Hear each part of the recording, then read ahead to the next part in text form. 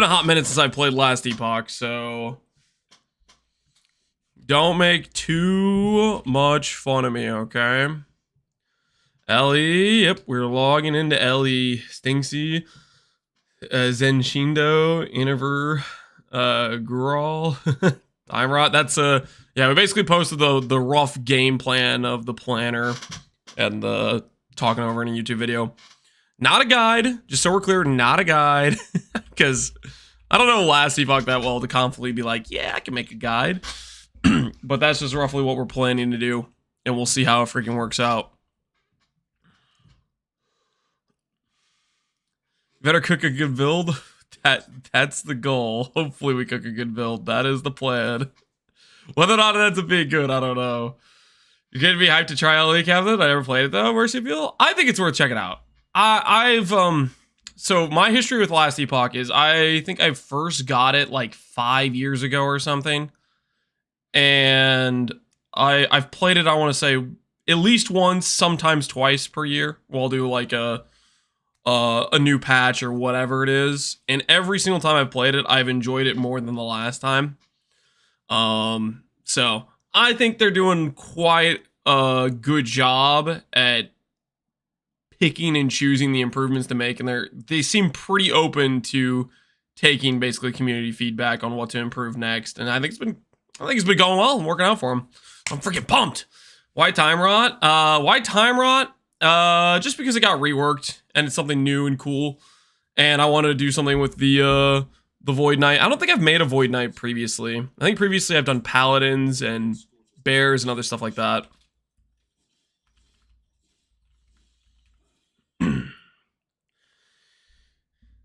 Is this game had PvE2 combat feel and graphics? PvE2 has definitely had the current reigning champ of graphical stuff for sure. For me, ARPGs are not about the graphics, are not what makes or breaks whether or not I'm having fun with it though. I think I'm personally looking forward more to this than I was the PvE2 Dawn of the Hunt.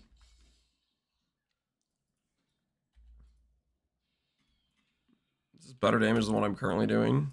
It is.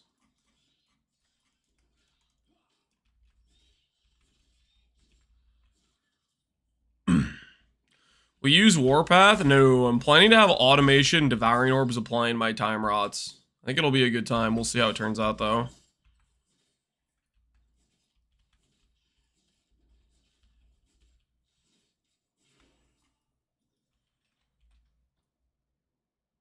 Warpath unlocked.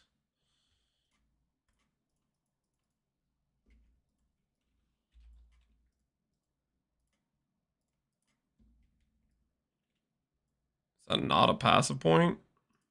Does the first passive not get you a passive point? It's like a different keybind to allocate it.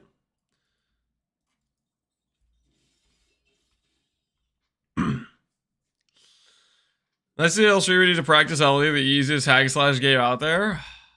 It's more or less I just need to refresh my refresh my memory about how the freaking campaign, like where to go when.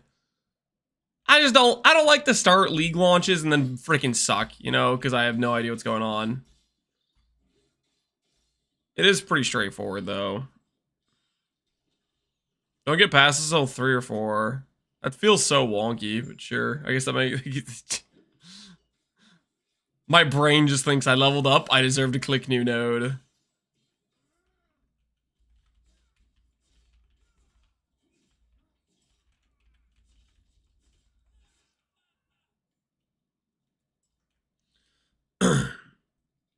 They've dummy-proofed the game. I'd say a pretty big amount, yeah.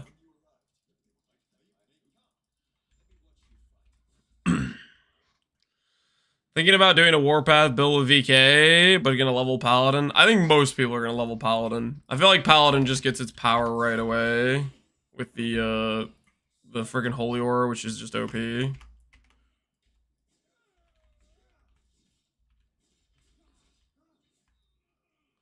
Are you planning to play trade on launch of LE? No, I'm gonna play the COF, Circle of Fortune. The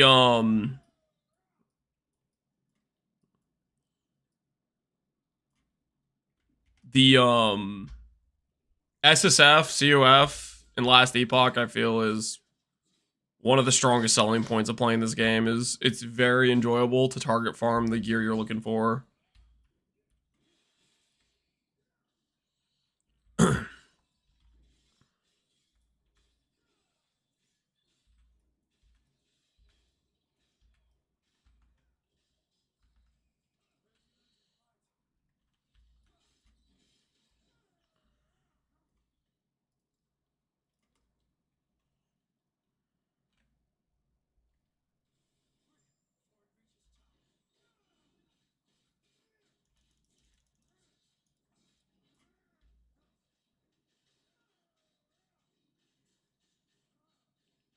Is this my highest DPS skill at this point? Hammer throw? That might be my highest DPS at this point. I have no freaking clue. What we doing live? What we doing live? Echoes in Eternity. Yo, pal, man. What's going on? Appreciate the raid. How are you feeling about LE launch tomorrow? How do I play LE? It says servers are down. You can play offline. LE has the ability to play offline. It's foreign technology for most PoE players. But you actually can play offline. It's pretty freaking sick. So that's what we're doing. We're doing a little offline practice while the servers are down. It feels great to be back. Holy. It's been a while. Did you play the previous season, pal? I didn't play the previous season, so there's gonna be a lot of changes since the last time I played. So I'm pretty stoked. Yep, you're right on. Here's your option right now. Yeah, I think like I want to do time rot, but most of the time rot nodes don't activate till like you get to like here-ish with like the like multipliers. So I think we just level hammer. Like bleed hammer is just freaking free leveling. I know how words work. Kill the big boss, but now there's uber big boss. Yep, a new goal to achieve, a new dream. All right, let's just assume we should just be leveling with hammers in general. Ooh, we get skills now. Hammer throw. Dude, oh god. Don't look. Don't look. I forgot. Listen. I forgot the game doesn't pause, okay? Listen. Exile 2 has made me bad at ARPGs, okay? I thought I could just respec there, you know? With no consequences. Not hardcore viable, yeah. We have our answer next time somebody asks me if the build's hardcore viable. We have our answer. Dude, I freaking hate that question, by the way.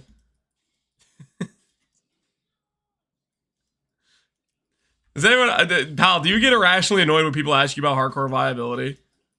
In my mind, I'm just like, if you're asking me this question, you shouldn't be playing hardcore. That's how I feel about it.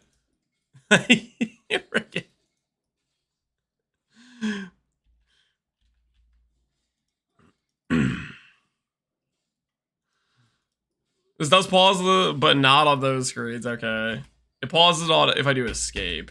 Ah, yeah, escape. Okay. If I need to get out of danger, die to the tutorial, something like that. Not our best showing.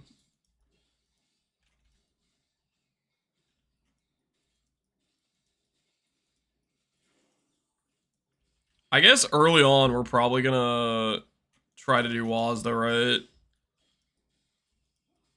Wazda is probably the play, and then I'd like to swap to controller later on, I think.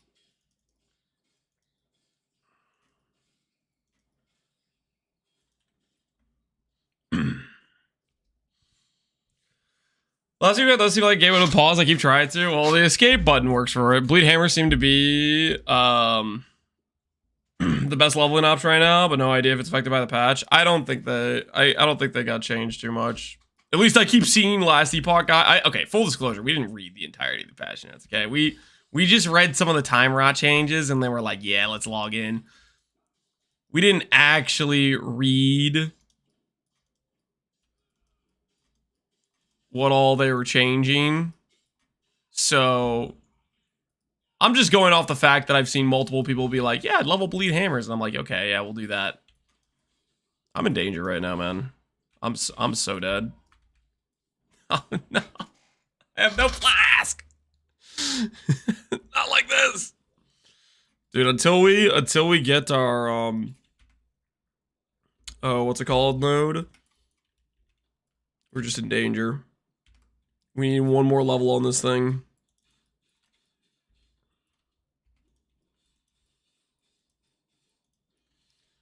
Fix the game for Mr. Streamer right now. Fix the game. I don't think the game's broken. Just early on, the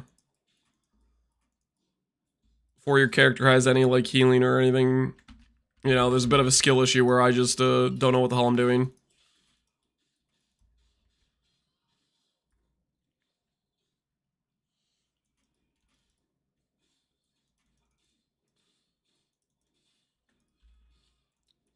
They scale off throw, so the big melee doesn't do anything. So I should just have the shield and the sword at this point.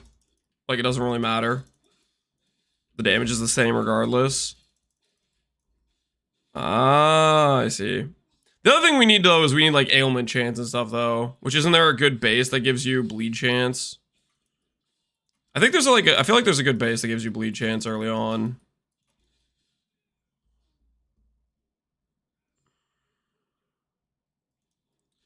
Chance to bleed, yeah. Chance to bleed, chance to burn. Oh, hit the guy! Don't look at my aiming, guys.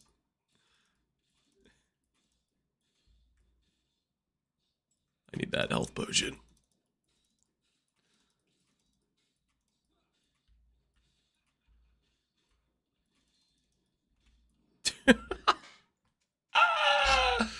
I'm getting bullied!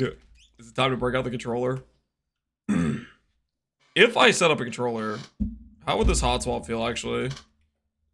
Controller has been plugged in. Wait. Do I get auto-targeting with this? Let's see. Is it gonna fix my aim? It's hot swappable? Yeah, it is.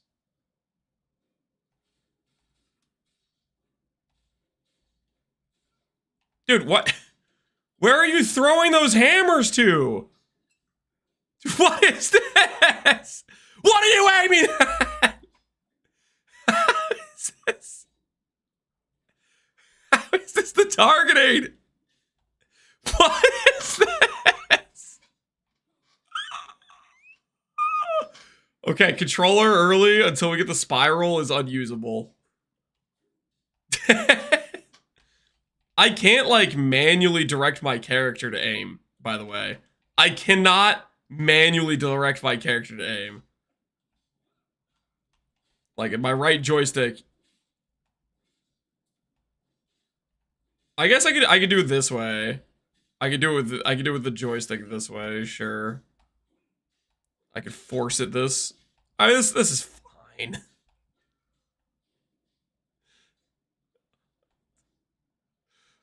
Holy, okay, no, this is pretty cooked, actually.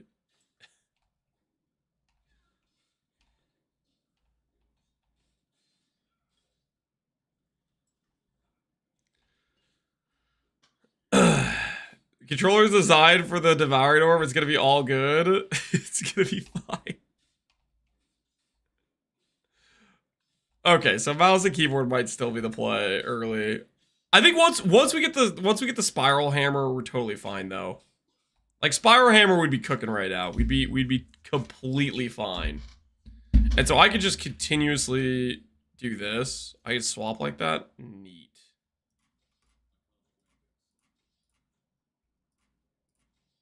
That's a two-hand sword. Okay. Updated, or is this the new season? Gameplay as well? This is not the new season. The new season is tomorrow, guys. It's tomorrow.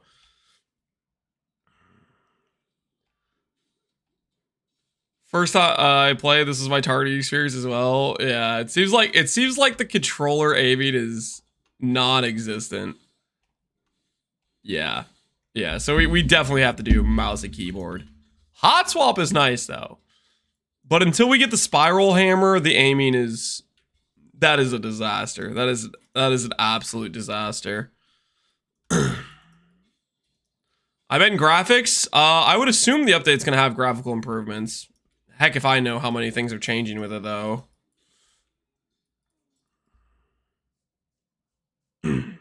Wazda on the start will probably be the play. Dude, I don't actually know what matters for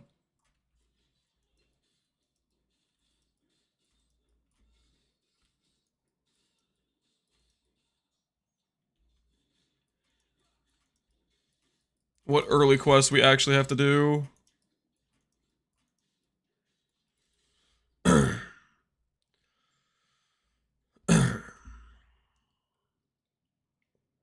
Controller targeting is a part of tomorrow's patch too. Oh, we're actually getting controller targeted? Maybe we can start controller then. Because controller would be nice. The hot swap is... It is pretty seamless. So if it comes with like the controller's not sucking, we'll have a good time then.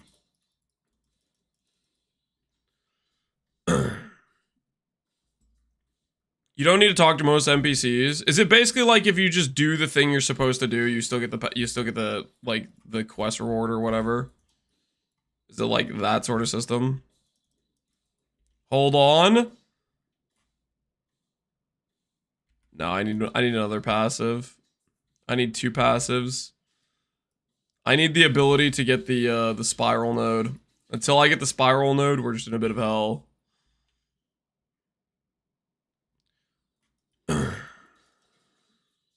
Maxwell kind of has what quest to do and what area to get them in their build guide section. I guess I could look that up. I just need to know what quests give me passives, etc. Right? That's the most important thing for us. So we know what stuff to and not to do.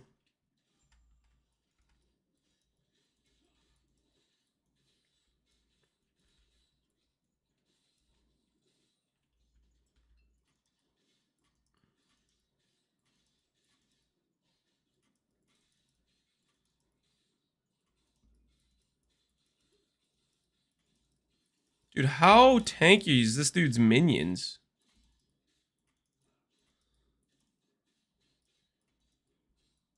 I'm weak.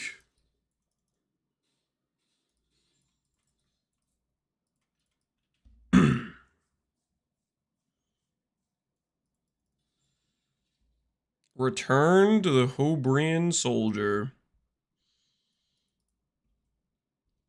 Still kind of confusing to get the quests. Let's see, is this one that gives me a passive? That is one that gives me a passive. Absolutely worth doing. Alright, so... And then we can go here and here. And then life is good again, right? Now our aiming doesn't matter, and I can use the controller and relax.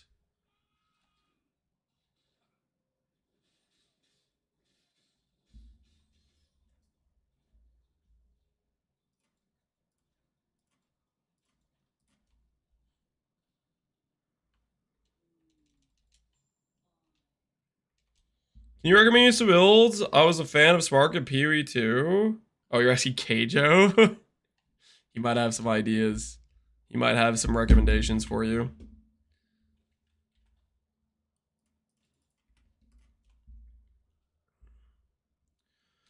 You're missing a massive time rot. You want attack speed, cast speed, and throw speed at an equal amount. Frenzy, for example, is slot 20% more multi. On time rot, it adds a bunch of damage since multi is not additive, Lily Pichu. I think you're telling me something I already know. I am aware that there is the line that says attack speed, cast speed, and whatever, but it says the lowest of each. So it's just a matter of how efficiently you can get each of those stats. We do have Frenzy on the character. We have Frenzy generation from whatchamacallit. But as for whether or not we can get enough cast speed or whatever for it to be relevant, because the thing is you need all 3. So it's kind of an awkward multiplier to get.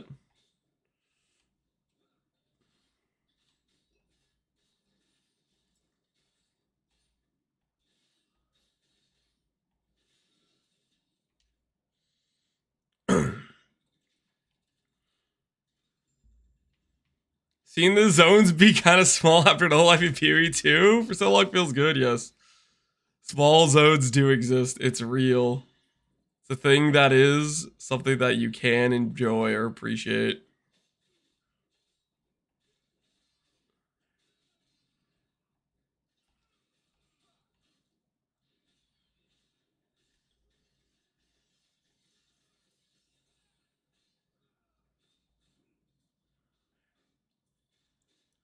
Bench one, don't be offended for my comment on YouTube. I don't even know what your comment on YouTube was.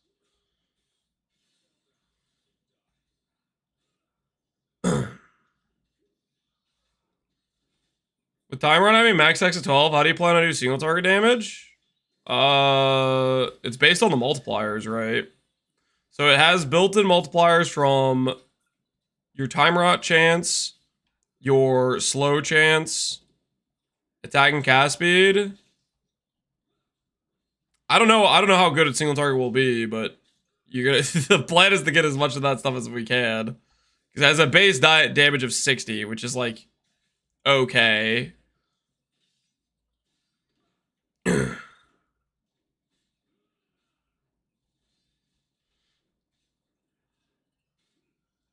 Press F because he left LE because I'm enjoying LE. There's nothing wrong with enjoying LE, okay? I could be an LE enjoyer. It's not a crime.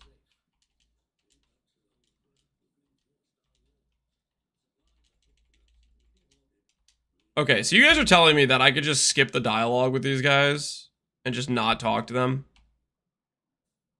Like whenever all NPCs? No, surely I have to talk to some NPCs, right? Because some of them actually give like And my axe. some of them actually have to give you passive points and stuff, right?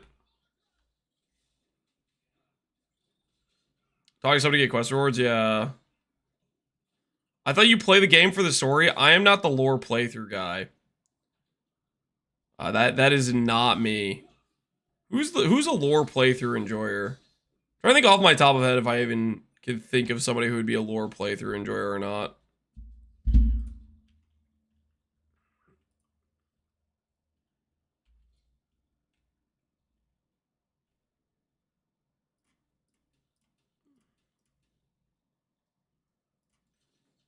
Later on, we'll have a separate storage for this stuff. Ziggy D, Ventura. No, Ventura's not a lore enjoyer. I don't buy that for a second. No way.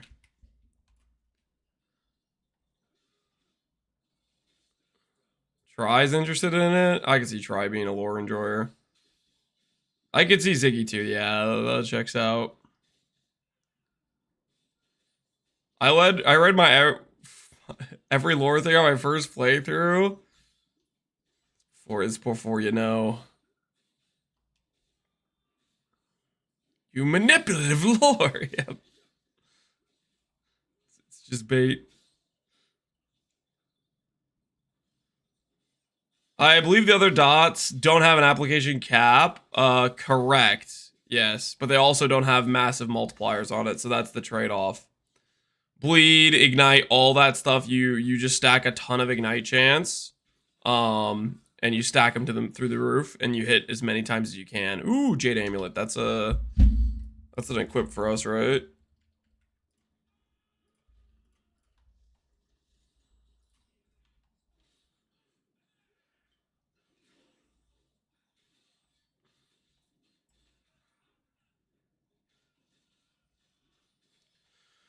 Will you be as much of a settler in last epoch? I am not much of a settler, so the answer is probably no. How do I do inventory with this? I don't really know how to do inventory with controller. I don't really want to do inventory with controller anyways. So this is matters for how much attack throw speed we have.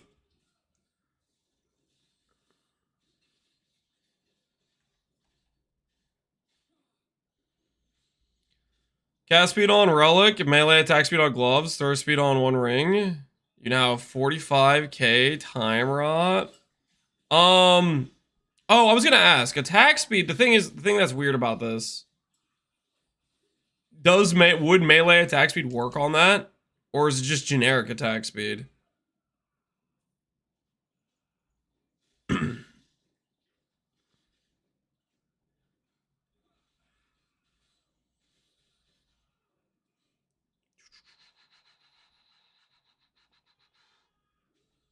Game looks scuffed compared to PoE2. I mean, you're probably one of those people that just cares about graphics. If you care about graphics, just play the thing that's better graphically, that makes you walk really slow and gives you no ability for movement.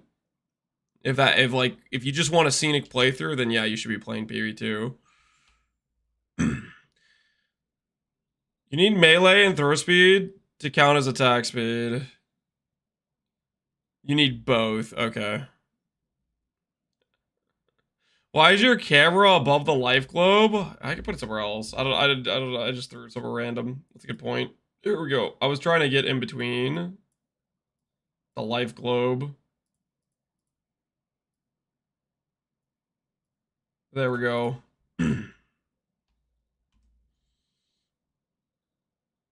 Animations too, not just graphics.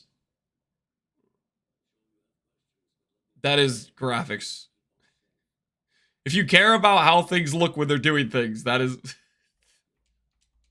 graphics.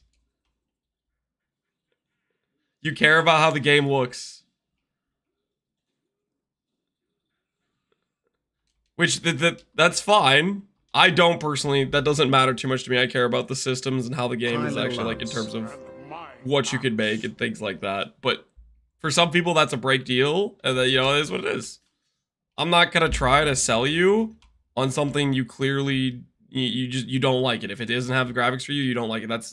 That's fine. Do you think the game's worth $30? I think it's absolutely worth $30.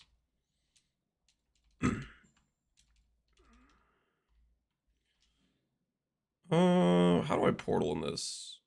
Right stick is portal for me? I see, interesting.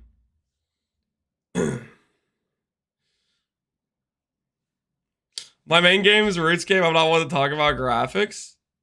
There's also like a part of it where it's like some people are just like the art style or whatever. Like RuneScape, I feel like has a... I think it's a really good art style, to be honest. Where you could say it's bad graphics or whatever, but I think it looks good.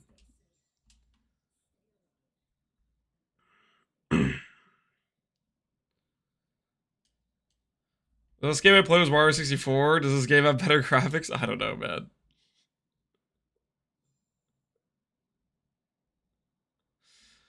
I think it's more art style difference. Ellie is high fantasy. Ellie is definitely more like bright colors type of thing, and PoE's more realism or whatever you want to call it.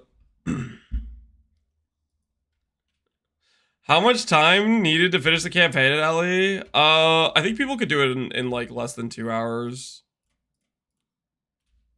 Depending on if you know what you're doing. If you don't know what you're doing, it'll probably take longer, but I don't think it's not a very what's the word? Very involved.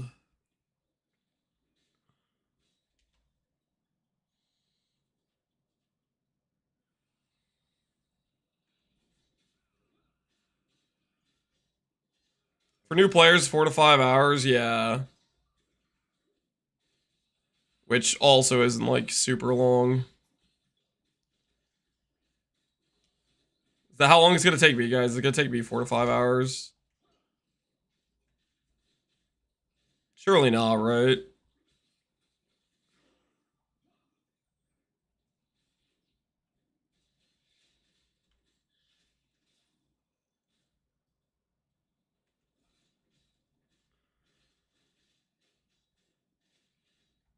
One hour, 25 minutes is the world record for rogue all passives and idols. 1 hour, 25. Holy, that's fast. What class did they do it on? Wait. Is this the loot lizard? Hey, come back here!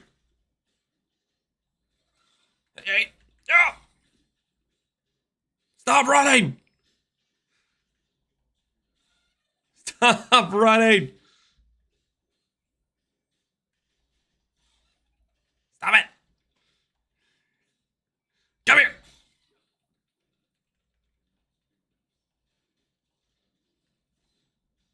Where do you think you're going, little lizard? No, he's getting away. I almost got him. Yes. Woo! Our character's power level is about to go through the roof. Our character's power level is about to go through the roof. I think I'm definitely gonna do Waz for my run. But then I'll swap to maybe controller after I have like a filter and stuff set up.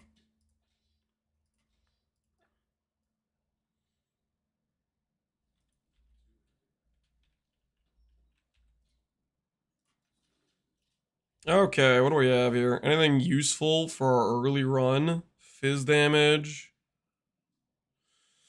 Melee damage, slow, blind, melee attack speed. I don't know if that really helps us. Jade Amulet with mana and better throw speed than what we have. Cast speed, melee fizz, nothing else. Should I be holding on to this much random junk? Probably not, right? Ooh, chance to ignite, that's good. Chance to ignite and fizz damage.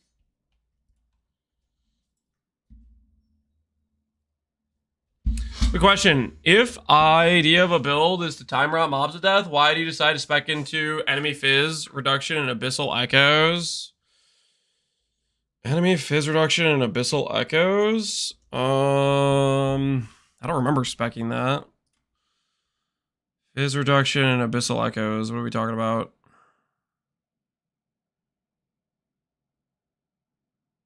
Increased damage taken over time.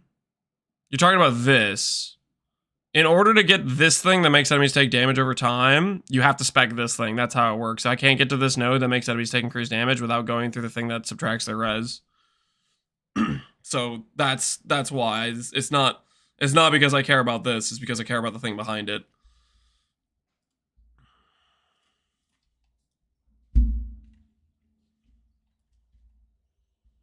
That node's just in the way? Yeah, it's blocking me, man.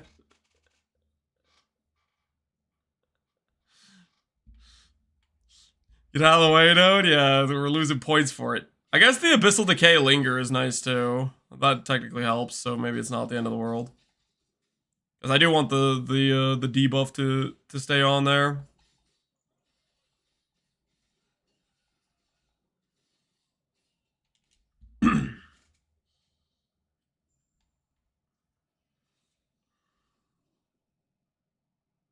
Do we have here? What the hell is this? So... what the hell am I looking at? Empower. The items will be combined into a vengeful nemesis that must be defeated. Global Leech? Yeah. But... are these things just drops I get when I fight the guy? Is that what this is? The items will combine into a vengeful. Empower. The items will combine. Banish. Banish the Nemesis and their items. The next Nemesis tower will be composed of different items. Just hit the question mark. Nemesis are formed from the remain. Oh, great. Now, you know what this is going to be? You guys are trying to force me to read. This is going to be the thing where you guys are like, click the in-game guide. I forgot about this. I forgot about this. Every time I ask the chat anything, it's like a yes or no question. And instead of saying yes or no, you're like, Lance, the in-game guide. Do the in-game guide, Lance. Start get to reading. Get to read. You guys can't just freaking answer a question. You have to torture me. I'm clicking Empower. We'll see if this just means I get the drops.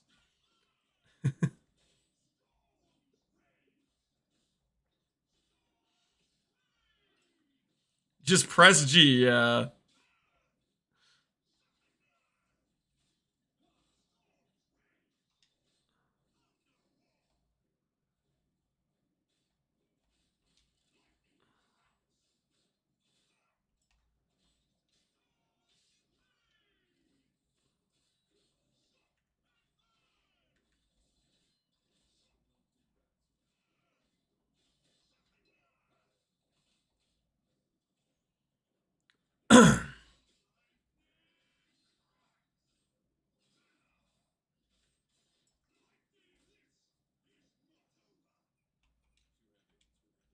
I didn't get any loot. You guys freaking scammed me. What the hell?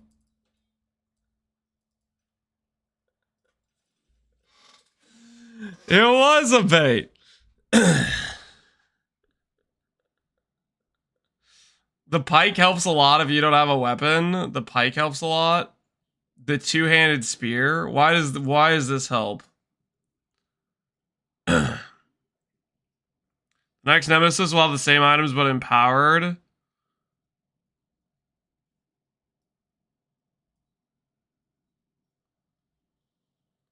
If you read the description, it would have told you what power does. You guys told me to click empower. I was just listening to you. I need to remind myself. Chad is not on my side. Chad is actively trying to sabotage the run. I need to remember that is always the case.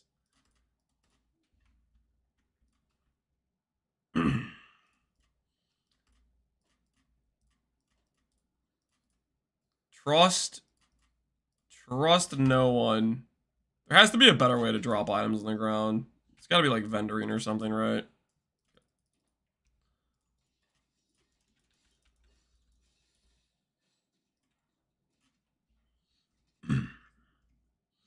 Three fights again, a Nemesis. The loot will drop with extra affixes.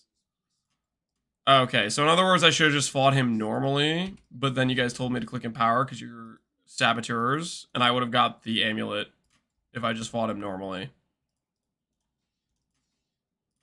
Okay, what is the sell option?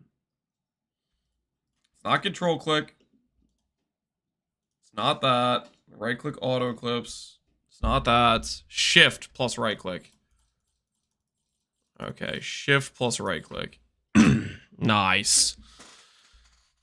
Rumor shattering is going to cost me 2k each. Good to know. And movement speed. I'll take a movement speed ring. I'm down for that. I do like that situation. We're going to have to hold your hand through everything? No. No, but I'm just realizing, I'm understanding, you guys are not on my side, okay? Missing Highlands quest.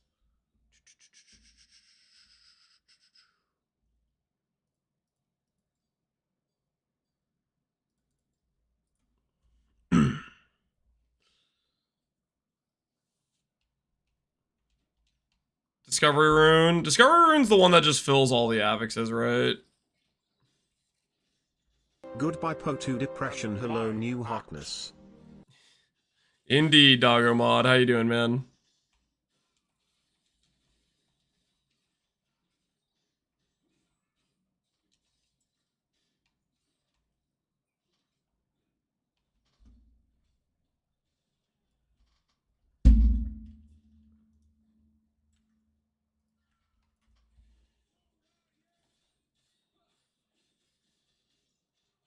PoE2 mode didn't age too well. Not the greatest, yeah. Not the greatest. You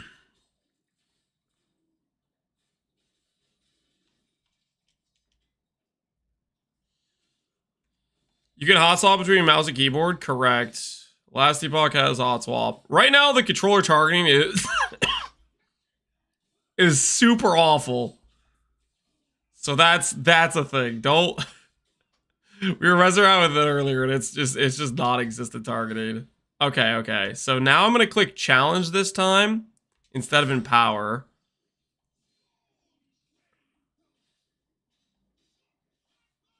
Which is what I should have done the first time. Before I let you guys trick me. And now that he's empowered, he's way harder to kill. So I'm probably gonna lose. You freaking...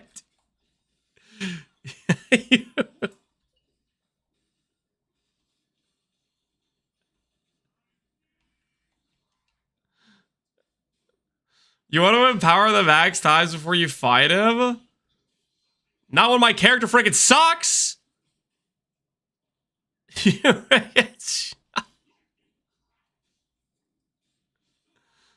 They're such saboteurs. Just max in power when you're level 5 and your character has no sustain, and you haven't got any bleed or ignite chance, and the character, like, freaking, you guys are. I cannot right now.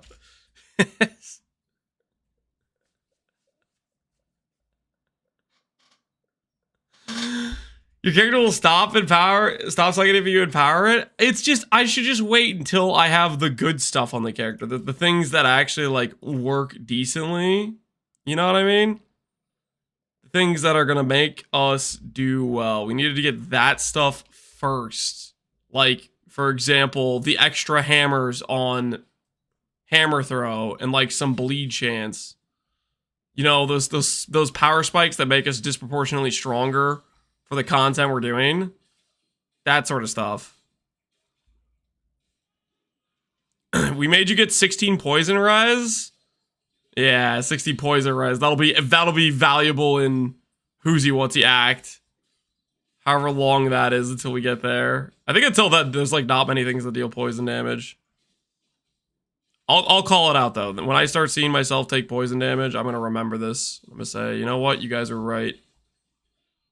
This was actually extremely helpful.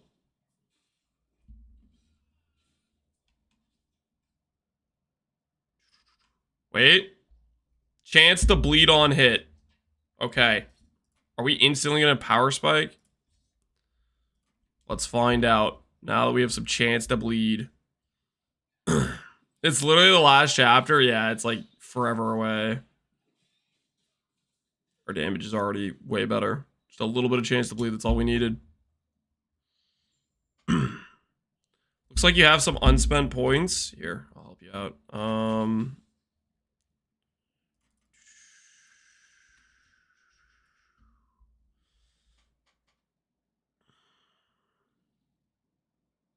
The pike from the chest gets you 32 ignite chance. What are we talking about? Pike from the chest. What pike? The pike from the chest. Is there a guaranteed loot drop or something? That's earlier on in some specific chest somewhere in that zone or something? Like, yes? Okay, well I didn't know about the guaranteed drop. Sorry. It's okay though, because we have some bleed chance. It's fine.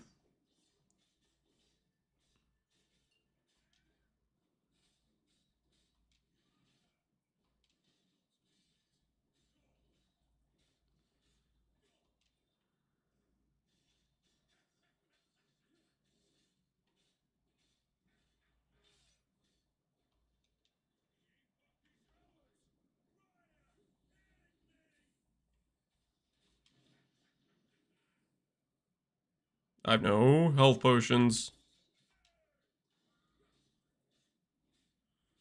There's a shield that gives movement speed, which is nice as well.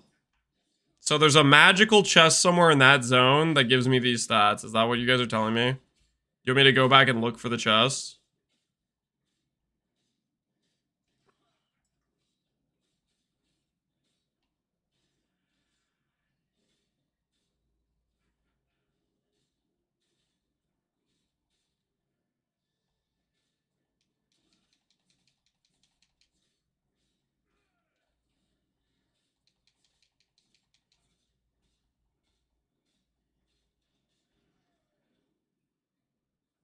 I'm trying to find a thing that lists the areas of the chest. Oh, okay. So this movement speed shield you're talking about is a different zone entirely.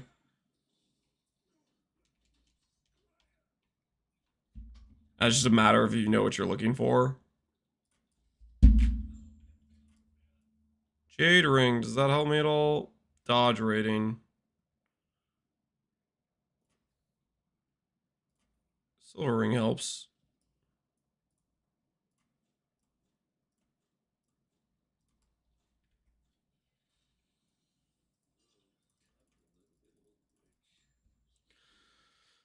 It's under personal items on last epic tools. Okay. Last epic tools, personal items. Let's take a little look-see. Personal items. Defiant Mage Stash, one-shot cash, Eternal Arrow, level 51, 100% chance. Okay. Level 17. Look at the low-level stuff. So, is it go low level to high level? Level 50. Catalyst. Shield, movement speed. Divine Arrow, level 6. Movement speed, less fire damage taken on block, melee damage, armor.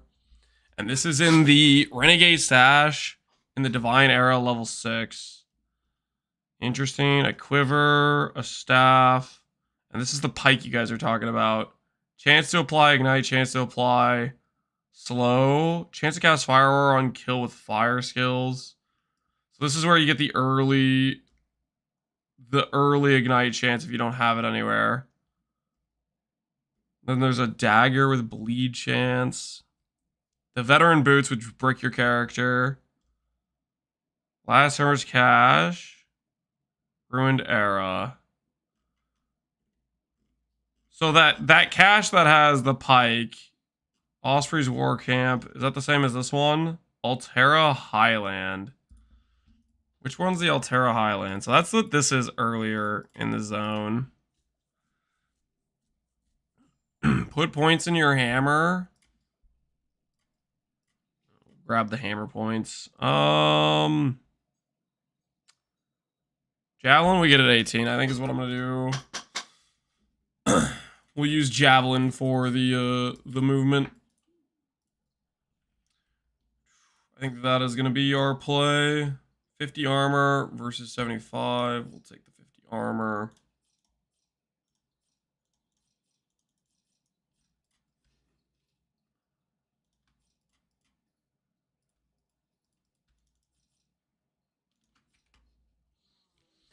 Now that we could use charms at PoE2, since it's default on belts, what charms would be decent for Lich? Freeze immune, stun mitigation,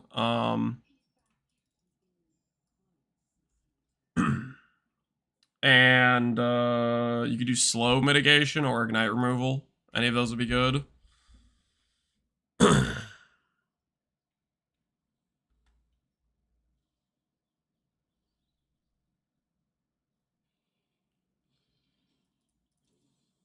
Chest I was talking about.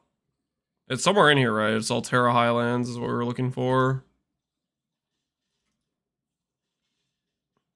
Is it this quest marker? Is that what this is leading me to?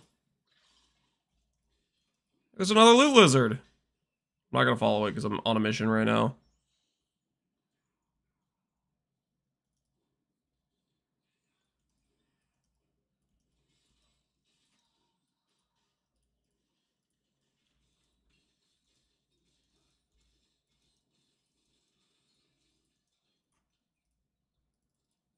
It was a trap. Inform someone at the keeper's camp. Okay.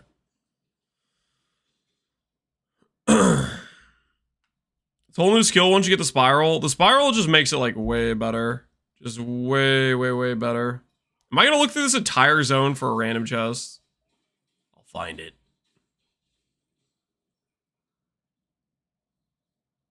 It's not over here.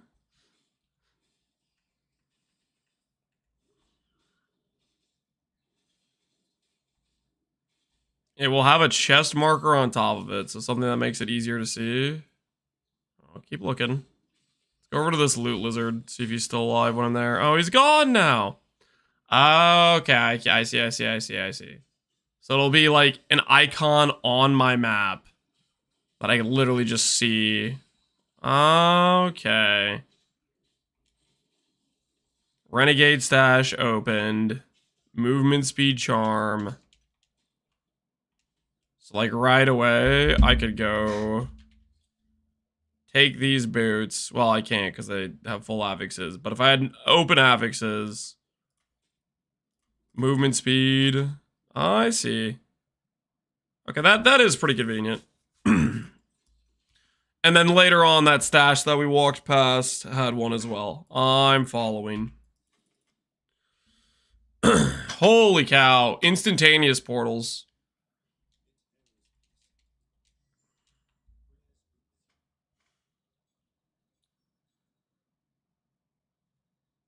Get the sword, bro. Bleed chance. I have bleed chance on my axe already. Does that stash have guaranteed bleed chance on it?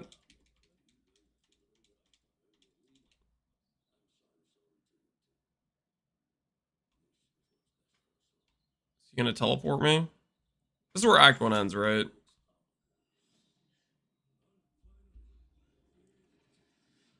Memes are a meme in this game. Are they a meme though? They like have a ton of like support for minions, don't they? Throughout.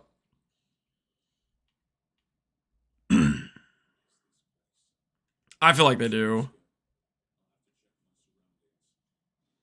They're terrible.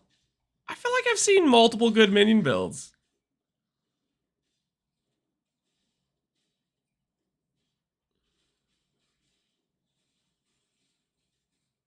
Scrolls aren't a meme, yeah. Punisher thing, I believe. The patch after this is gonna focus on the Acolyte. Oh, minion buffs incoming.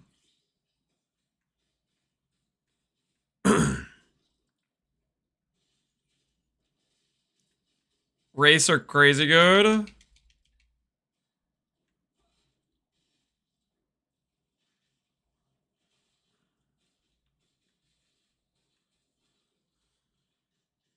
But now Gazzy's not running a mini build. That says something. Yeah, I guess it says something. Does it actually say that much though? Yeah, it does say a decent amount.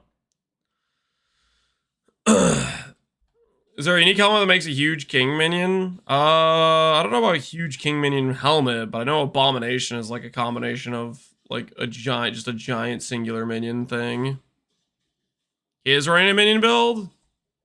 So that guy needs to check his facts then if he is.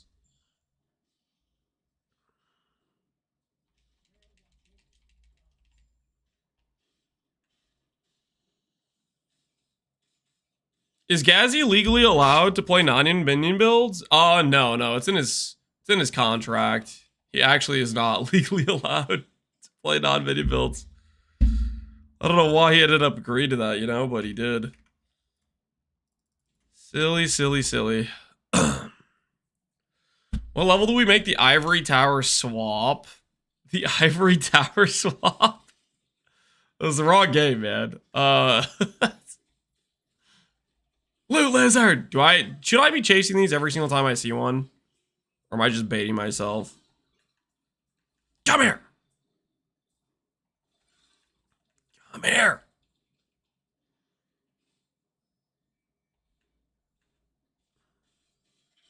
I chase everyone. They drop pretty rare items. Guess it is a lot of extra loot.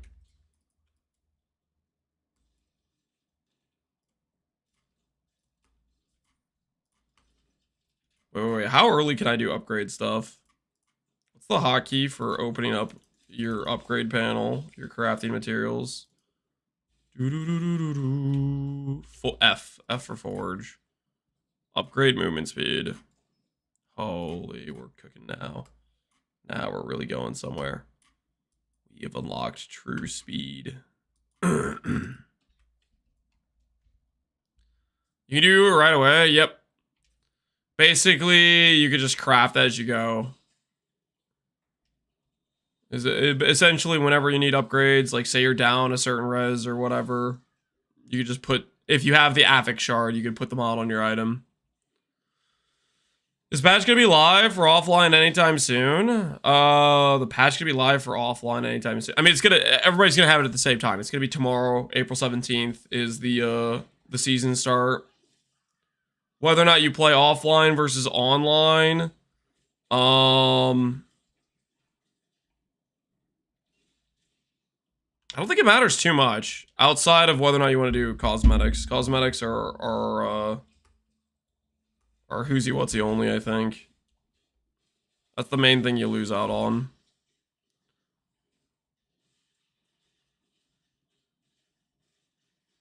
My friend was playing 100 hours. He didn't know you could access the forge at any point. Really? Poor guy. He's getting some ads. Is there not a quest here for like passive points? they get rid of that quest? I feel like there was a quest here that you like go around and do things.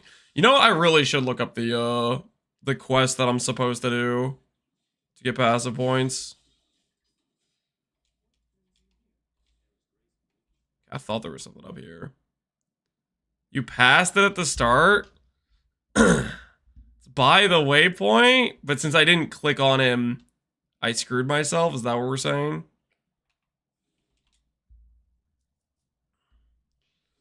I thought you guys were saying I didn't have to click all the dudes.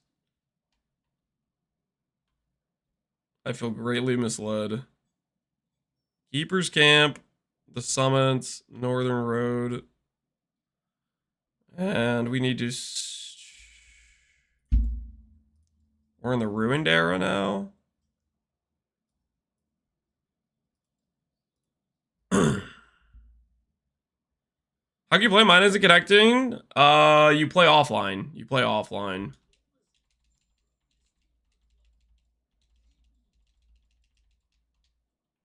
Okay.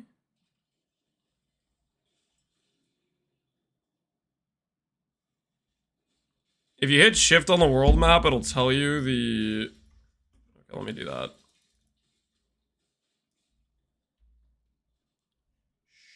Shift. Passive points, idle inventory slot. So these are worth doing.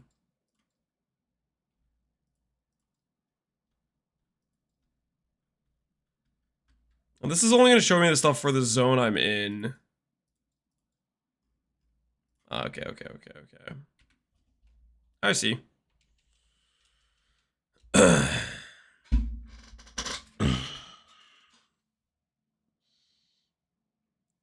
If Negro will be crap, how are the other minion builds like Beastmaster Bear?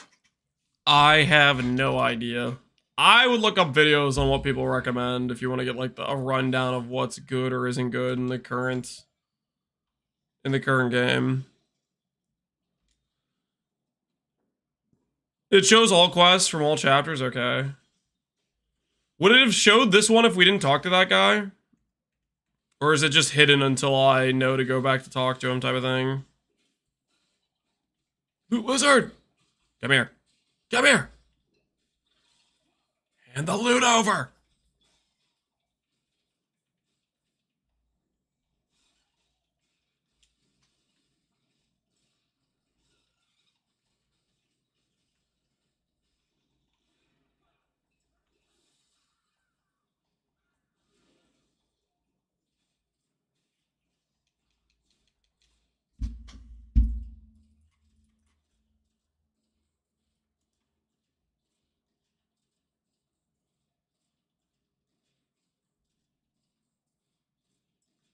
Holy, what is that noise?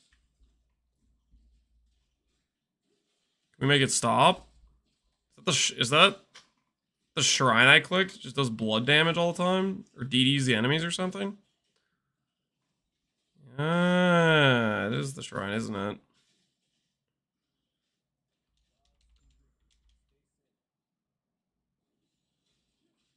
It's like a blood suck that heals you? Yeah, it's freaking me out.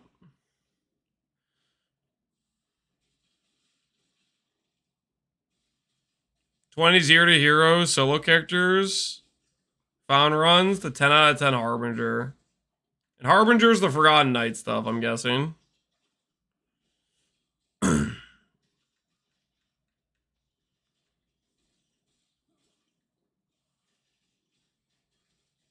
Wait till you find the Void Scroll Shrine.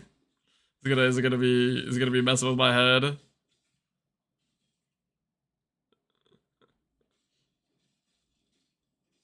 How many of those will be Uber Aberath viable? Guess we'll find out.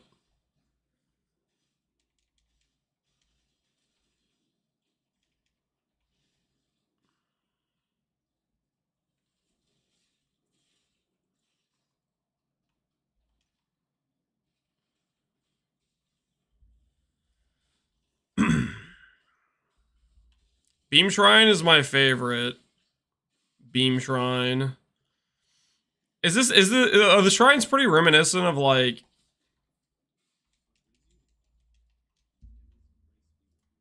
D3 shrines? Trying to think of something that would be something that it reminds me of, where it's like I'm thinking of the one where you like click it and it just starts zapping everything around you.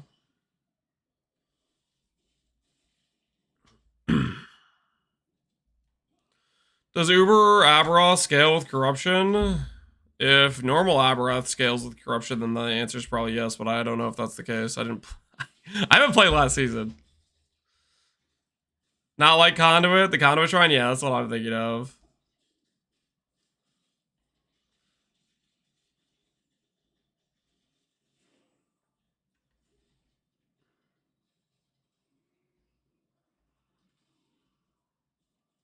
Uh-oh. Somebody didn't make it. Poor guy.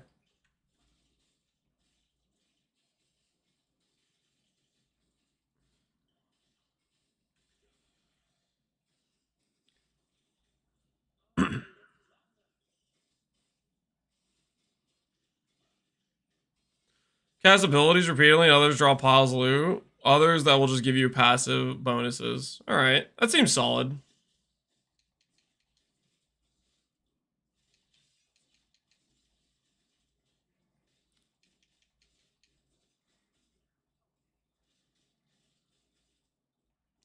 How on earth?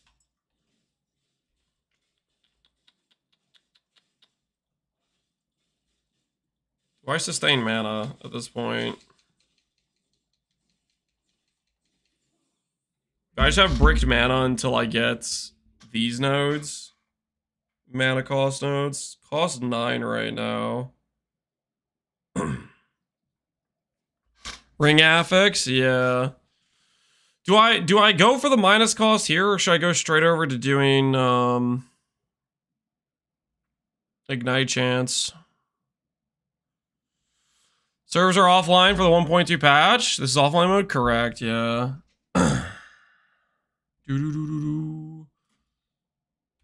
Think I go...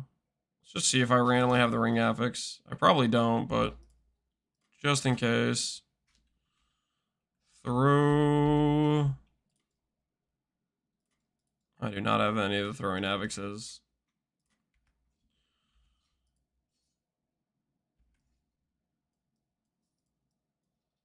Some minus mana is goated. I think I'm just gonna go for a couple because I don't have the throwing affix.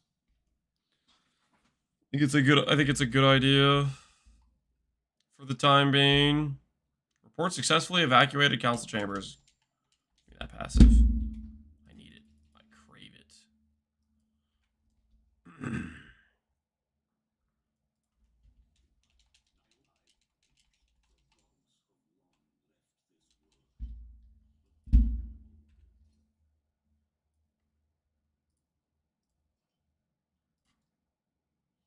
Life, lightning damage, chance to bleed! Am I cheating? I'm actually cheating right now.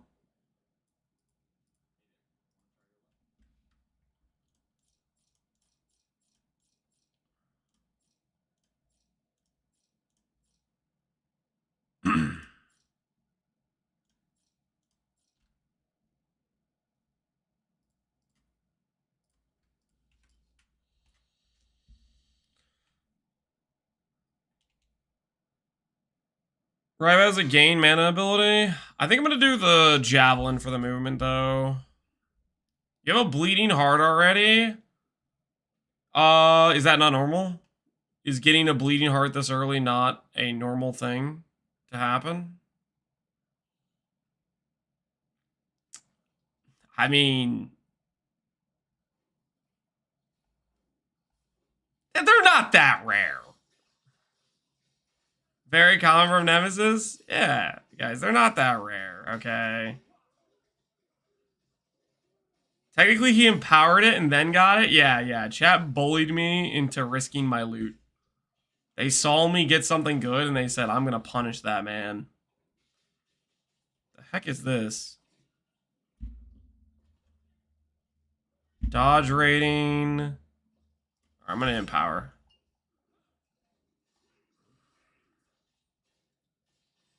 It's time to get us some Giga loot, guys.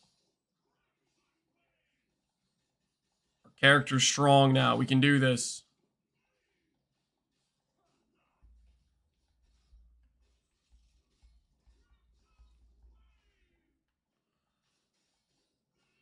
Always empower, never surrender? Yep.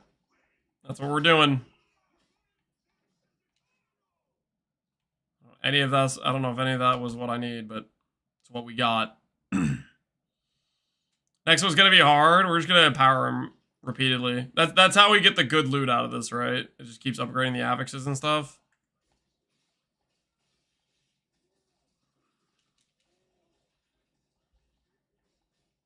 How do you like loot lizards? I like loot lizards. I'm appreciating them right now. I'm gonna like them even more when my character's fast and deals a lot of damage. I'm just following them around, bullying them, and then getting the loot. We're gonna have a nice loot lizard spec.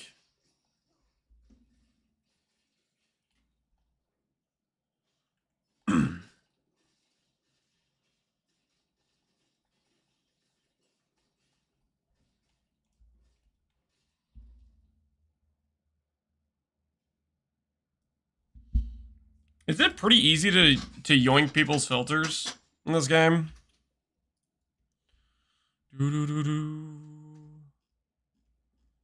Yes, it is. Loot filter, no filter. Last epoch bleed hammered in filter. Yeah, export copy. Bleedville General, Bleedville Guide. I go to here. Would this have a random filter in it? Surely it would, right? LE Tools has a ton. You can get them just off LE Tools. Filter.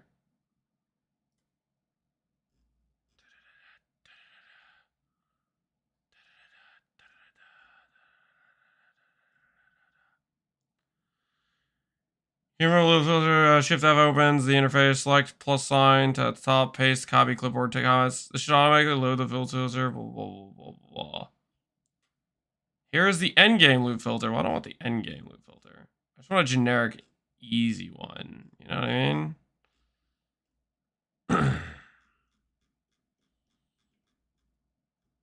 Go back to the guide page just above where you clicked.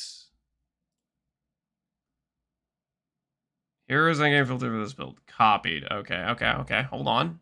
No! Oh, misclick. Oh, we're safe. All right. Manage loop filters, import filter, paste clipboard contents. Oh, nice. Confirm. All right. Now, would this axe show up? This axe would show up. What about this random silver ring? It would not show the random silver ring. I mean, I kind of want to pick up a silver ring. If I get a random base silver ring, I kind of want that to be there, right? Hold Alt to see it. Alt's not working. Should Alt be working? Hold X. I could have sworn it was Alt. You're probably thinking of PoE1. You got PoE brain, my friend. You got PoE brain. That max roll one isn't for hammer? Bleed hammer. How would this not be for us? Hey, he's got our amulet. He's got the same amulet we do, guys. He's got a bleeding heart. He's got the bleeding heart. It's a level 70 filter. Okay, is there a better leveling filter? You guys said there's generic loot filters on last epic. Primalist leveling, Sentinel leveling. Oh, this is what we actually want. This is what we actually want, right? Recolor Weaver's Will, show champion, experimental, personal, recolor class specific items, color Heidels, high value affixes. Is this the key?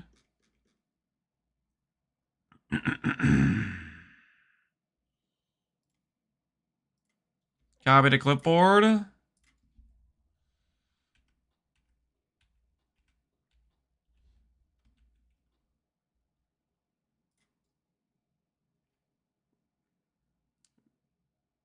Create new filter. No, that's not what I want to do. That's not what I want to do either. Whoops. Misclicks everywhere. Ah, freaking dang it!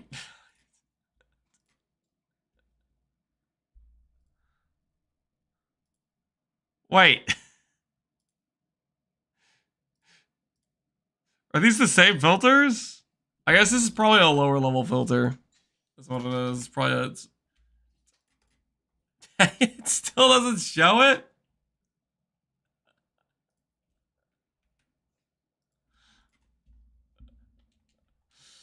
Alright, who freaking knows? We'll play with this and see how it goes. I don't know what to think right now.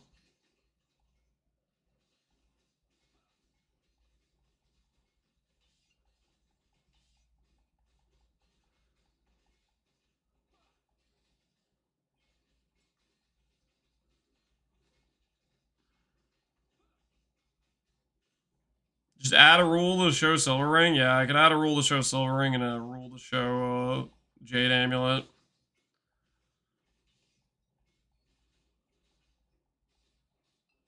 Is there a reason to show the base? I think there's a reason initially, right? Before you have a single ring, putting it on gives you 7 movement speed until you find like a ring with actual stats on it, right? It's better to get the base with some sort of mod. Okay, like let's picture this.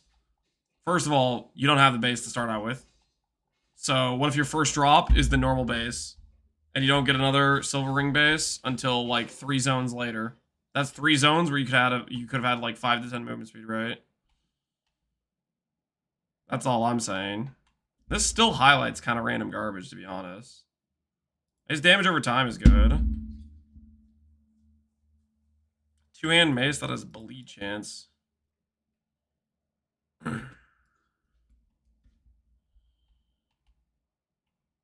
Rune Discovery as well. Yep.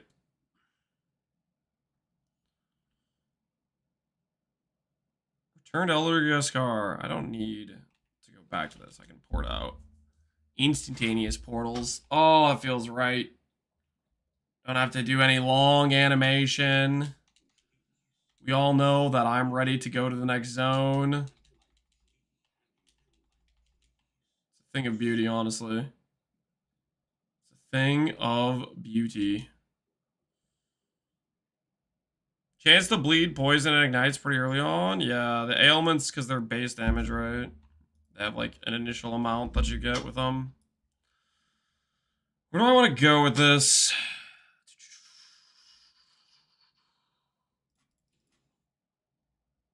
I'll go block effects. You regain mana when you're missing health when you use Arrive, Vengeance, or Multi-Strike. That doesn't really help us, right? I guess we could put the Terror Node for mana sustain. Terror Node. Tier Node. What the hell are you talking about? Just have Vengeance on the bar. Yeah, I guess that's fair. We do have Vengeance on the bar.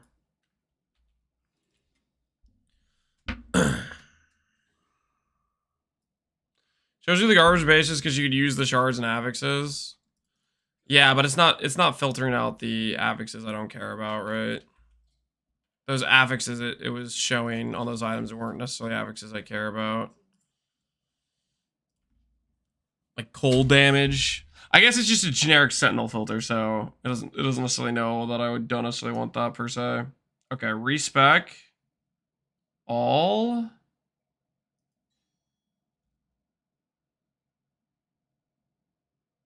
So you get all those that cost you 960 gold. Respec 1 point. Okay, we'll do that. Then we can do Rive to get our mana.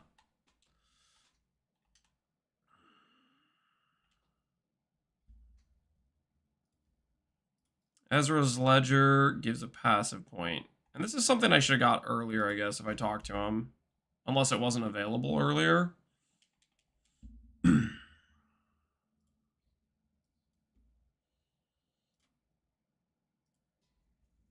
think we're going to be some out-of-game music enjoying for now.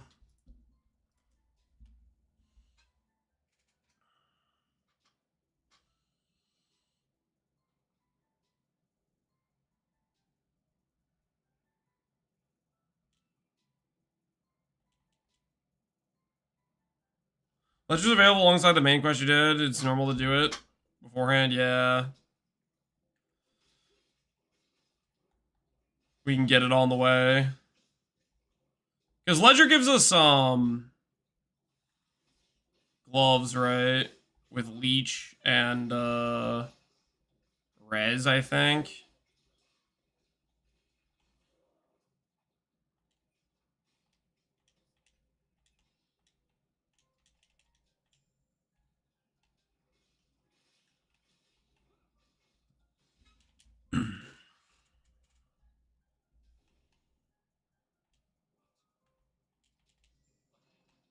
Yeah, it gives the Avarice gloves. The Avarice gloves are pretty dang good early.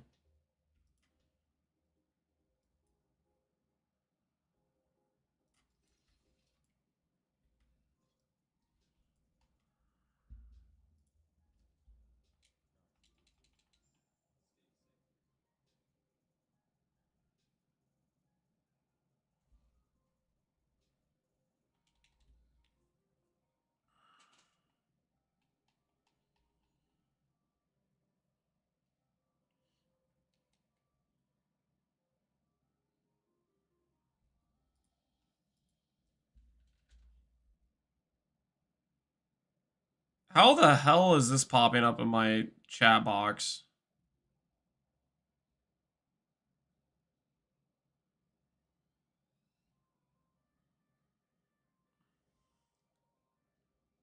I'm playing offline mode.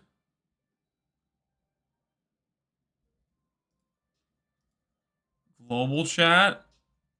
How does that work in offline mode? Did I not click offline mode when I was creating this character?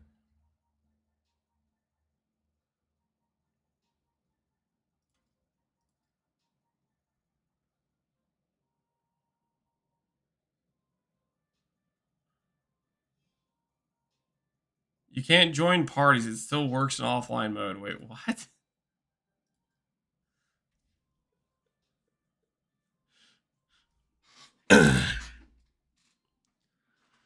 Otherwise, you get offline with chat. Okay.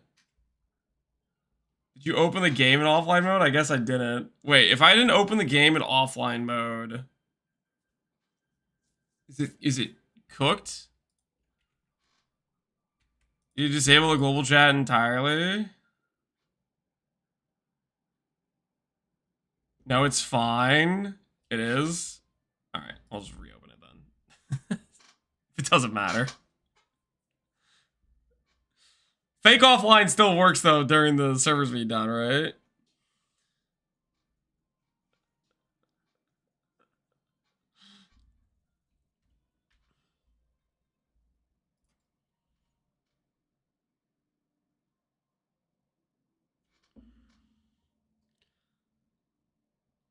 Full offline, okay. Can't connect to login servers, please. Okay, so I'm gonna need to do full offline mode.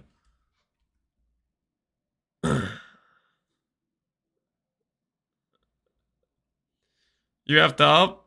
Something like that. Exit a desktop? You are no, I'm a dude. Obviously.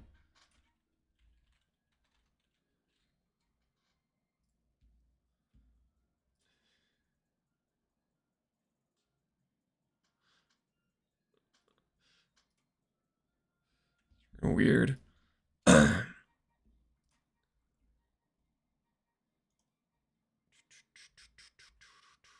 kind of question is that? I don't freaking know. Properties.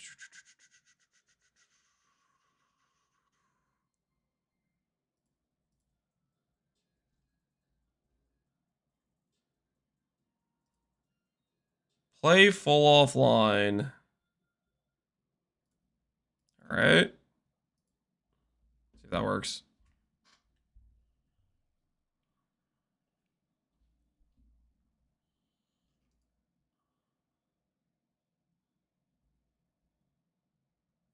Now it'll be the exact same, but no chat.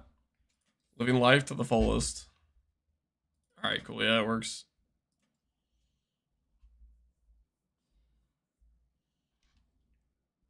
Cool. We can fully enjoy our peaceful offline gameplay. Do you guys think the servers are going to be bricked? Do you think there will be enough players where we get brick servers? Of course, yep. 120%. Servers going to be laggy. I think they're going to be fine. I'm betting they're going to be fine. That's my prediction. I wasn't there for the last season, but I was there for the first season and it was uber scuffed. But surely they have learned and improved. How many hours before the start? What time does it start tomorrow? I don't know what time it starts tomorrow, so it's somewhere in the range of like, I don't know, 18 to 30. 4 p.m. GMT.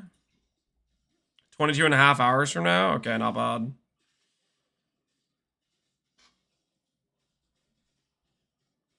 If they're brick, the game will still be faster than PoE 2.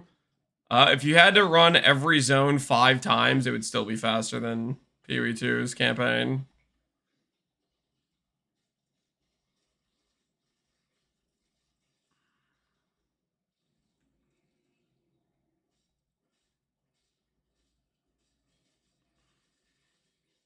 I mean, the servers? Yeah, I was talking about the servers. I was talking about the scenario where the servers are bricked and you have to keep rerunning the same zone over and over again.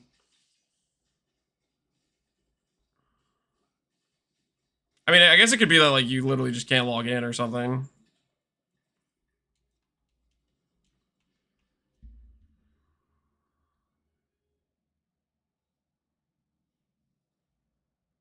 I'm gonna need to make my own filter. I need to make my own filter because this is like showing random garbage, just straight random garbage. It's showing straight random garbage and it's hiding my ideal ring base for early game. This ain't it.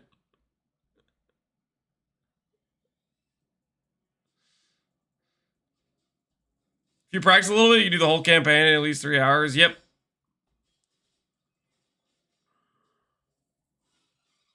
Come on, Loot Lizard. Now we've seen green so far. Does the blue lizard have more loot than the green one?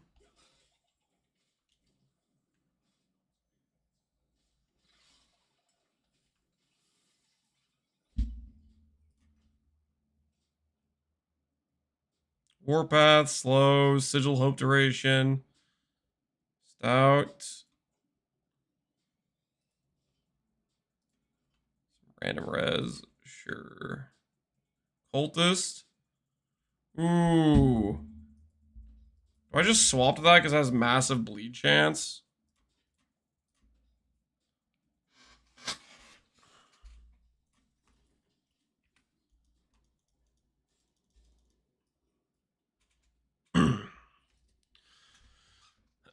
There's no never sync to hold your hand. Filters aren't that hard. I've done filters before. I'm just being lazy about doing it. I mean, I could set it up. I'm just being a little lazy about doing it. They're really pretty freaking easy to set up. I just was planning to be a little bit lazy. That's all I was planning to do. Okay, Shatter Rune for bleed shards. Or do I prioritize? I don't have rune removal. Can I have bleed shards? Only one? I was robbed.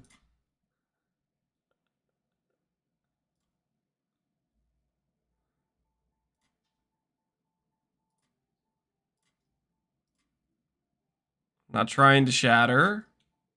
Trying to add bleed. Add affix. Nice.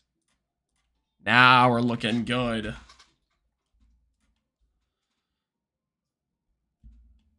That bleed chance is melee. Does that, you don't think that works with the hammer throw? What do you guys think? The melee bleed chance with the hammer throw. We're hitting with the melee weapon. But technically we're throwing the weapon. You starting Trade League? No, I'm starting Fun League. Circle of Fortune. It does. General Bleed works.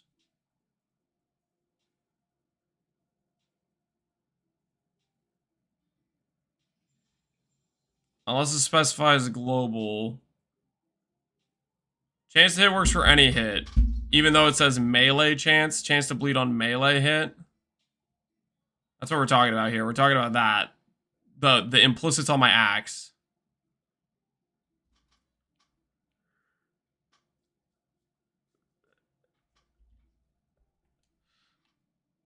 The melee implicit doesn't work? So I shattered my old one-handed axe for nothing?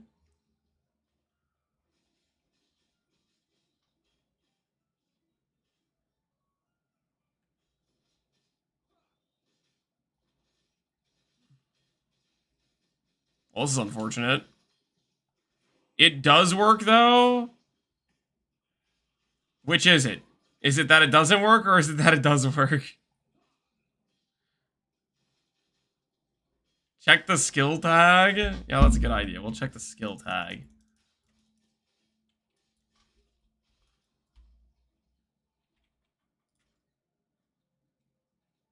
Throwing attack, strength, dex, fizz. Doesn't say melee. This says melee.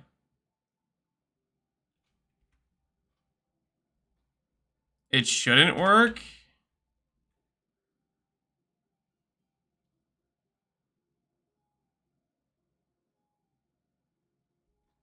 Check the more information. What is this more information? Toggle? Toggle what? What are you talking about?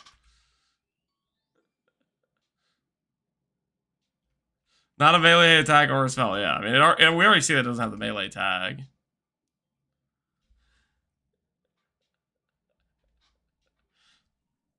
So we're between doing a Void Knight or doing the Focus Auto Bomber. Void Knight.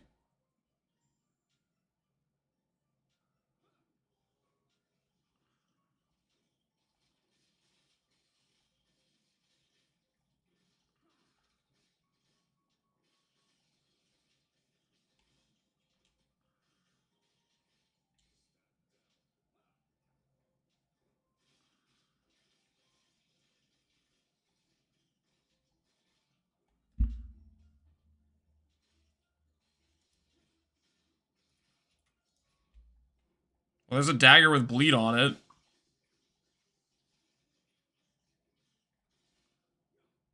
Do I have screen shake on default? Let me turn off the screen shake, please. Where is it? Where is the screen shake? Holy, make it stop. Off. Oh, my word.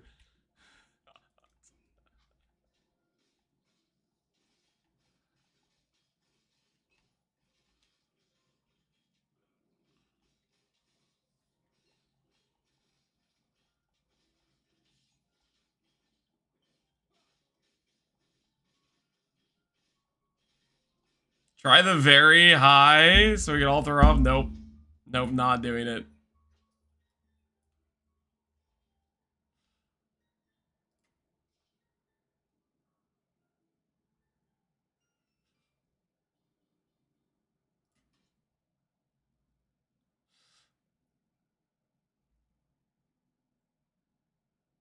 Melee damage, melee crit, chill on hits.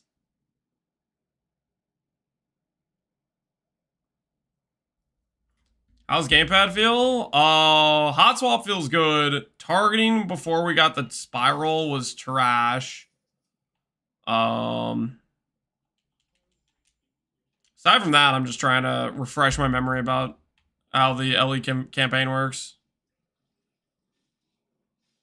The max screen shaking in the game is amazing. I'm not max screen shaking. That's not happening.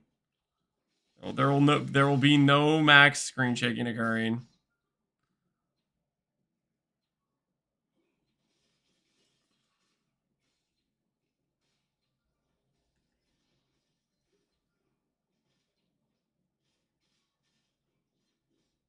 Bro doesn't want to be immersed? I don't know.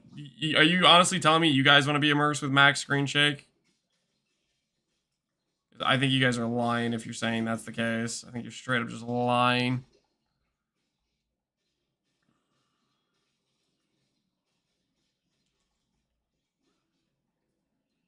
Do it for 1 minute. Or we just don't. We can pretend we did.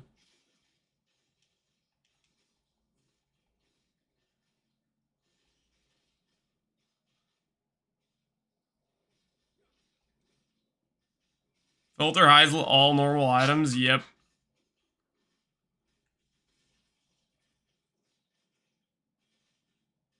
Donate 10 subs and he will. I never agreed to that.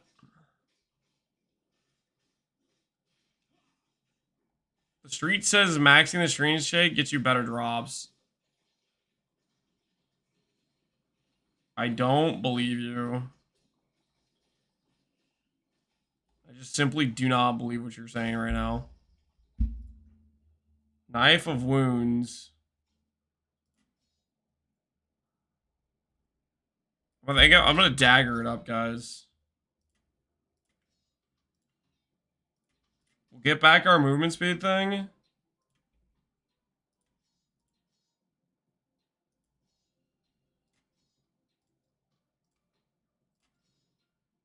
Chance to bleed. Watch and learn. Crit chant. What the hell is this?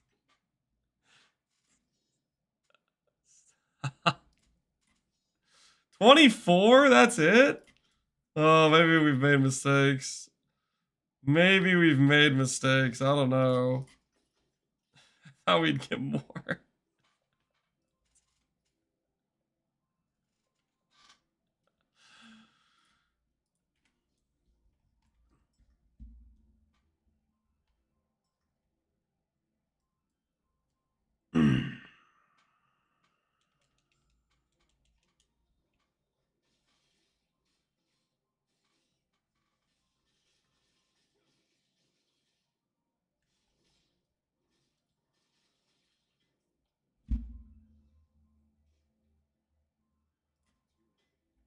Too heavy. Is it too heavy? Or do I just have too much garbage in my inventory? It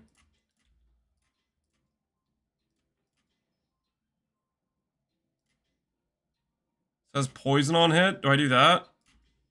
Melee damage. Okay. I need to like start rune of removal or something. I'm losing valuable shards here. I'm getting scammed. Last day, by the way, to feel the weight of the transfer material button. I know. We're gonna have a separate tab for it.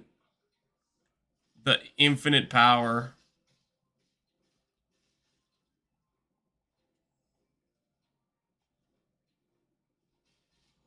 Wait, what? Yeah. What do you mean? What do you mean that instantly killed me? I thought I could just tank it. What are you talking about? That did 300 damage?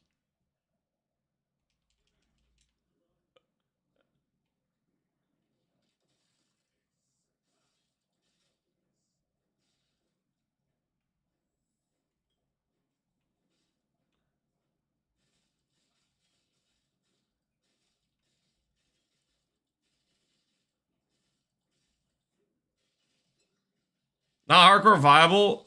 I lost hardcore viability earlier, dude. We've been not hardcore how long have we been not hardcore viable for?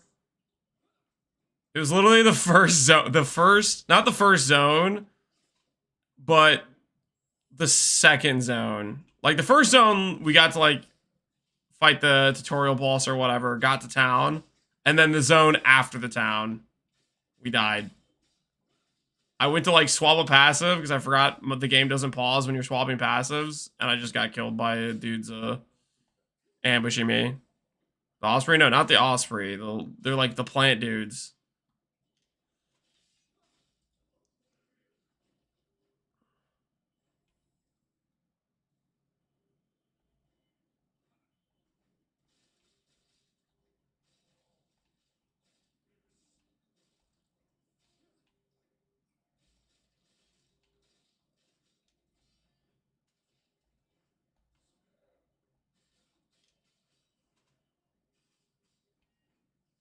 Called a mid-build optimization? Yeah, exactly. Mid-build optimization. That's exactly right. Is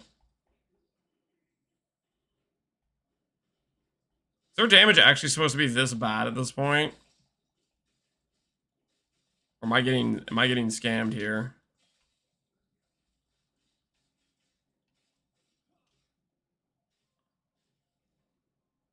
No. What about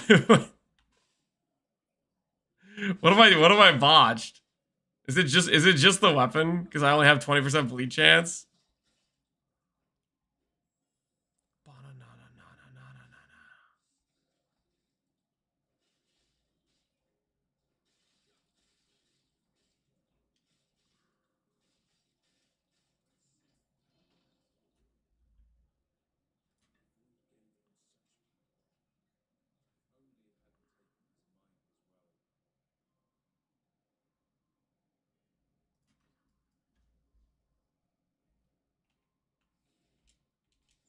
Flat throwing damage helps too. I haven't found a single flat throw damage item.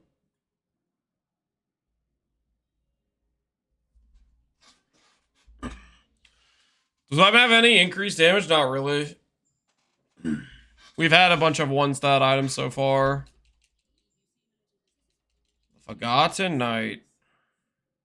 I have to keep talking to you.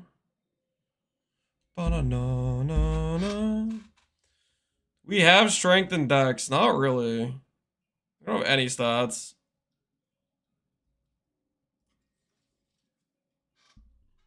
I guess our entire tree so far has been like pure defenses for the most part, right? Instead of going for vitality, I guess I could go for Juggernaut. Like those nodes instead of these nodes early on. Somebody found exalted throwing damage on a belt in chapter 2. Well, that would be freaking nice. that'd be real convenient. I guess this would make sense too, because early on you need Void Res for a lot of stuff. I might just go Juggernaut earlier instead of the Vitality. I think that's what I was planning to do anyways.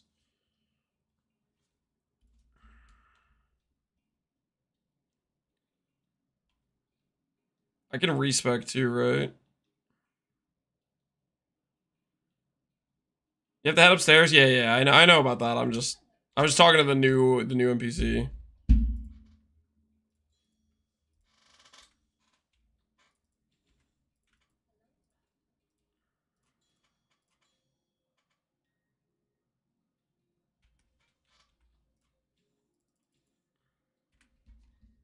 Alright. Let's rock and roll. Son of GG plus EHG, he's got the blessing.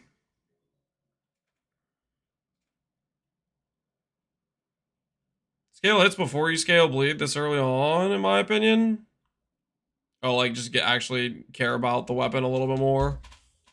So grabbing the 2-hand axe isn't the end of the world.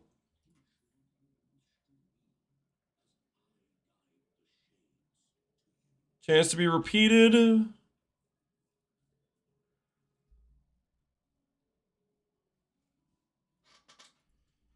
Choose. Confirm. Hopefully the paladin respec won't cost us a lot to do.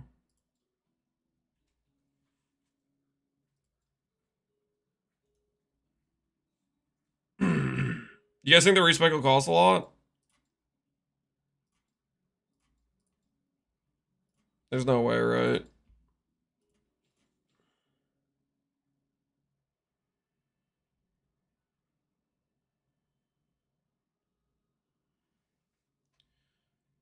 Grants percent damage, grants Elirez.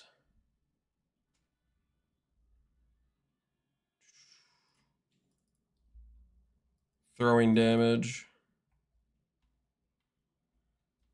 500k, scales by level, yeah. Either way, if we have a lot of gold sitting around, we probably should be fine, I think, to get away with it.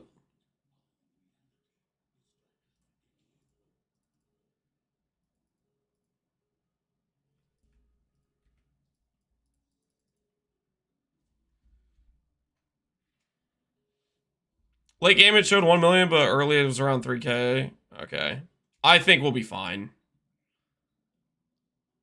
I think whatever gold we collect, I would imagine will be enough for us to respec out of Paladin into Void Knight. And then grab our time rod nodes. I think we'll be fine. Everything's gonna be just fine.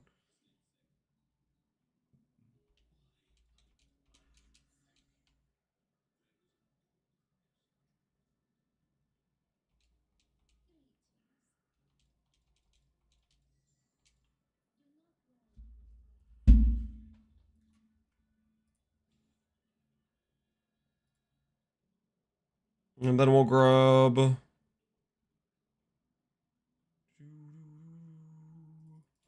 this stuff early on, and we'll get the for a movement skill. Healing hands movement initially. The flat cost of resetting your whole tree or the mastery. That I'm not sure about.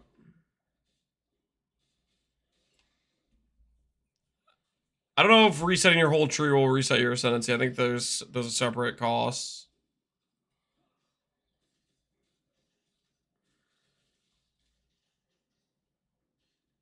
Either way, I think if we're just chilling and we're not using gold for anything, I would imagine the way they balance the gold cost is so that way, if you're not spending your gold, you should have enough to be able to respec based on the level you're at for the amount of gold you've collected up to that point, would be my guess.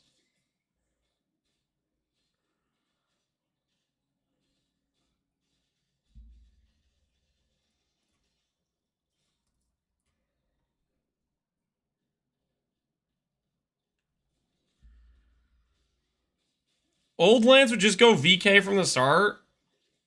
But we don't even get time rod until like level freaking like 50 or something. It seems like a bad idea, doesn't it?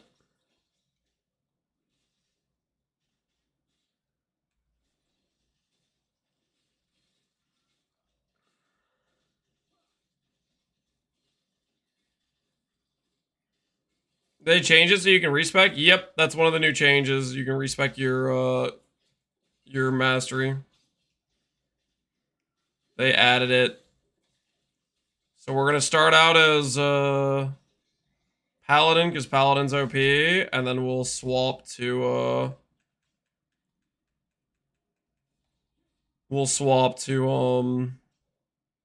Void Knight when we can get enough points to get Time Rod. Because the Time Rod nodes are like 20 something points into the Void Knight tree. Like you need like 55 to 60 passives to spec those nodes. And they buff all the VK nodes? Well, the thing we specifically want to play is Time Rot, and those nodes are behind a lot of passive point investment. That's the thing. Like, if you look at the tree or whatever, the passives, the void nodes that matter are going to be this stuff. The Time Rot nodes here and here, which are 20 and 25 points deep. So you need to have like 45 to 50 passives to get them. And until that point, Time Rot's not really going to work.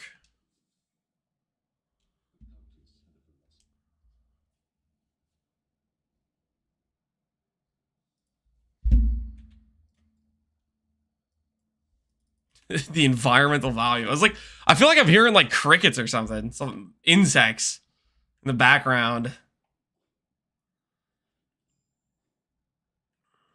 Not trying to be not trying to hear insects right now. Earlier, not earlier, but yesterday, I was going to grill, and it was late at night, so it was dark out, and I didn't see anything before I opened the door. But on the door outside of my house, there was a boatload of just tiny, like, gnat, fly, insect things. Just all right outside my screen door. And me opening it to get to, like, where my grill is outside, they just all flooded inside. They were like, did you grill them? Yeah, I had to take them out. I basically got, I went and found my bug zapper. I had a bug zapper at one point because I was just tired of trying to track down flies to help lure them over or whatever. You know, like how you get a random fly in your house and then you like chase it down with a fly swatter for forever until you finally catch it. But anyways, I brought that thing up, just set it on the table next to the light, and I turned it on. And I think for like 2 hours straight, I was just hearing zap, zap, zap, zap, just like constantly.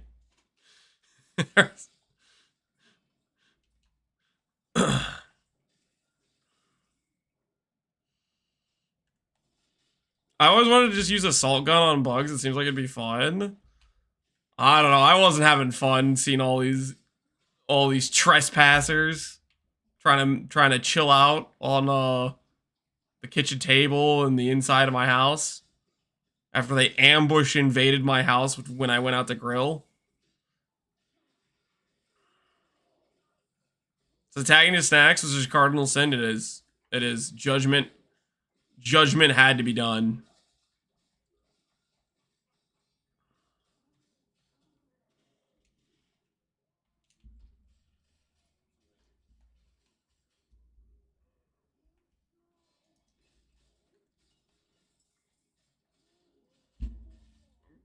Just play offline so they can't invade. Yeah, I'm sure that would help me out.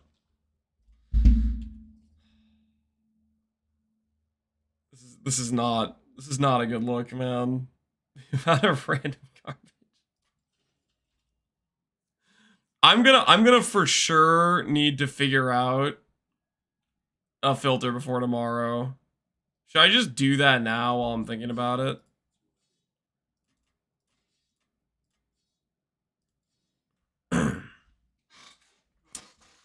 Probably, yeah. Let's chuck all of this on the ground. Well, let's make ourselves just an initial filter, because this is basically just highlighting just random garbage.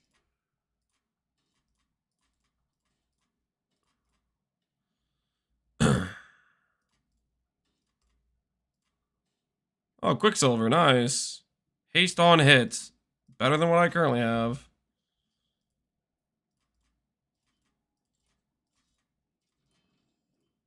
Alright. Let's do this thing. Okay. Filter creation time. Here we go. Create new filter.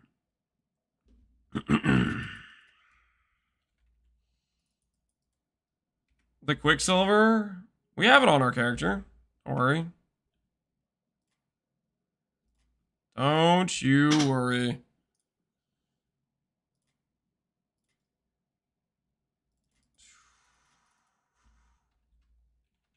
Just say bleed leveling.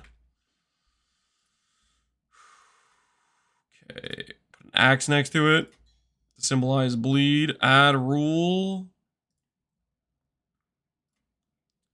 Recolor.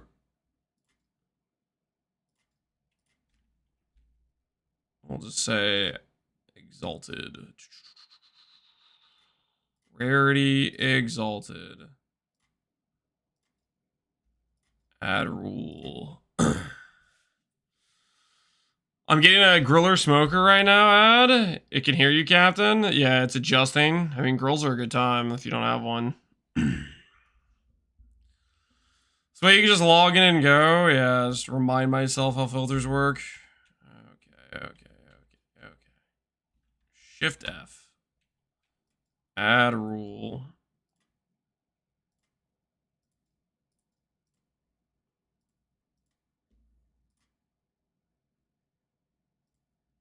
Unique item. Add. Okay.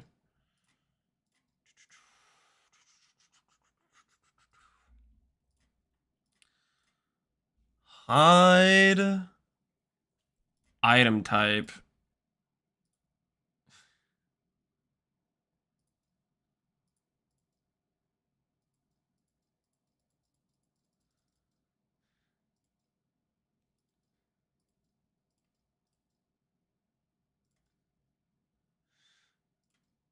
Okay, wait, hold on.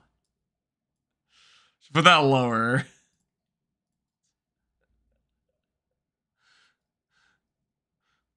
Okay, show. Let's say affix, idols, life, resistance. Don't care about dodge rating. Don't care about ward. Don't care about stun chance. Vitality's good. Don't care about any of this stuff. Bleed's good.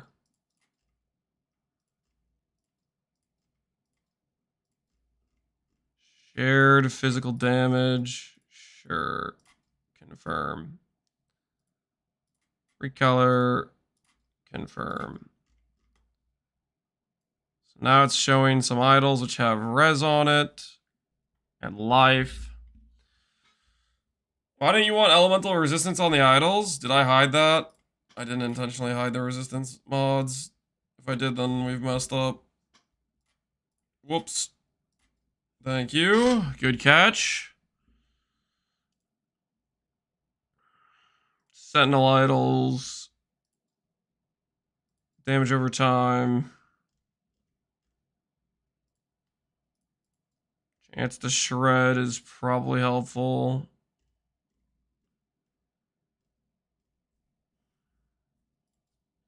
Time rot. Block effectiveness, armor. While at high health, bleed. What on earth?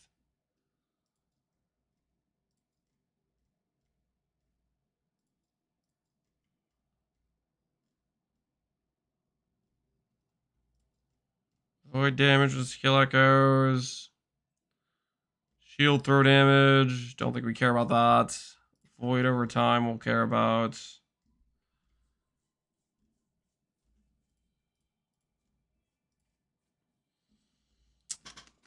Experimental haste. And armor applies to damage over time. Confirm. Are you gonna use this for campaign and then update it? Yes, that's the plan. Well, I'm probably just gonna use this and then I'll update it throughout the run.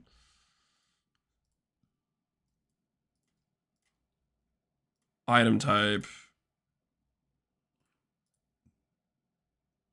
Accessories, ring. Okay, we can't do item type.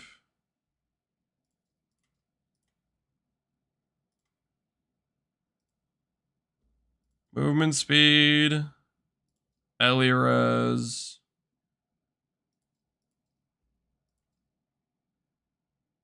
These things are fine, right?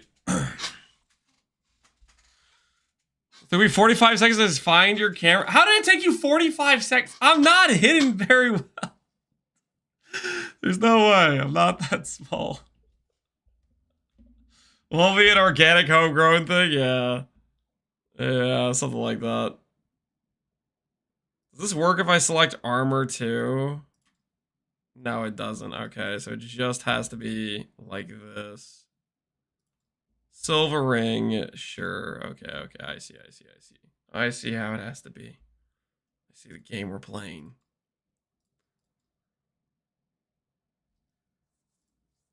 Level 48 for these things. These things just don't exist until later. Let's just start here. Show some subtypes of rings. Let's add another one for show. Okay, so that will highlight silver rings. Cool.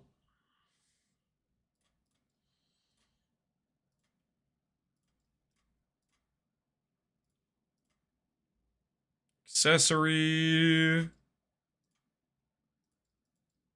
Amulets. I care about throw speed. I don't care about any of this other stuff, really, right? Confirm.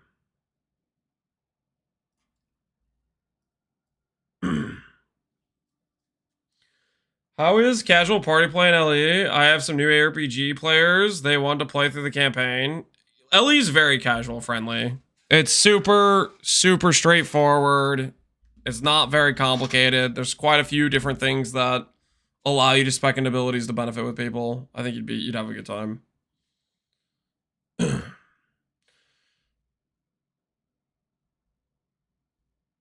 So many builds this season to play, but I'm gonna give Witchfire RF a try. Good luck, man. Good luck. I'd say that sounds dangerous, but I hope it works out for you. Okay. Affix type. We need specifically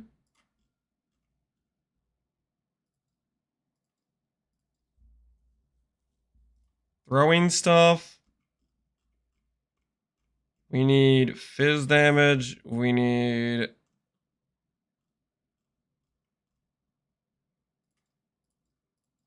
void damage. I'm gonna save.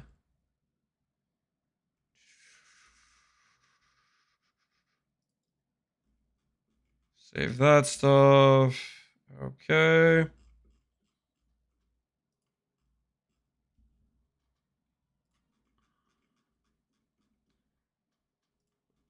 Is there an ailment tag somewhere?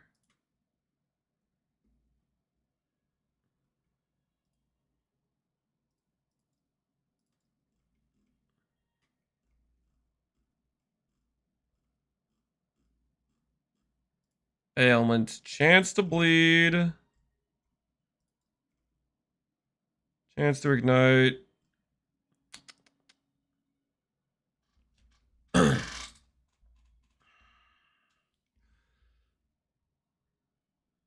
I know you don't play PoE now, but still, could you please explain what exactly is the purpose of Lish's Lowlife on Essence Drain? You get cast speed and you get faster start of recharge, passive tree. In my most recent video, there's a section where I go over Lowlife, as well as the guide has a FAQ for why Lowlife. Those two ailments, yeah. Ignite and Bleed, we have Fizz and Fire damage scaling for early on. I guess we could do Poison too. I think Bleed's the most important one for us early. Ultimately, we don't really care about the stuff late game, but I think early it makes sense. The Bleed wielding an axe. Fizz pen with Bleed.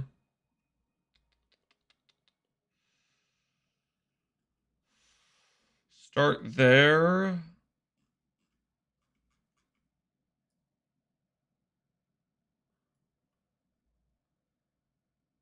If I happen to find Devouring Orb levels, that'd be cool.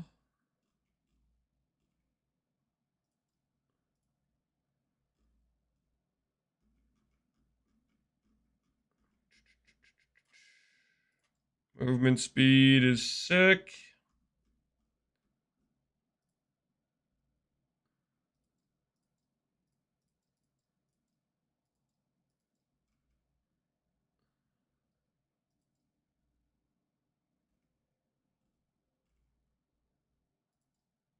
And a bunch of different res stuff is fine.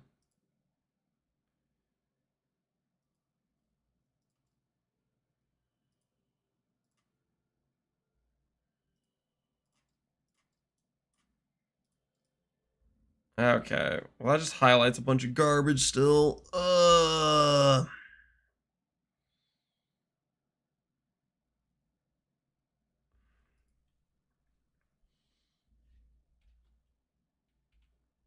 I can make it highlight a certain amount of tiers though.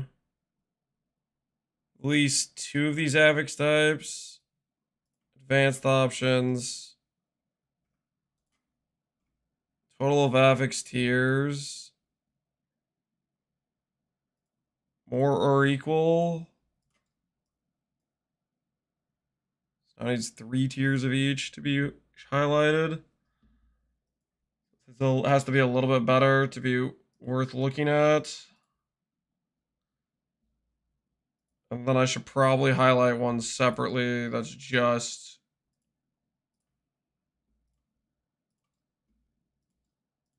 straight up the like mandatory affixes where we just, if we can get any little bit of it, we need it, which is bleed, movement speed, and the throwing stuff probably. Any little bit of it we need.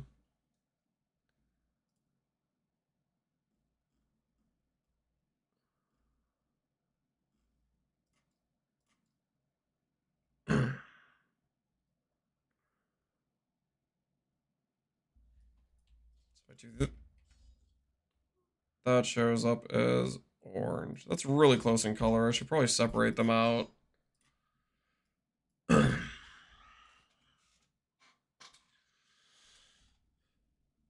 If you add a base type, you can show what mod you want on it.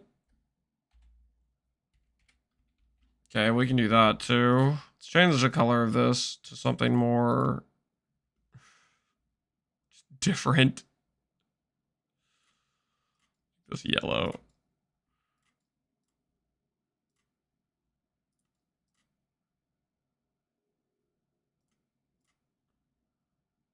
One hand axe. You guys think is what we should be looking for?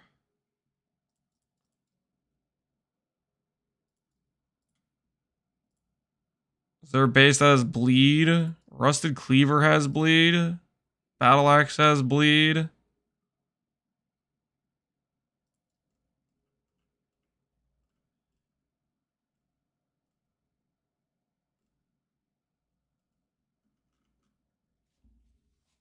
Okay, nice.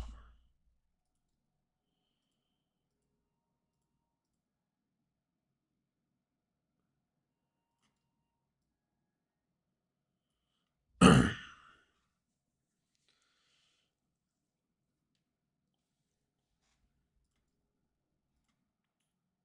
gonna add attributes on this too. All attributes, strength, vitality.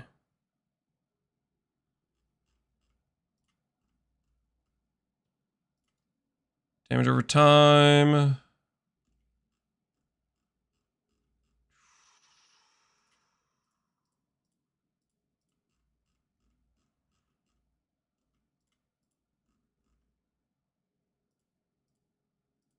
All right.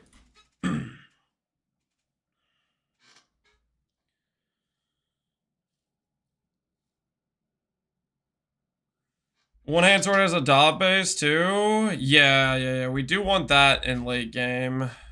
That's when we start doing like temporal stuff.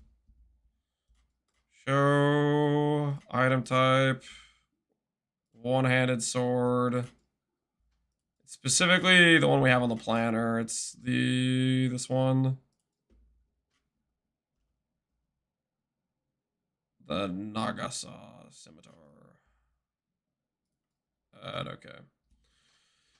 Is there anything else obvious we should do that I'm forgetting about? We have unique items, exalted items. Is there any other rarity set items I should probably show? Unique, exalted, yeah.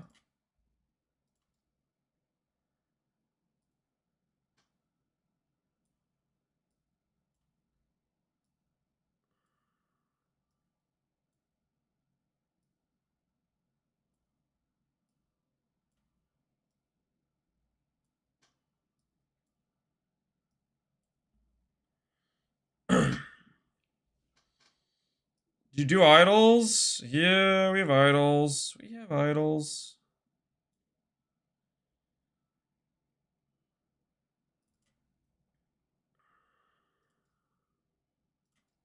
I look back through the Avix pool to make sure.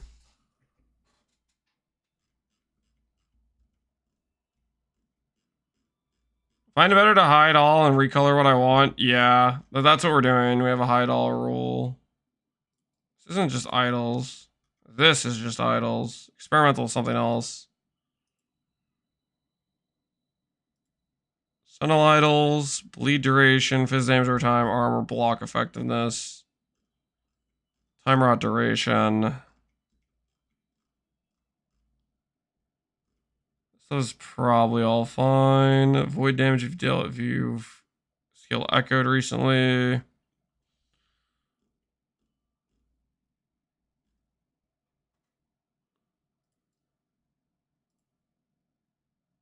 General item affixes. Don't really care. I mean, armor's okay, I guess.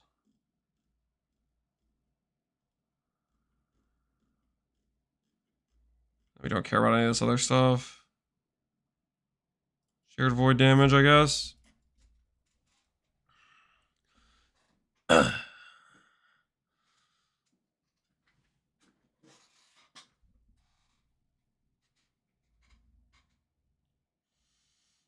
Maybe I should up the strictness of this a little bit more than what I have it at.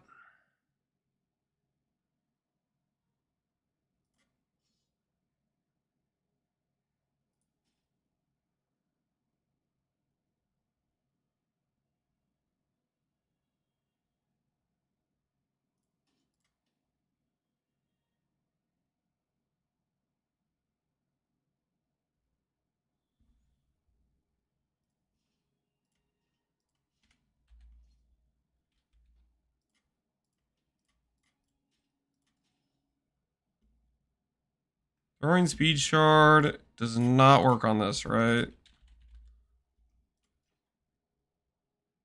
Now, is that throwing speed? Does not give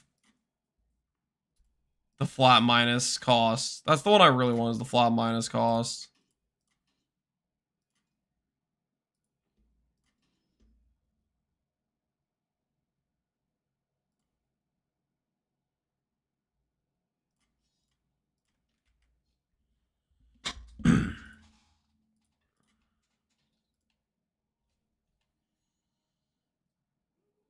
Can we have this filter for the future? Yoink. Is it something I can add to the planner? I don't want to like constantly have to relink in game. How do people go about sharing filters? Also, I don't know if you really want to copy what I'm doing. I'm not exactly a filter expert in any way, shape, or form. You might be getting your filter from the wrong guy, to be honest, if you're getting it from me.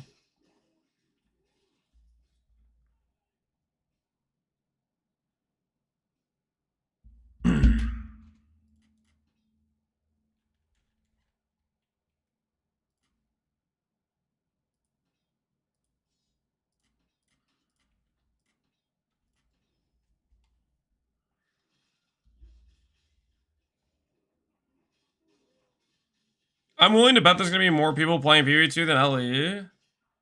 How much are you willing to bet? Kill Jeezy Peasy. I'll take that bet. How much you want to bet on it? That on LE launch there'll be more people playing PvE2 than LE.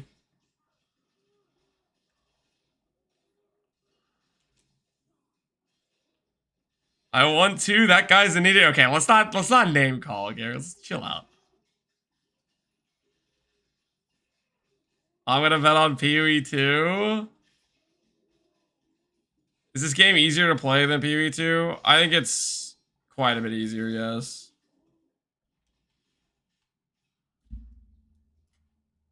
I think it is quite a bit easier, I would say.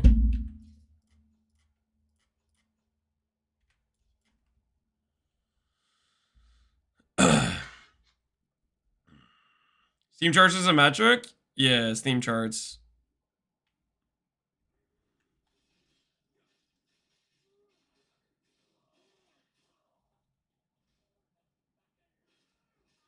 I'll make a bet, but let's set rules. Steam charts is a metric at 6 p.m. EDT tomorrow. Is that after the launch occurs? Has to be when the game's actually playable. I'm assuming that's after the launch occurs. What are we wagering exactly? That's 6 hours in. Okay, that's a good time.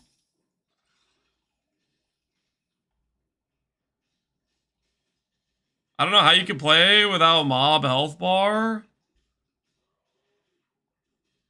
I'm living a very very hard existence right now, I guess. I can add a mob health bar, right? Come here. Hey. This is the problem because I haven't played the game in a while. And I don't have the settings correct. Oh, come on. That's freaking... What the heck, man?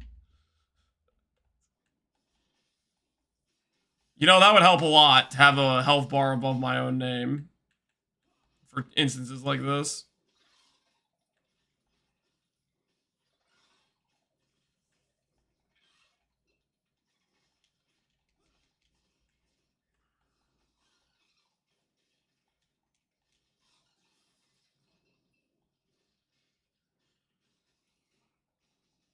I thought people were gonna play Heartseeker. There's probably people playing that. I don't know. I want to play Void Knight, so that's what I'm gonna play. Okay, where is the options for gameplay? Overlay health. Where are you? Display health bar above player. That'll help so I can actually see how much HP I have. Display health bar over enemies when damage will do. Rax is gonna do Heartseeker for sure. I think there will be quite a few amount of people doing it. I would guess at least.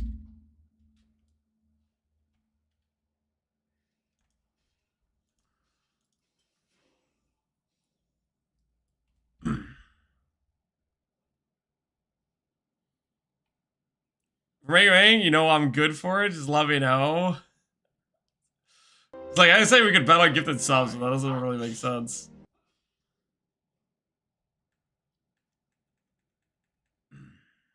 Because you don't get anything out of the case where you win. Outside of the chat getting subs.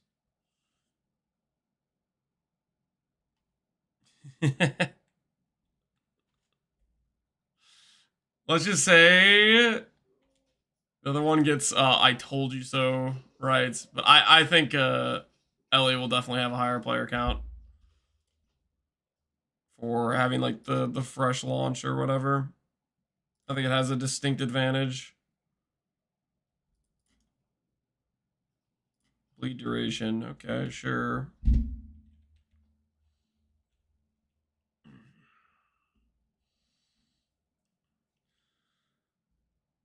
Gentleman's bet? Yeah, exactly. One more month of fun, Riddler. My axe. Or month of fun with Helly. That's right, Rolly. You think we'll get a month out of playtime out of it? It's mid-April now. 3/26, they said they'll tell us more about it late May, I think. We'll have to see how the endgame improvements feel. I think Ellie, last time I played it, I played it for, I want to say, like 2 or 3 weeks.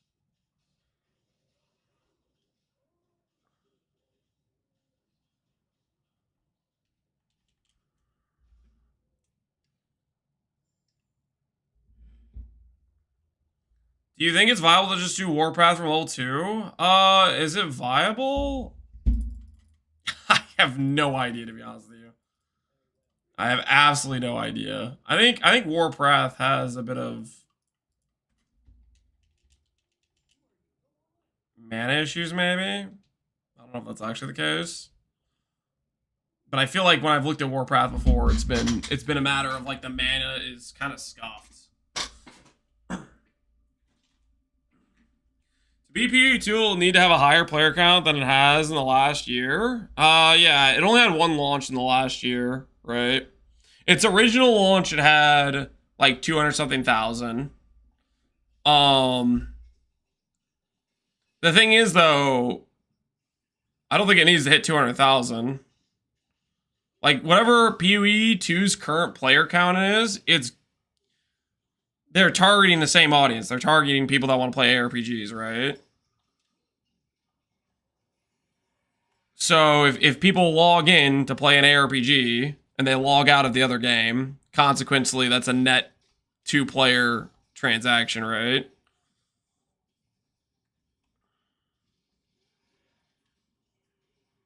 You always come back to PoE2? No. If after LE, I'll go back to PoE1 is where I'll go. PoE2 I'm not gonna play until the next until they add, like, you know, the next class or something, probably.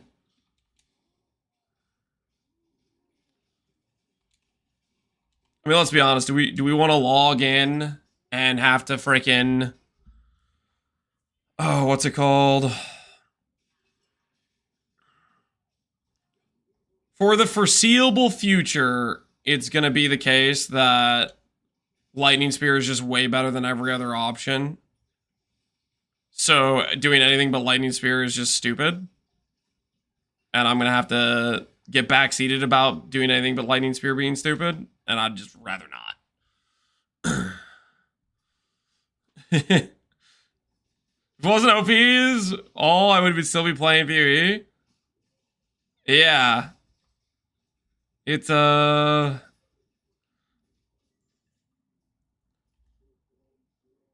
definitely affects your will to want to create whatever build you want to create.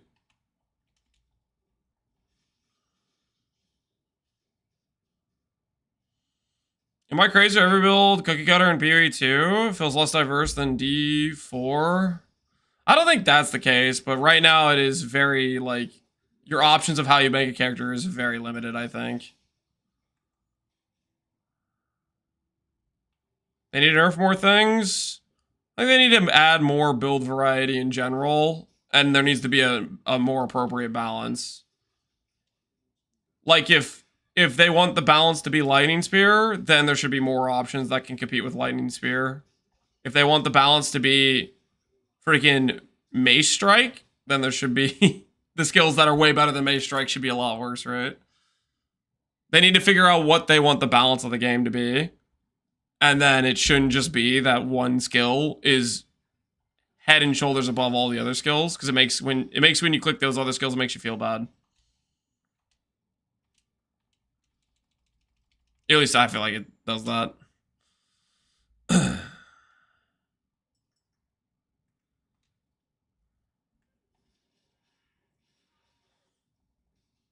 Can you swap mouse and keyboard on the go? Yep. So right now I have this is controller right now, and if I just go like this, now I have mouse and keyboard. You can see, like, my keybinds even swap. You can see like right now it says Q, W, E. I swapped a controller and you can see X, Y, R, B, L, T. So you can see the keybinds change. Just based on, like, where you're giving the inputs from. Hey, this would be good. Does not fit in your inventory. Movement speed, movement speed, movement speed. Strength, dodge rating, lightning res, better res than what I have. Bleed, blind, damage over time, fizz damage. That's actually kind of crazy. It's got a lot of the things I need. Do that. Grab our new axe.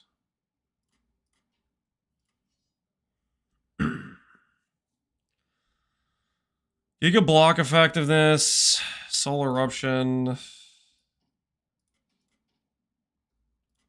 feel like that's good this early on, but maybe I'm crazy.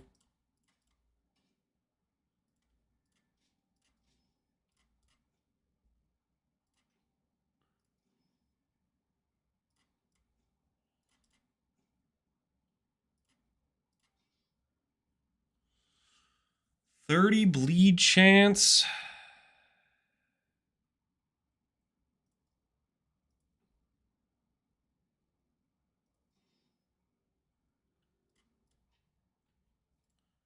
Rune of removal. Does not guarantee we remove the correct thing.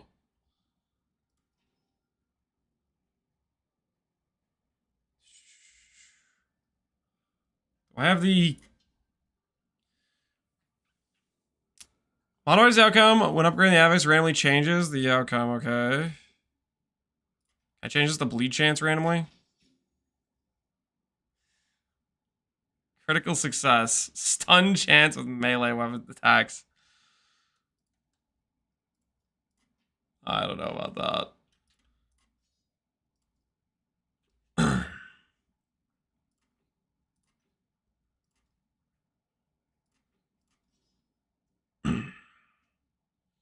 How do you like crafting, Mr. Lance? I like it okay.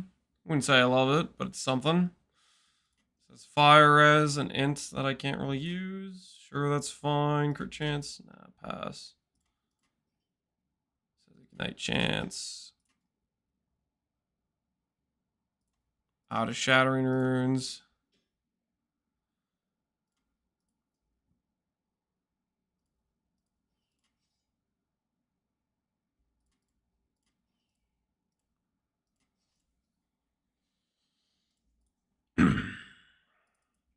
See if our axe helps us out.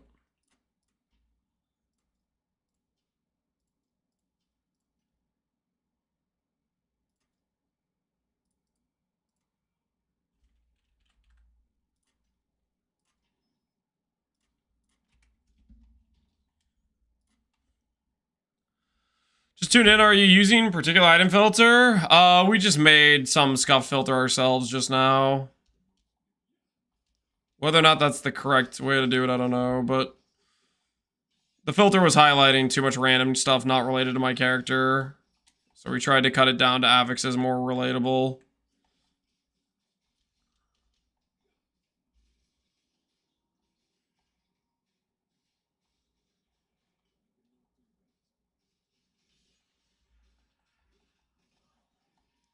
Aside from that, we're just trying to get, I'm just trying to get my bearing, get used to how Last Epoch is played. There's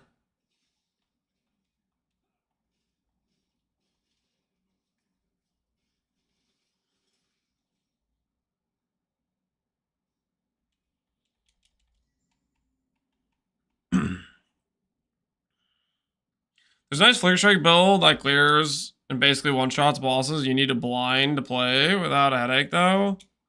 There's a Flicker Strike in Last Epoch. I think Last Epoch's a good game. I do. I like Last Epoch.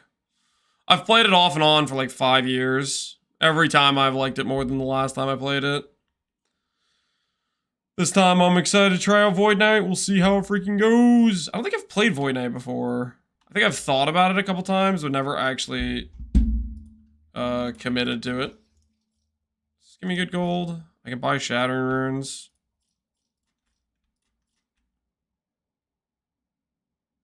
Am I successfully... I was just buying them and selling them back. Okay. No one saw that. Ooh, bleed axe with a chance to bleed already on it. Let's try this. Physical damage. No forging potential. Would this be better than my current just because it's got bleed versus ignite chance? I'm not so sure. I'm gonna shatter it.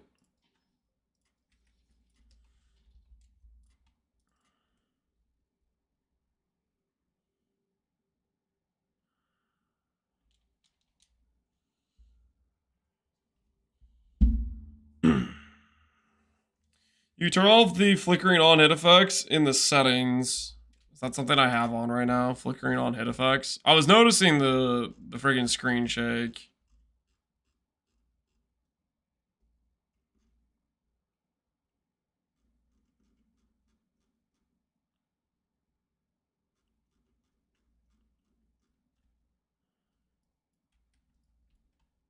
I don't think I see any flickering on hit effects. Maybe I'm just missing something important. It's under gameplay.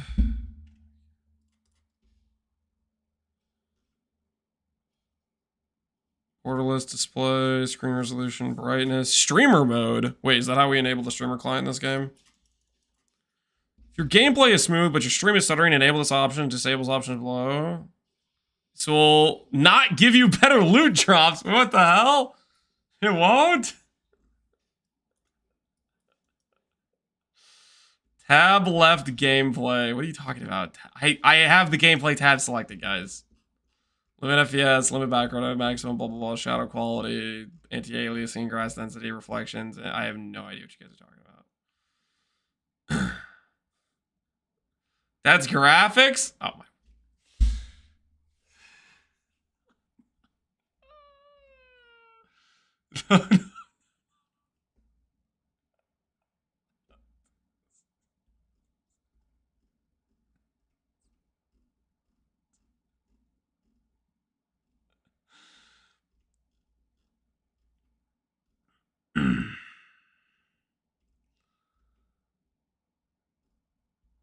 Okay, what are you guys talking about flickering? Enemies flash on hits. That's super annoying, no. Enables RGB lighting for supported Logitech keyboards. If enabled, flashes the keyboard red when at low health. What the hell is this? RGB integration? What is going on?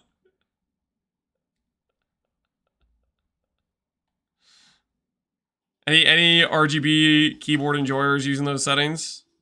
It's okay, you can tell us.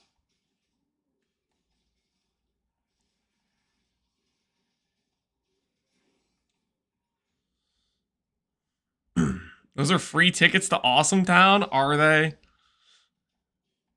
You can actually play without a monitor with correct. I kind of doubt that. I am doubting right now.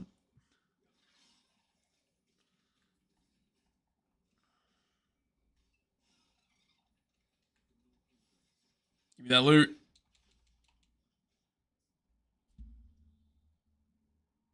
I think I'm definitely gonna do Waz though. And then after I get to a point where I have my filter actually appropriately set up when I'm starting to like target farm specific things and can just hide everything, then I'll swap to controller. Because controller not like highlighting, like I have no idea what's on these things until I actually like it doesn't highlight over. Maybe that's in the controller improvements. Maybe that's a part of the controller improvements is the ability to highlight over the item and it shows me what it is without waiting for, what is that, like a 1-2 second delay or something before it shows up.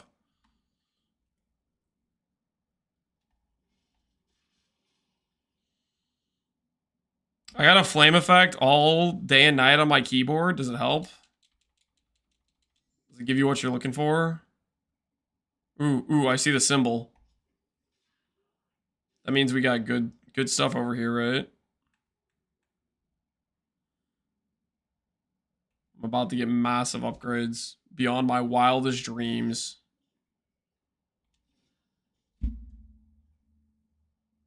The scavenger. Empower.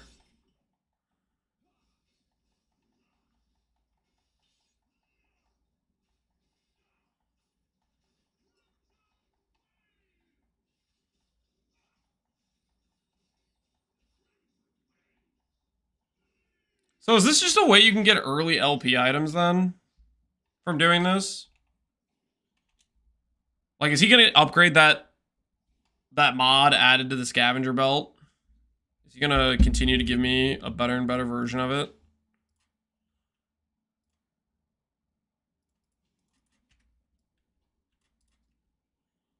Healing hands.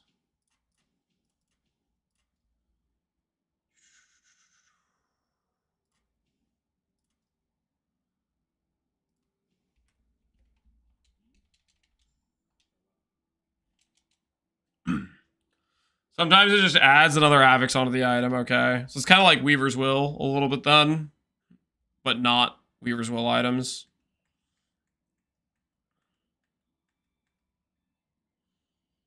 Now, those Nemesis dudes were part part of the Forgotten Knights. Do we think they're going to spawn less now that it's a new season? Or do you think the spawn rate's still going to be high?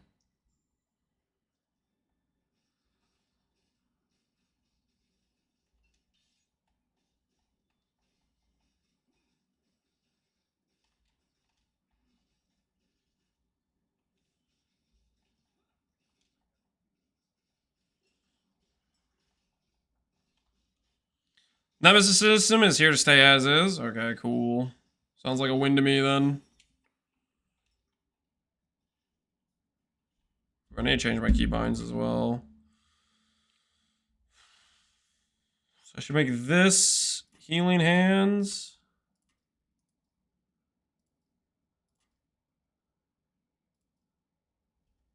Keep that as lunge, sure. Oh, nice.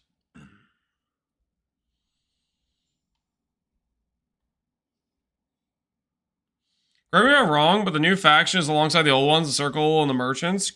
You do not have to choose one or the other. The new faction will just work it, from what I understand.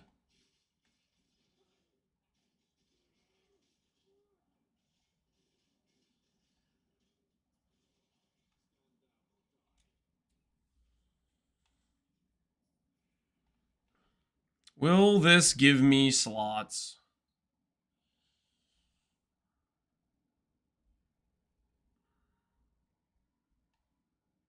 The Ancient Forest.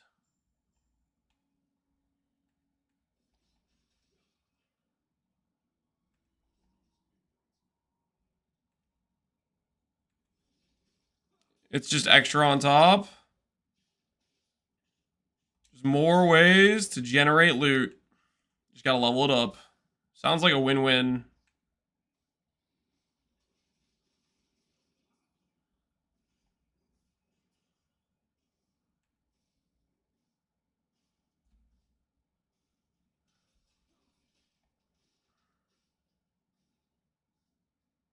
This kind of feels like Conduit. It still doesn't like shoot as fast, but it's pretty similar, right?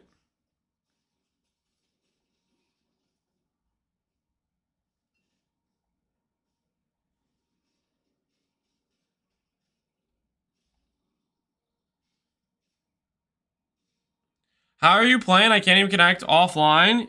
Easy. You need to launch the game in offline mode. So when you open up Steam and select the launch options and click the full offline, you need to do that. The pseudo offline initially starts you out as like kind of online, and that will break. If you launch the full offline, you should be good to go though.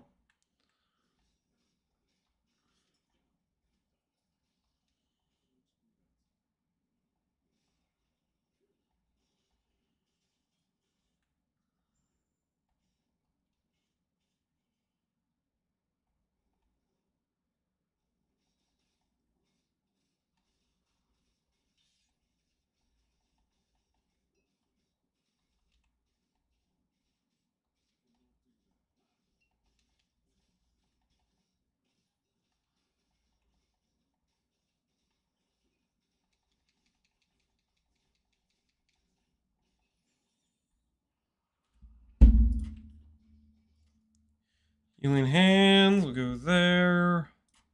More attack speed.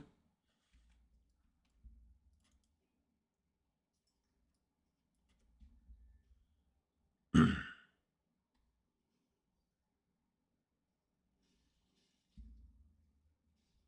wish they'd bring this console. Is it not currently console? That's a bit of a bummer. You could add to the player count. Well, I guess that wouldn't show up for Steam player count, though.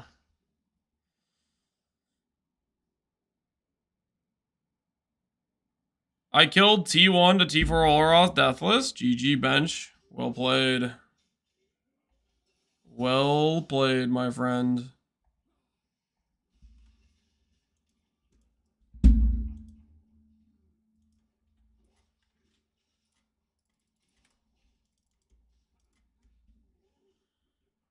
How many acts are there in LE? 5.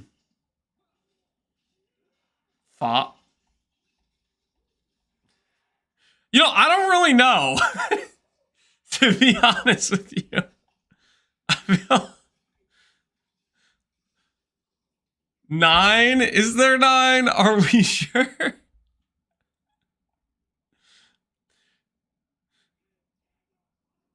For me, it kind of feels like it just bleeds. It bleeds together with the timeline hopping around stuff.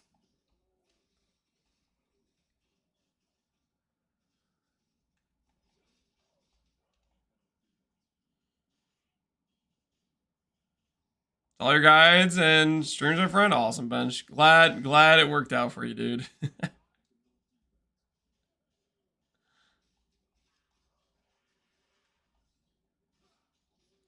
So I think whatever I'm doing is probably a lot worse than what I should have done in terms of setting up my character, but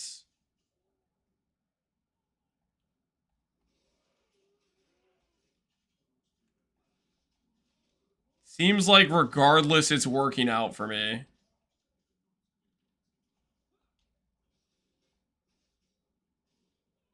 I think the bleed hammers are the play. I'm getting convinced. Because I am definitely not doing this correctly, and it just seems like I'm playing on easy mode. Even though I've scuffed things up throughout the initial, like, item setups.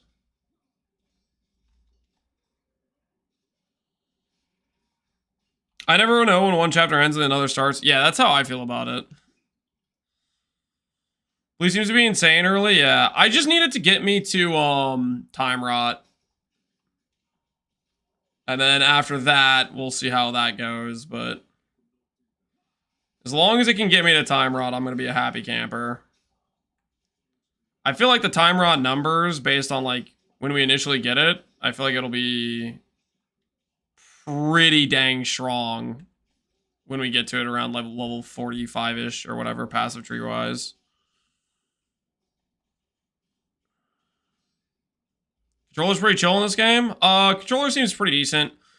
Okay, I don't know if I've played controller before. My initial reactions right now is I really like the hot swap.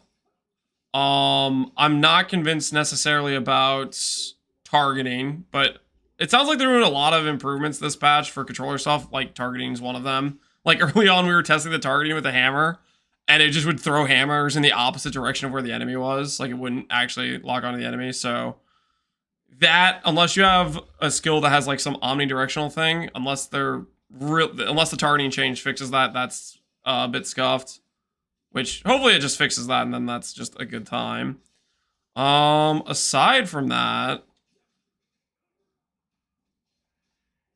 maybe a bit better quality life in terms of hovering items on the ground. Like these items drop on the ground, but for me to like look at the item, I have to. That's pretty good for me, but like notice how there's like a delay.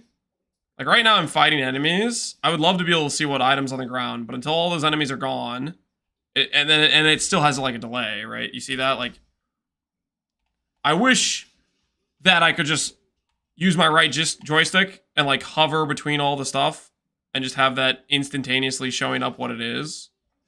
Like on mouse and keyboard, I could be fighting and then I can hover this. And it doesn't have that like built-in 1-second delay of like showcasing what the item is. That's my only criticism right now with it. Other than that, the hot swap is a pretty big win, I'd say.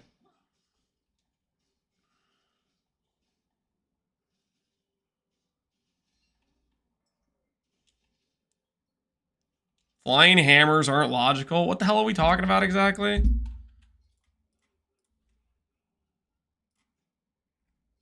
Why? What's not logical about flying hammers?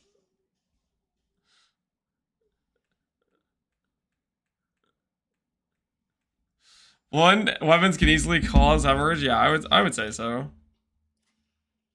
I'd say pretty reasonably that would be the case, that they can easily deal damage. Healing hands now deals damage. Mana cost. I kind of want that. I might go for this before I go for the healing hands, to be honest. I guess then again, I wouldn't have anything to spec out while I'm leveling, so... The initial fizz pen and stuff is probably fine. Throwing fire damage, bleed, while on high health. Extra chance to bleed.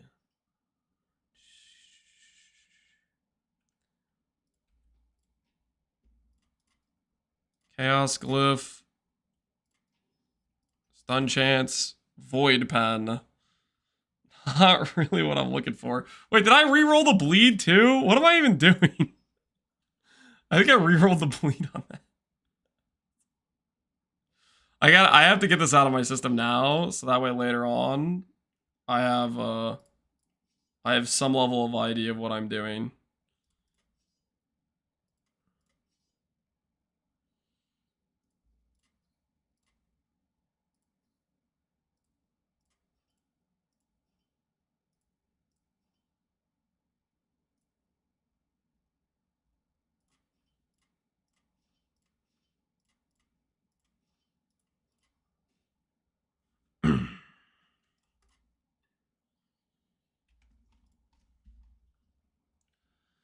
What's Time Rod? Please show. Time Rod is a debuff. Basically, it's a void dot debuff that you can spec into a lot on the Void Knight tree. It's being heavily buffed slash reworked this patch for the Void Knight tree. For example, on our character right now, if you like look at this tree, the nodes right here, like these rot grip nodes, these right now are just chance to inflict time rot.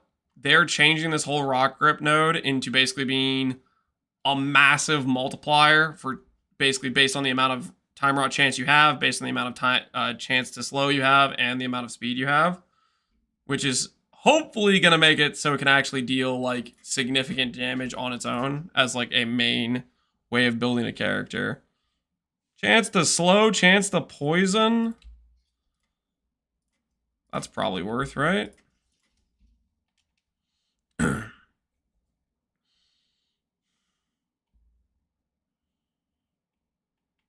Weapon Master node on Forge Guard's insane. Yeah, this thing, 75 bleed chance this early on is just stupid good. Like Omega booster damage.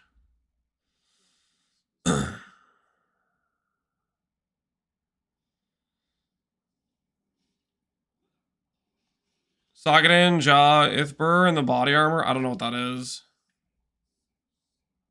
I can't believe Lance is still playing Contagion even in LE. You know, earlier people were saying that I've been playing purple builds too much. And you know what? This doesn't help my case. This does not help my case. That is very true. Holy, this guy's got like a unique glow to him. Is he gonna give me uniques? Uniques, please. Uniques. Nice. Guaranteed unique, I guess is what that is. If I see an orange lizard. Cast speed armor, don't care. Cradle of the Erased. I need this, right? Block effectiveness is LA res. This thing is like really good. We're going with it. Give ourselves a cradle. Alright, also... I already have this. Is already exalted. Exalted chill on hit. Exalted fire damage. What is this garbage? You cannot empower these items any further. Okay, challenge. Technically, he's giving us a belt that has some percent fizz damage and percent void.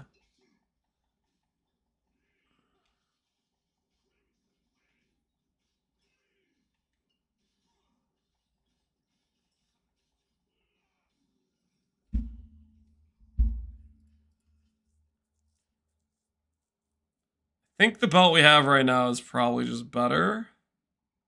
That being said, I could use this for haste or whatever.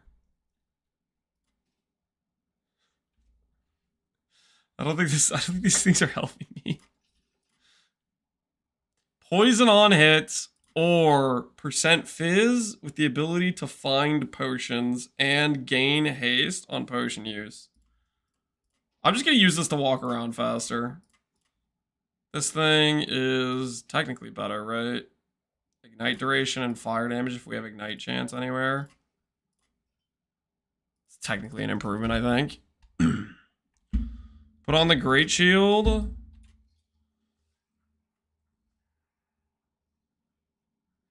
I think the Cradle of Erase is better than Soul Bastion for me. I don't know. I guess you get a lot. I guess you get a lot of block effectiveness from the Soul Bastion, but I feel like Cradle of Erase is a pretty good generic shield, depending on what extra stats you get on it.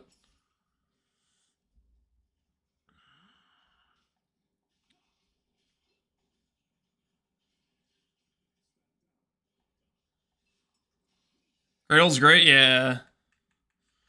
It's got pretty good generic value, I feel like. It just works. Minimum skill level 5. Cool. Thanks for putting it out. Timer build. Thanks. I'm glad you like it. Hopefully it works.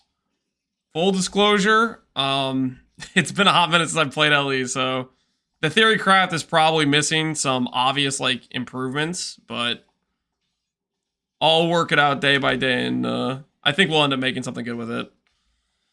I'm freaking pumped about it. It'll be a fun journey. Yep. That's the goal. I think it'll come online pretty early on, judging by... I mean, those early time rod nodes, you get them pretty fast, so I think we just bleed hammer until we're level, like, 40, and then we do a Ascendancy swap and tree swap, and we should be locked and loaded, I think. What's going to be your primary delivery for time rot? So my plan is to do Devouring Orb with the automation and have that procking time rot while we map, just as a pseudo auto bomber type of thing. And then I'll use Smite for this more heavy single target procs of time rot. Technically, Devouring Orb has like a really big multiplier for it, but it requires like bricking the quality of life, and I don't really want to do that. So we potentially also could do a Racing Strike for a good applicator for a high damage time rod as well. I know eventually I'll look through all the skills and make like a more educated decision on it, but Devouring Orb seems like really high quality of life, auto application. And then Smite is just a pretty decent heavy multiplier without too much complication to it.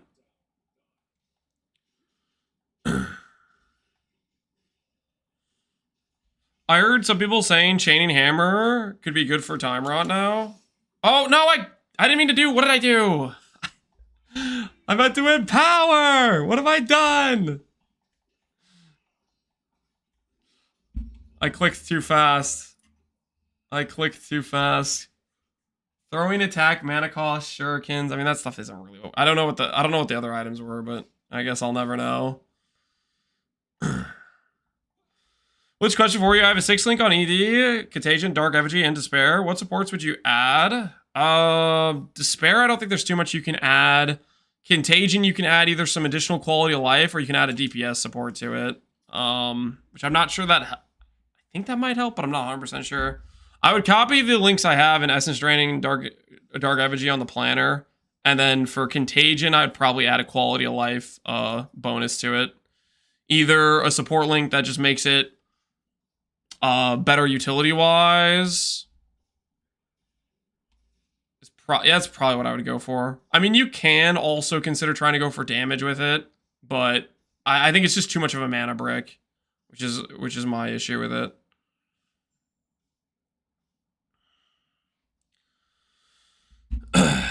Supposed to deal 8 times more damage than now, making it around a 10x multiplier. Really? Here, let's look at it. You got me curious now.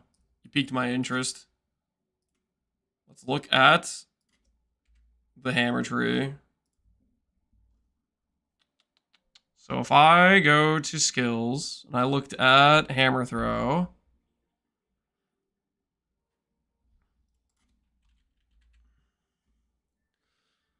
hammer throw can no longer spiral, chain, or orbit.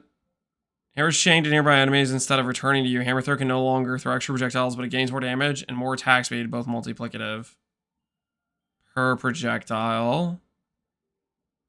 Hammers do not return. Additional chains. 4 chains. Hammer throw deals more damage, but hammer throws no longer pierce. 50% more damage.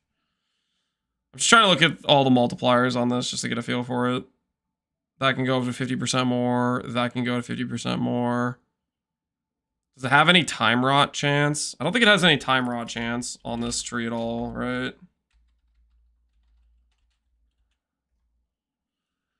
Hammers gain disintegrating aura. Disintegrating aura. No idea what that is. Let's look at the more multipliers.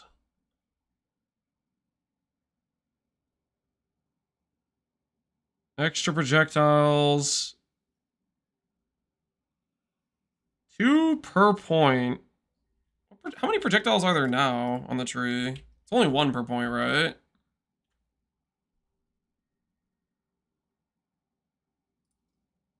I mean, it goes to 4 when you spec that out.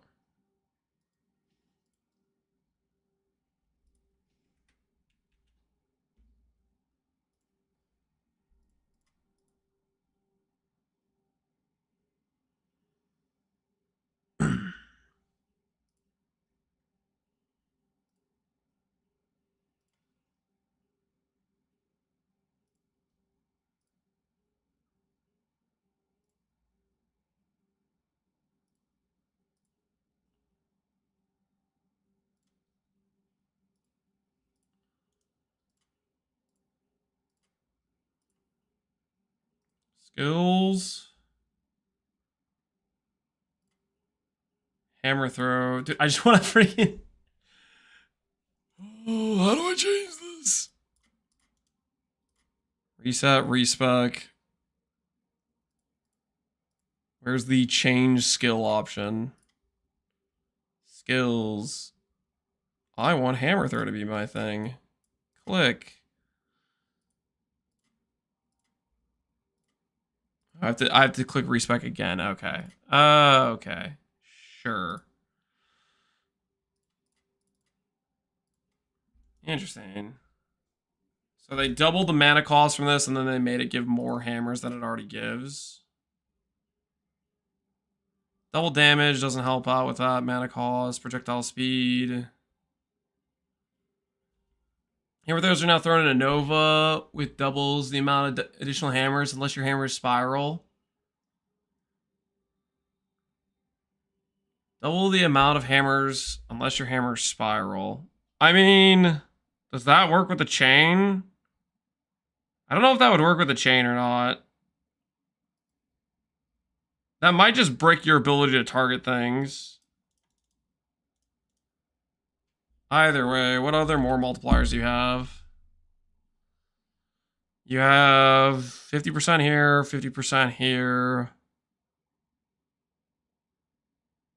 Potentially 50% there. How the heck are you guys getting... Deals more damage with other modifiers. This can go up to 75%.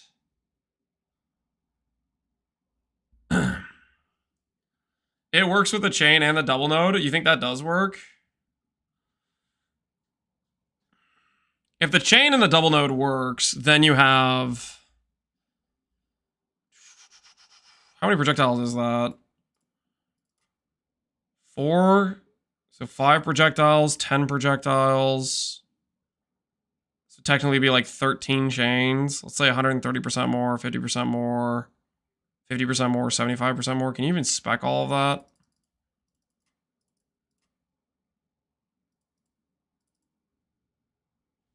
I guess you could spec a lot of that. I mean, that could be an option then.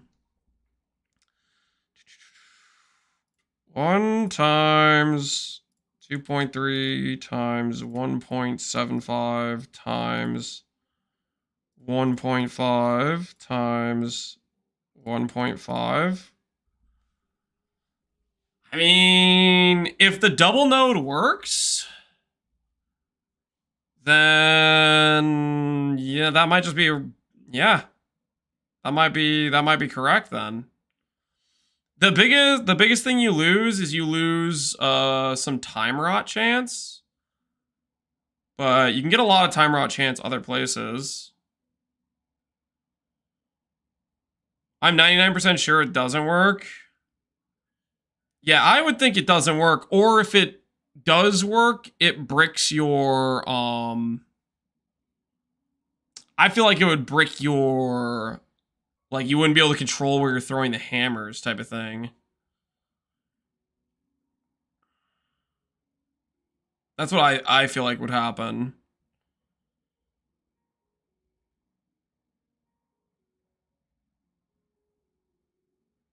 Hit damage.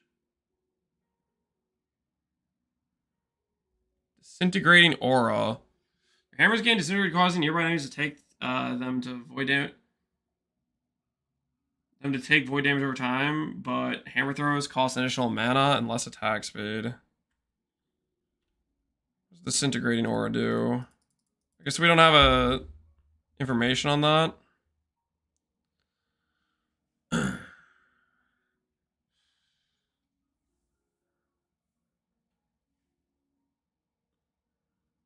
You folks, hey Carney, how you doing, man? Okay, even without the extra proj, let's just say these work, the double doesn't. You have 4 plus 7, you have 8.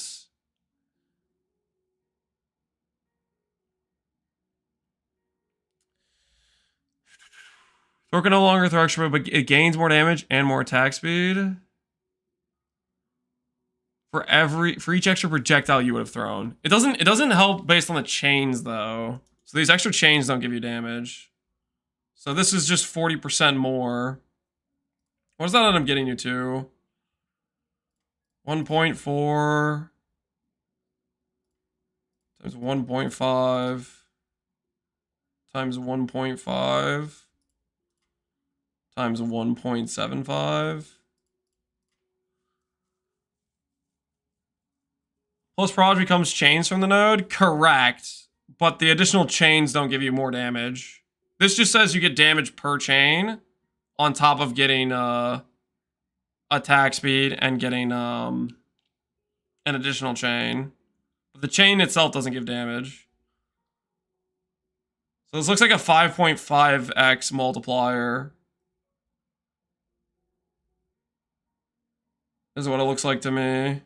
I guess you technically could get these points. Right? Just like another 10% more. That might still be honestly better than Smite for time rod application. That might beat Smite. I think it has the potential to be competitive. If it's a 5.5x multiplier versus just a 2.5x multiplier with the time rot chance, that might just be a better time rot application. Although this lets you grab a bunch of Ignite chance elsewhere, though. Like if there's other easy places to grab Ignite chance, which is something you're not getting on the hammer throw.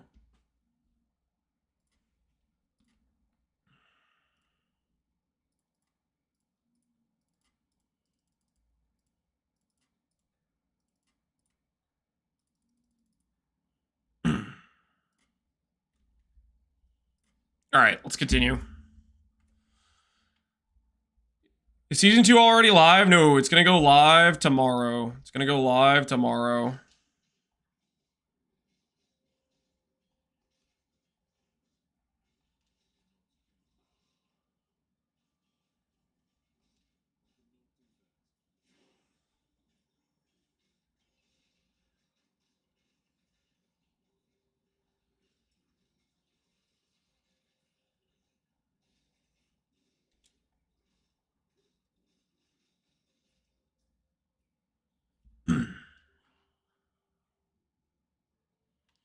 $23 hours? Yep. Soon TM.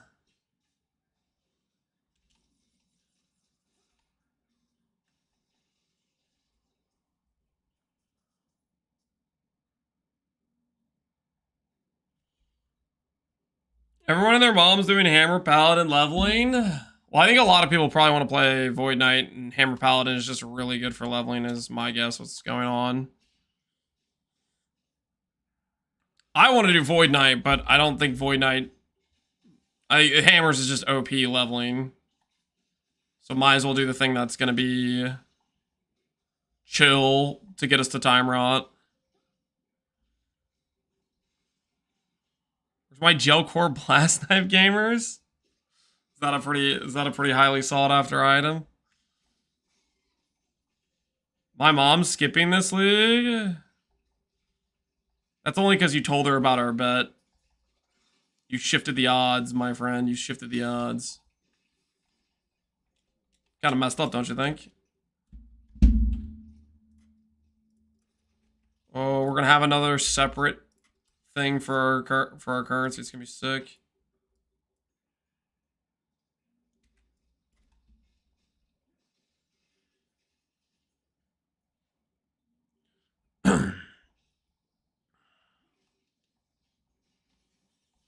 Chance the 4 LP one, so I had to after that. You chance the 4 LP blast knife? Yeah, there's an obligation there if you do that.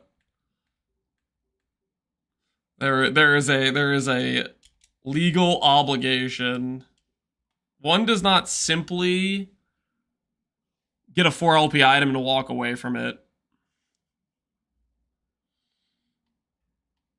I've yet to see a 4 LP, but maybe this league will be the league for me.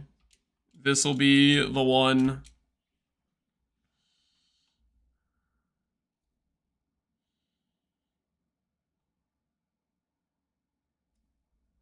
Is that a DS Lily emote?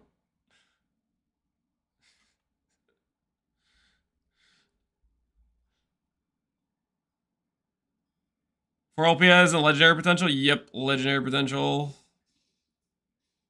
I.e. the chase item.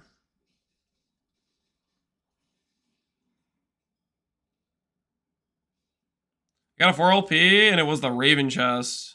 Is that a good chest piece, or is that one of like the leveling budget ones type of thing?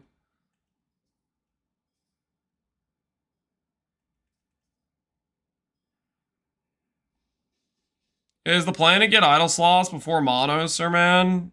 I am not particularly good at this game, so I'm probably just gonna run around and full clear way more than I should, which means I'm probably gonna get most of the idle slots before the monos, because I don't know what the hell I'm doing. But people that are actually good at the game, I don't know if they would do monos before or not. I have no idea.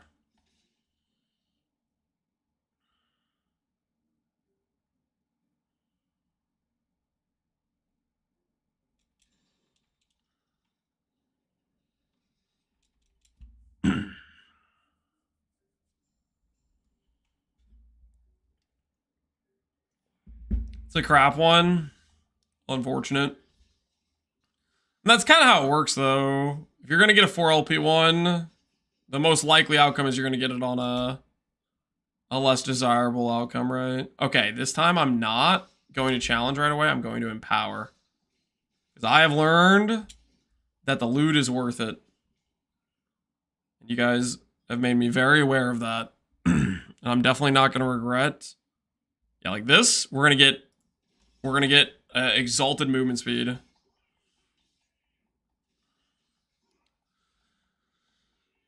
You TP the last zone, then rezone. And it won't make me, like, redo things. That's good to know. That makes sense. Saves us a ton of time. Would be ideal. That's why we're doing this practice run today. To learn what we don't know. / remind ourselves.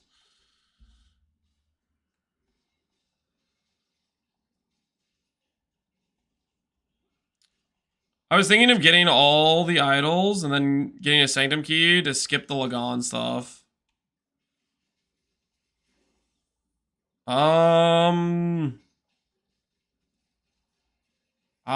That is something people do. You know, I might do that too. Lagan is like, takes forever, right? Like Lagan's like one of the longest things you can do in the campaign.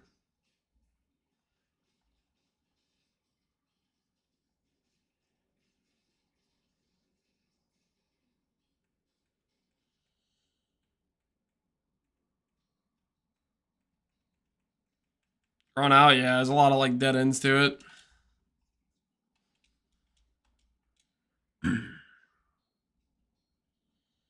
All right. See how much our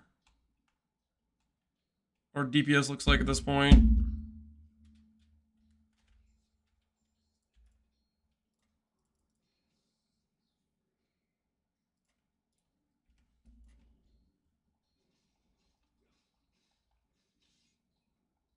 We just got the Giga Bleed Chance node.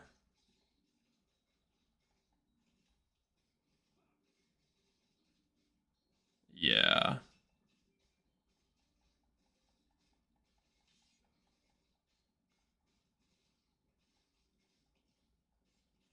Not bad at all.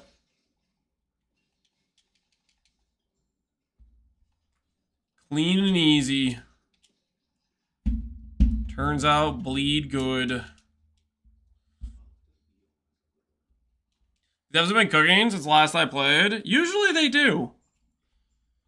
I'd say from 5 years ago when they were a much smaller dev studio, they were still pretty dang good at stuff even back then, I'd say.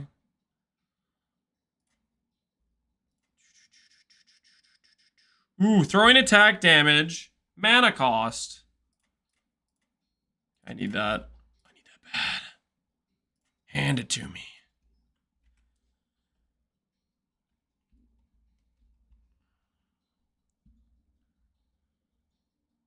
LA forms have ground to a halt. It's probably because they took down server stuff. Would be my guess. We only need the 5 points here. Other than that, we can put points into other useful things. Like start getting the Void Knight stuff done. Symbols of Hope we can go for, actually. Maybe I go for Symbols of Hope next. These points are changing too. There's like endurance, percent life stuff we're gonna grab. Start grabbing these next is what we'll do. Go towards Symbols of Hope, maybe.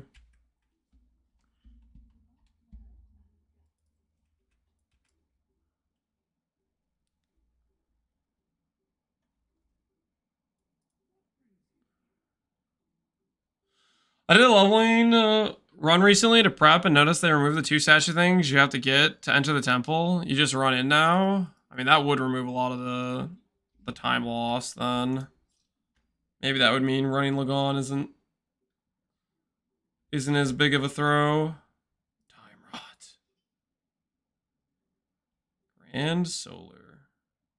Bleed. Keep our bleed chance.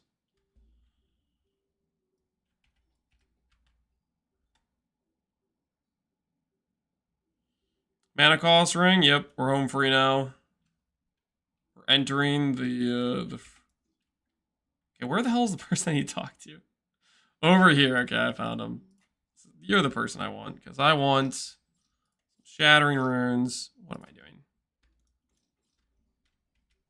It's like in my brain, I have Control Click as the hotkey because that's what it is in PoE. That's not what it is here, and I keep trying to do it. I can't help myself. Automatically starts happening.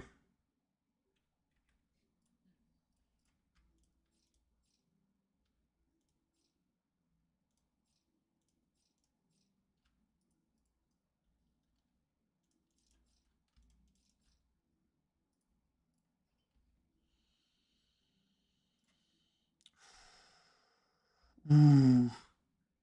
Ooh. This could be huge. Better axe. Forge. Bleed. Chance to bleed. Don't screw me here.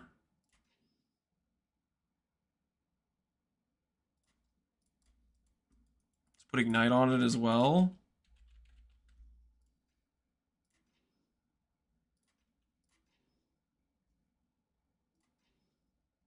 There we go.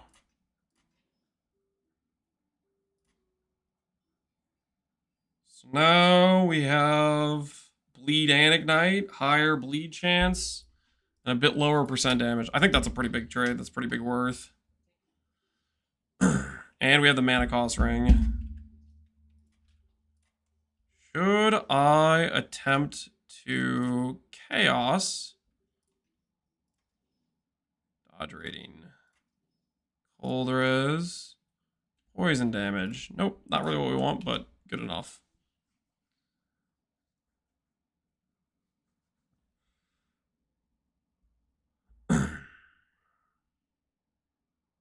My napkin math takes Chain Hammer to 7.66, assuming percent chance to deal double damage works with Time Rot. There is no shot that works with double. Wait, do double damage mechanics normally work with? Do double damage mechanics normally work with, like, ailments? Like bleed and stuff? Is that actually a thing? In LE? Like, my Pee-wee brain says no. A double damage wouldn't work.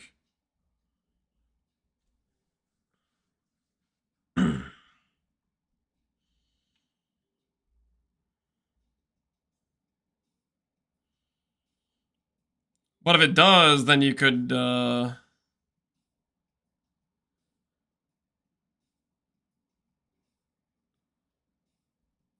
definitely take pretty heavy advantage of it.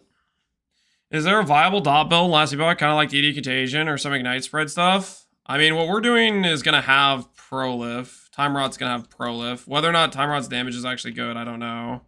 I feel like it has enough numbers to back it up.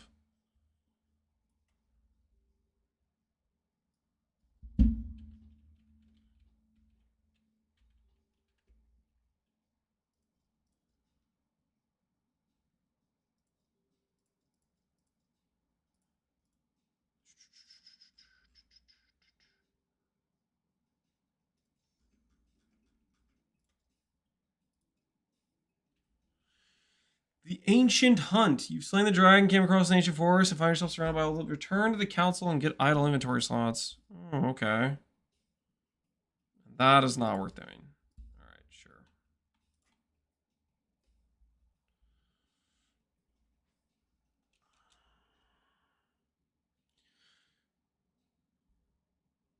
Dedication to DOS to switch games is to keep the same build. It's not the same build, guys. It's different. It's very clearly different. I got lured in by the purple orbs. That's my excuse. I got lured in by the purple orbs. I think that's a reasonable explanation too.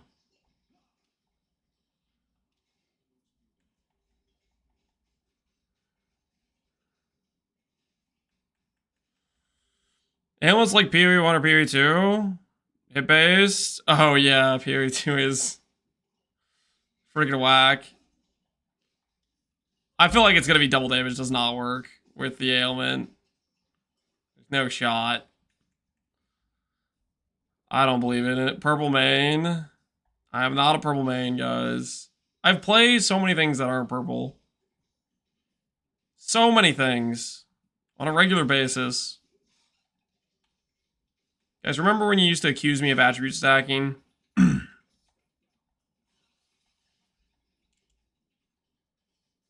Remember the good old days?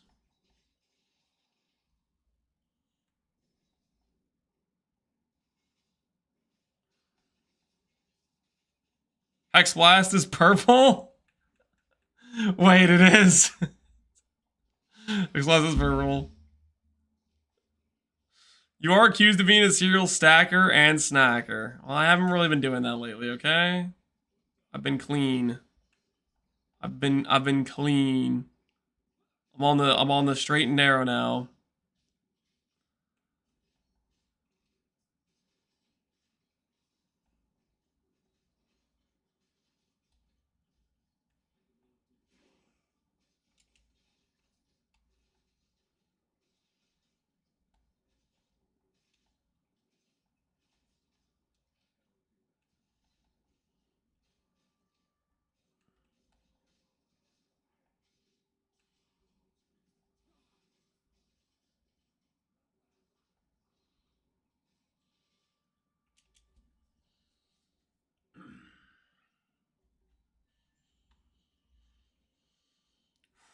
Spraying flames with enemies can only have one stack of it. I think, dude, join the Time Rot. Time Rot has Prolif. Surely with Time Rot being good, the Prolif will feel good. I'm gonna be a full believer. It's gonna work. How can we access? You have to launch in full offline mode. So in Steam, you need to change the launch options to launch the game offline. You can play it offline. It is possible. The power and the technology does exist.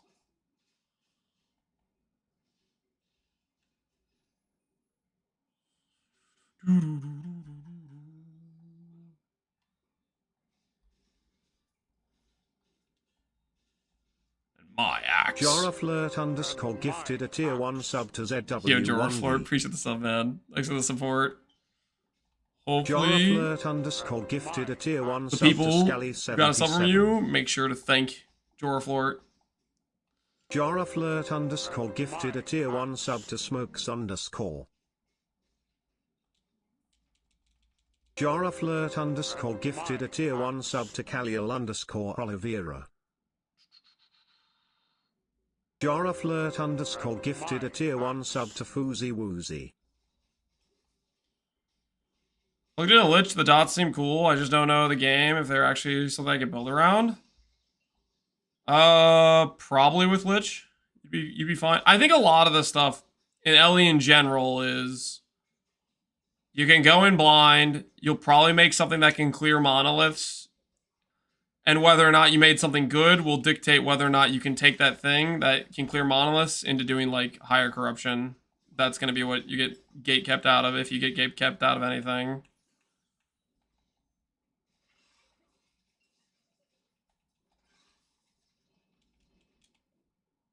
Ooh, we're going to Rune of Ascendance.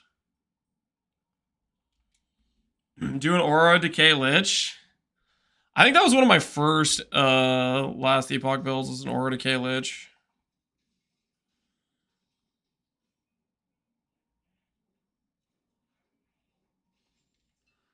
Even the jankiest jank can usually make it. Yeah, I think you're gonna be just fine.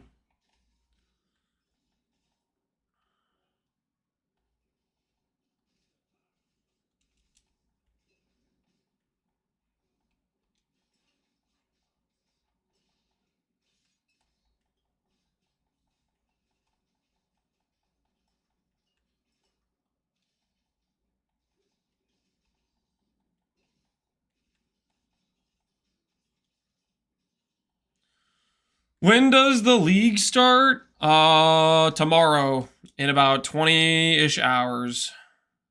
Soon TM. When can I open this? We're good to go. Cool. Come here, lizard. Give me the loot. Hand it over.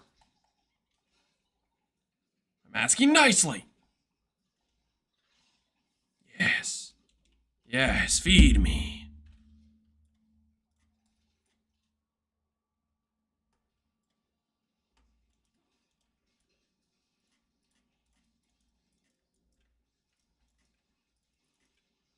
I should just put that on, right?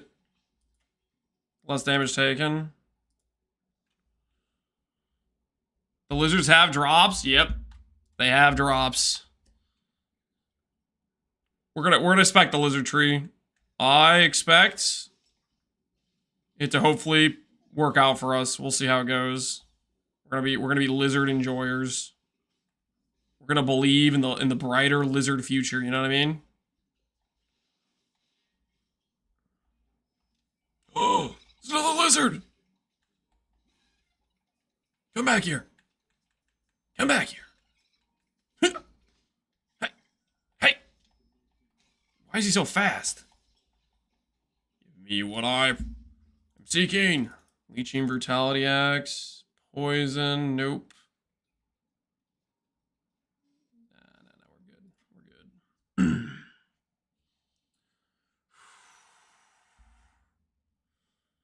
We want the lizards? Yep, we want the lizards. We do, in fact, require the lizards. Can't really screw up? Yeah. And like, even if you do screw up, it's pretty easy to respec and stuff, right? Wait. Do I do this for, pretty much every one of these is like an idle slot, right? I'm supposed to do these, I feel like. I don't know. Maybe there's one of these things I'm able to skip or whatever, but I don't really know. The corrupted lake.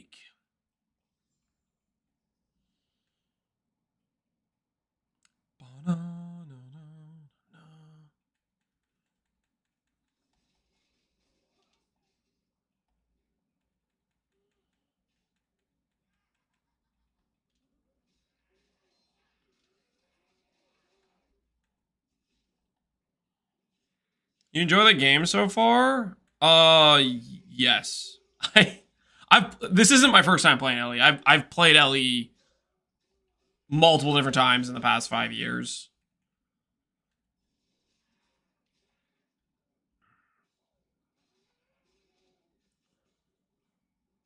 I wouldn't have come back multiple different times if I didn't like it. Are you joining the SSF or the trade faction? SSF. Circle of Fortune is the way, man. Trust. I think that's the thing. That's probably my favorite part about LE is is how they did the SSF. Enjoying the AD Contagion Lich. Awesome, Underborn. Glad to hear it. CUF equal the SRU gang. I don't think either the SRU or the ASA has anything to do with the SSF really. How's controller support? Is it good? I think the hot swap is fantastic. They actually have a hot swap for mouse and keyboard. So far, the aiming on controller, like if you do a projectile skill, if you have to aim, I'm gonna say is not it. Maybe tomorrow they're doing a bunch of controller changes. It might be way better tomorrow, but I wouldn't say the UI or the controller support is necessarily great outside of the hot swap.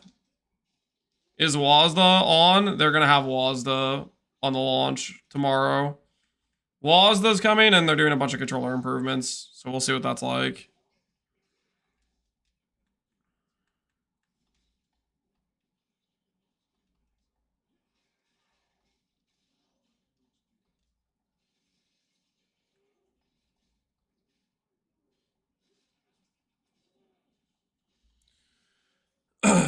The Lich gave only 5k damage in Essence Drain. No idea how to increase it. Levels and percent damage. They say you're going to go hard LA. We'll have to wait and see how they'll screw us over again. They're going to give everybody access to the Sanctum. Keys for everyone. Tomes. Unlimited drops. Yeah, I'm getting the feeling like this was just a mistake. Going into this rift was a big nothing burger. I think I baited myself. There's nothing actually in this rift.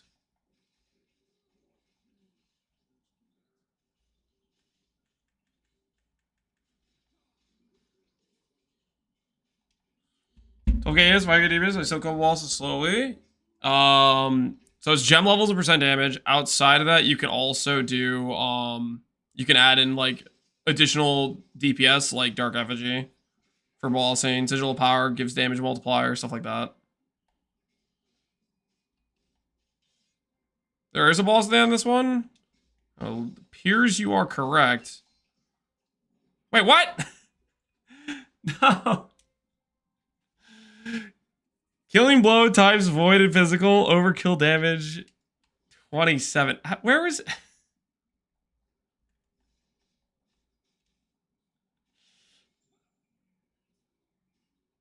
I wasn't even the boss. I don't want to talk about it.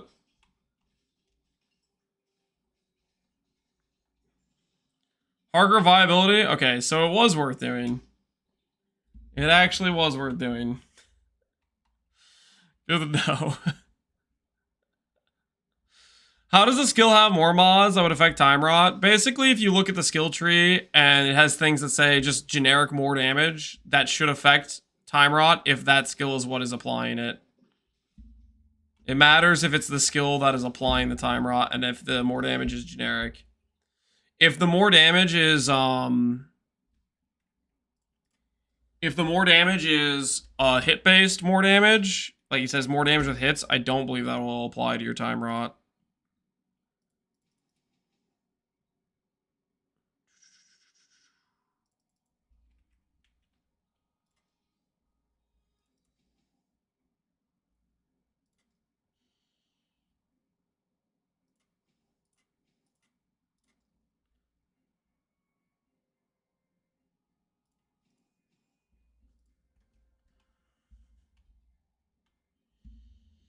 You know what I kind of want to get as my idle slot?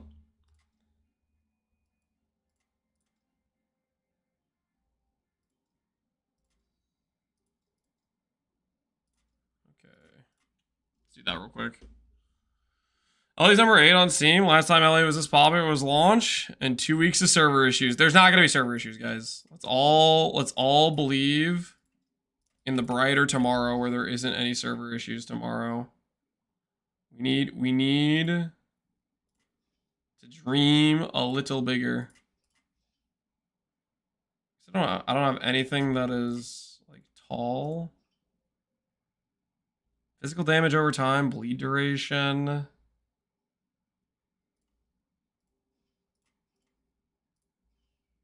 Maybe that's it. Maybe we could do that. Chance to bleed fizz resistance. Okay. Hey, that looks pretty good, right?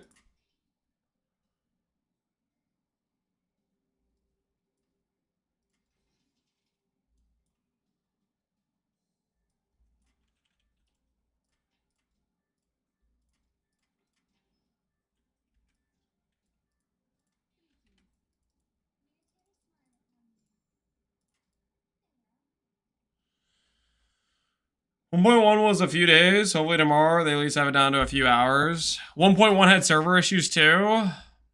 Oh no. That's not the vote. I keep doing it. It's not control click in this game. That's not a good sign. I thought I heard from somebody that they didn't have issues on 1.1. But if they had issues on 1.1 when it was quite a bit less people, because I'd imagine this 1.2 will have more people.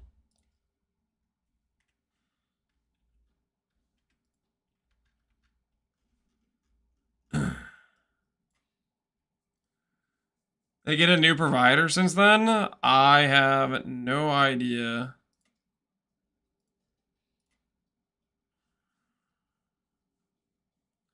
You can't migrate an offline character to an online? No. Because of the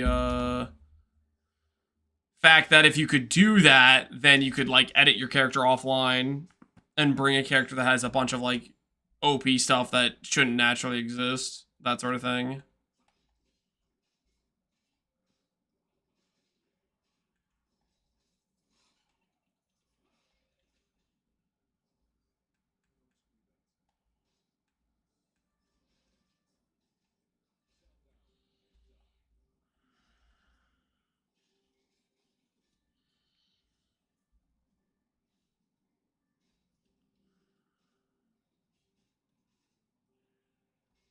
Well, 1.1 had 0 issues for me?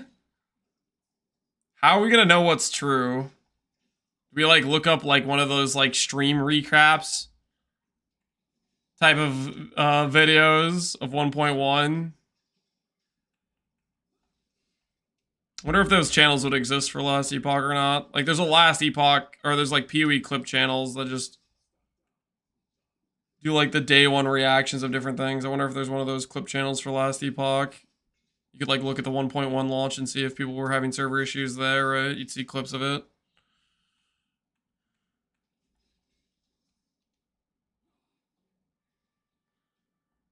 Tag Captain Lance, then you reply to a message that is down the line and not the one I was addressing directly to you, Miter. I just didn't say it.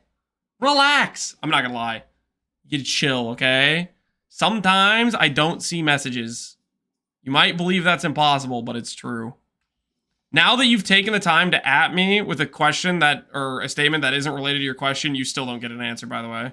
This message could have been the one where you got the answer, but instead of being like, you know, just re-asking the question, you complained, and now you have no answer. So was it worth it? Like, he's lying. He's talking to Jen. That's not true. Google says last epoch experienced server issues, particularly during its launch week. Players reported online play unavailable. Messages in LE61 error hindering travel between zones. Despite initial challenges due to the high player load, the developers made improvements to the backend infrastructure and continued to address the issues. Okay, so it sounds like it probably had issues. Uh-oh, we might be in for, we might get cooked tomorrow then. We might be in danger.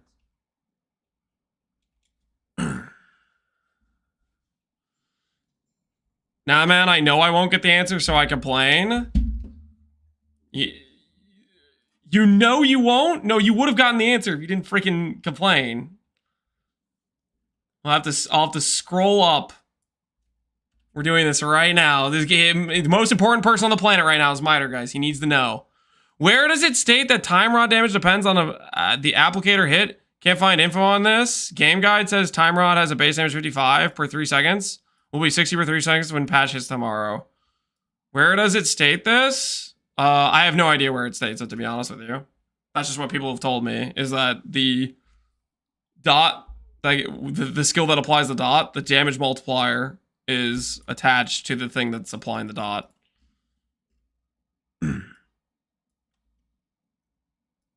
You happy now?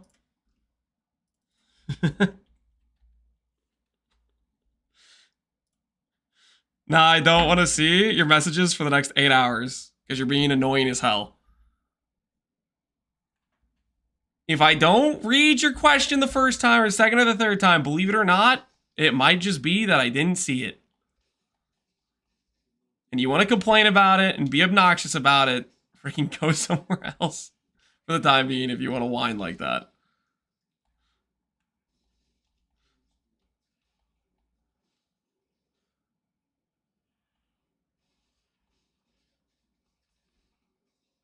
Man-childing like Ziz? Man-childing? What are you talking about?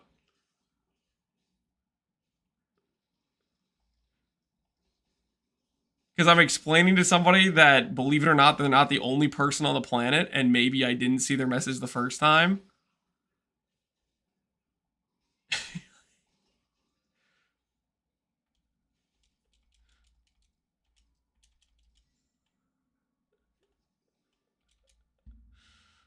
Oh, here it is. I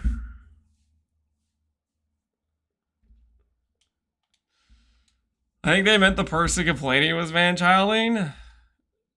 Maybe, I don't know. To me, it sounded like they were calling Ziz a man-child, which I think is kind of ridiculous, too.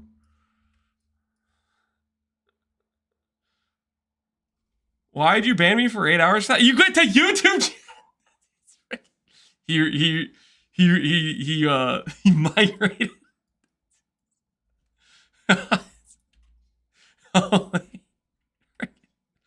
That's commitment. Either that's commitment or it's somebody else in YouTube chat for impersonating him.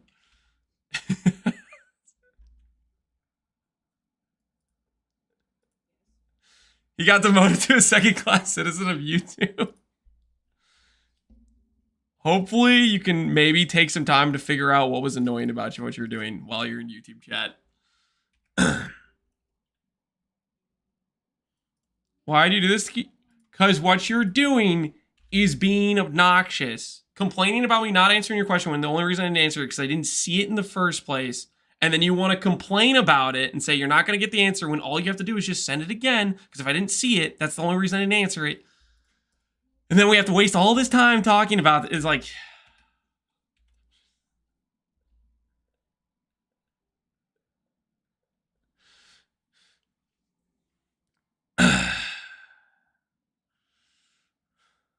I think this guy's just trolling. Maybe.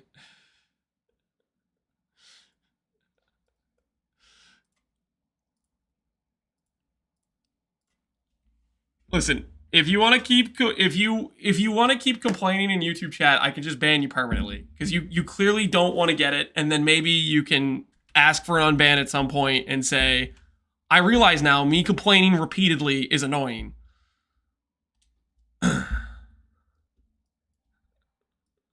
Ban for 8 hours. Well, I timed him out for 8 hours, but I'm thinking about maybe I should just ban him because he clearly doesn't get what he's doing that's obnoxious.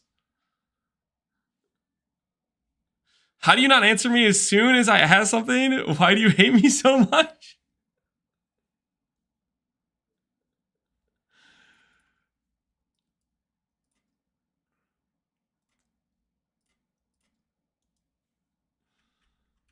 Lance hates us. It's not true. But you have to understand, certain things are annoying.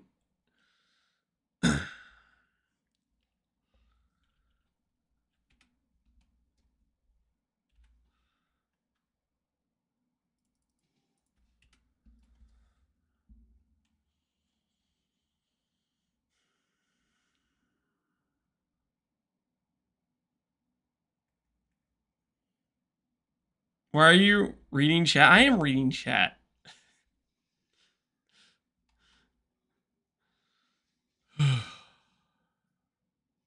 Yeah, it's you have to answer every chat that comes in here, otherwise you're a bad streamer. I try to answer most of them, to be fair. You just have a human limitation. Also, I have reading comprehension issues. PoE, years of PoE is worn down on the ability to consistently read and understand.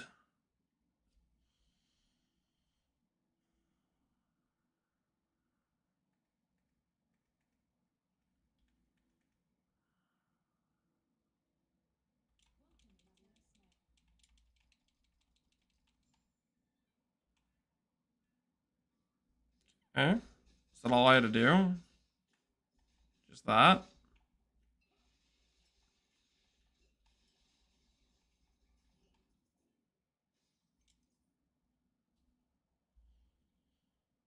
I asked a question in November and you still haven't answered? What kind of monster are you? Don't worry, let me just go.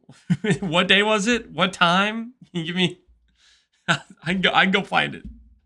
I'll go find it for you.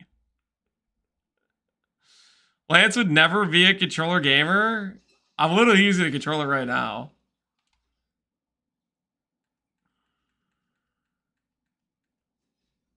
What year? Yeah, I guess that would be an appropriate question as well to ask.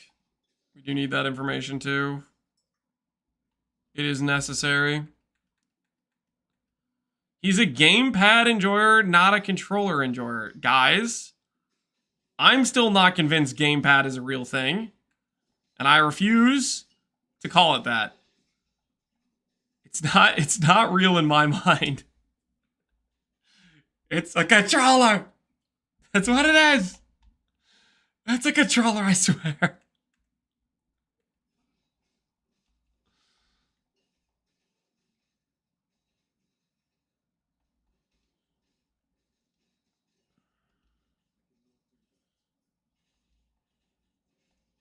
I use multiple gamepads with my feet. It's great as macro buttons.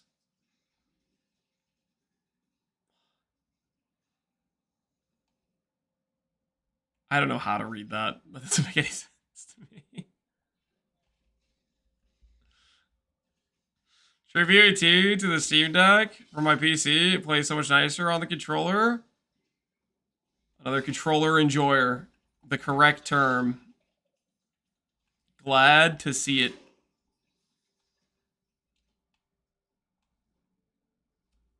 Visor of the Ox.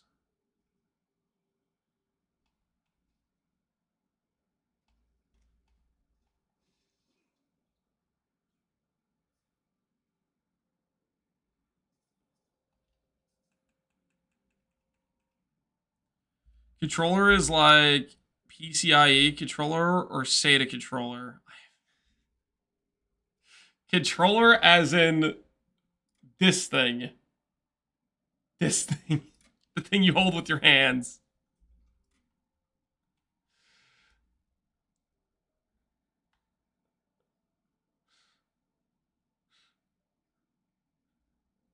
Xbox controller, ew. Xbox controller. X controller is not you, okay?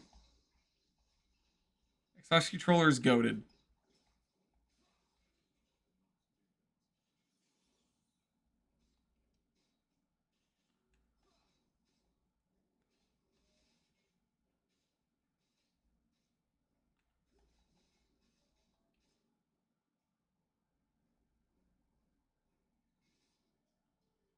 It's nasty to get a PlayStation controller, but they're not better. They're so not true, man. Nah. Nah, Xbox controller is objectively correct.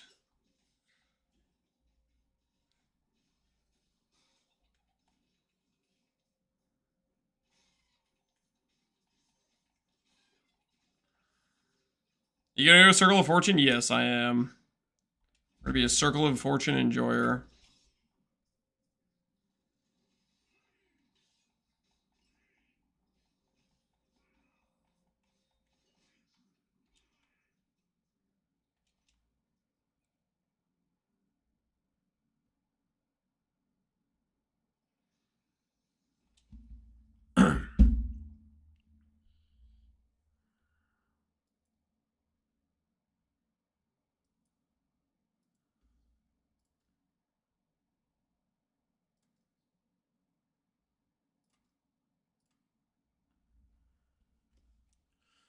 I tried learning controller for FPS, but my hands too big for it.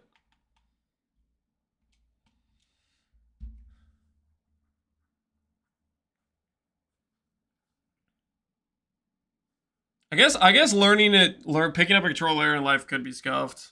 I wouldn't know because I grew up with playing like console, so it was just that's what I learned to play initially. For me, it was later on that I swapped into doing PC gaming and was learning mouse and keyboard later, in fact.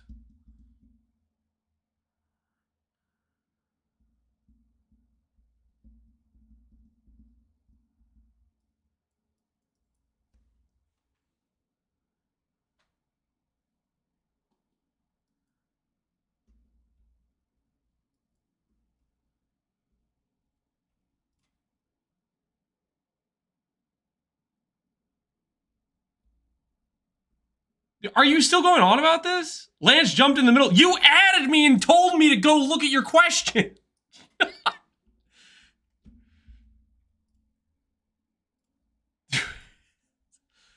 Lance jumped in the middle of your conversation when the message was at Captain Lance. He didn't go read my message.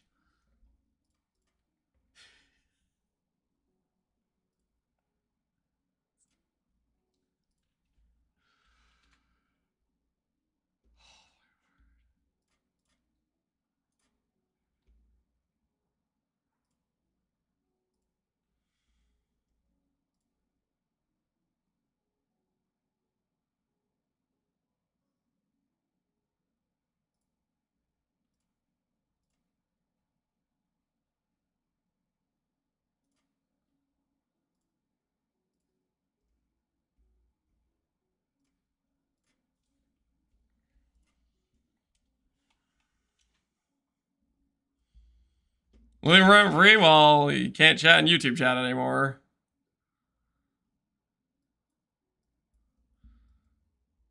He doesn't get it at all. It's going completely past him.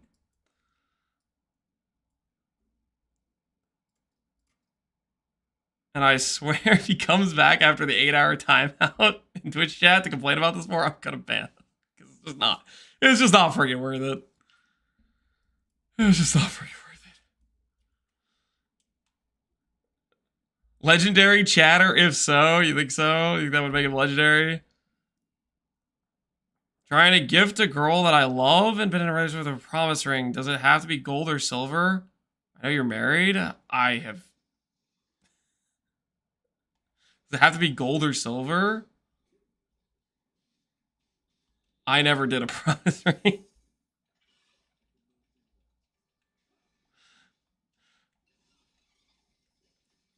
I don't know if there's a specific requirement for that.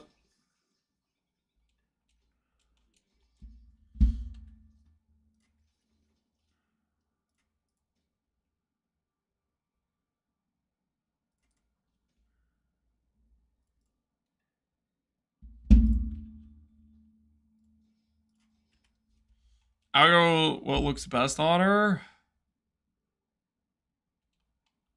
I feel like that's something you would...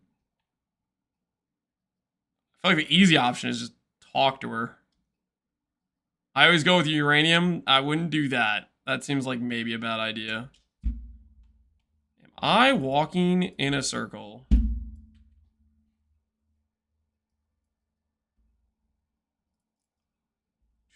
The outcast Alex Ring began to use enchanted connection to him. Blah blah blah blah blah blah blah blah. The immortal amplifier hold him. Defend the seer. Did I not already do that?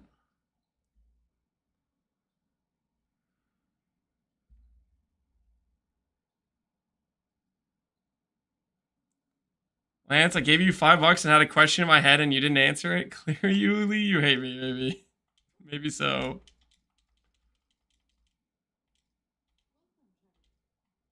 Okay, I thought I already did this, but I guess maybe I didn't, and I didn't talk to her when I was supposed to or something. We'll just chill and redo this part, I guess.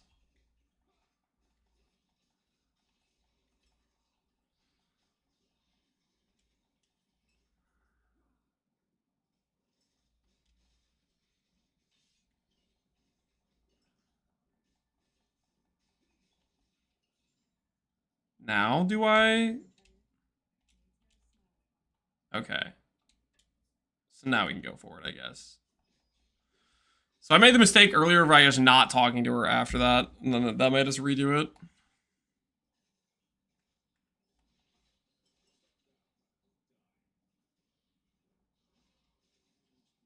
Ring pop works. Guys, I don't know about that. So what class skill are you gonna run? I haven't seen much LE. Right now this is hammer throw, which we're doing with bleed. This is just a really strong early skill, so we're using it for leveling. Similar to like if you leveled with like magma orb on PoE. But late game, when the actual launch goes live, we're gonna be doing a skill called Devouring Orb, which is a purple orb that can help us inflict time rot. As for our single target, that'll be mostly for clear. Single target, we might use a different skill called Smite, or potentially Hammer Throw if the damage multiplier makes enough sense, but I'm not sure it does. Lance couldn't give his wife a ring pop because he would have eaten it. That's not true. I'm not too big on candy, guys. I've had way too much of bricked how do I put it?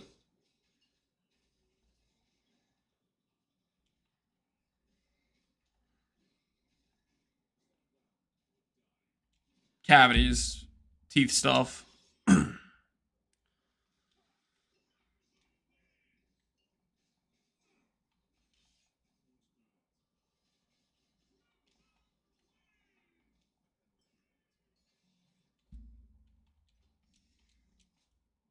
Okay, are these movement speed boots?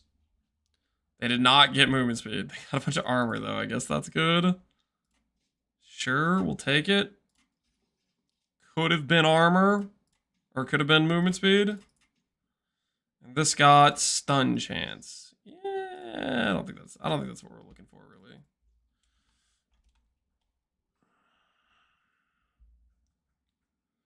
Tell me that sword releases bees on hit.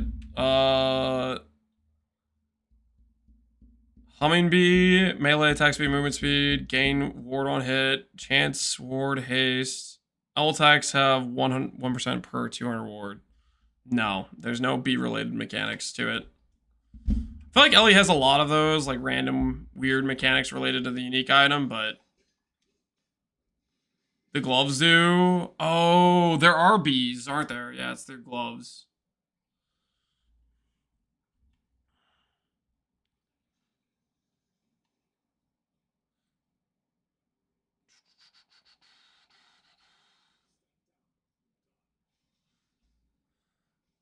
The bee gloves? Yep, the bee gloves.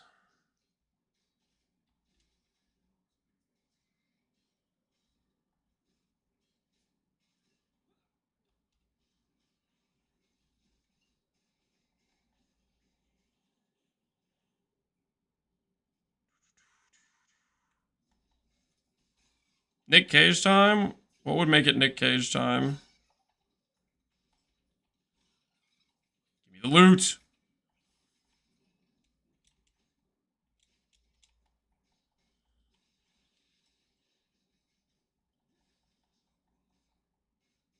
Headhunter Leviathan. This guy's supposed to be this tanky? Just some random skeleton archer? Why is that guy so juiced? Vial of volatile ice. Acid flask. Converted to cold. I think we're going to pass on that.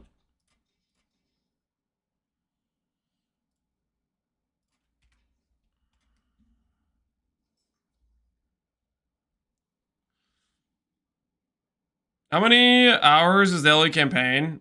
Depends how fast you are. Fast players, I think, do it in around 2.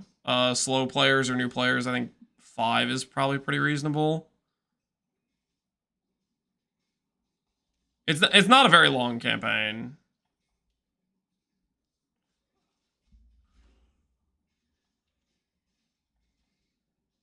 Dang, that's quick. Yeah, it's pretty quick. For a start, yeah, it's fairly quick progression to getting to the part where you're in maps. When I first played it, it took me like 4 hours. Yeah, it's not that bad. Can't play offline mode. You need to set the Steam launcher to launch the game in offline mode.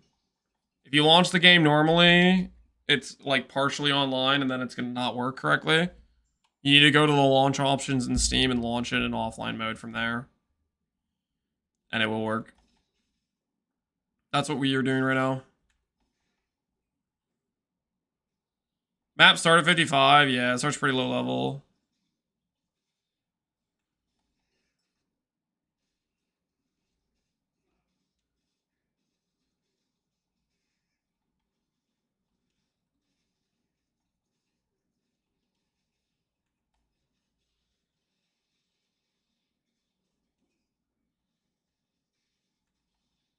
Skips? Yes, I believe there is skips. You can do dungeon skips, right?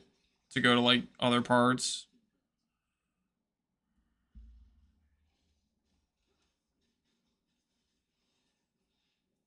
You start maps at 32. That I think you have to have at least like a semi-decent character to not be like cooked. If you have a semi-decent character, then I think it works fine. But then you also are missing out on passives you get from the campaign. Right? You have to go back. You have to go back and do your idols and stuff anyways, I think.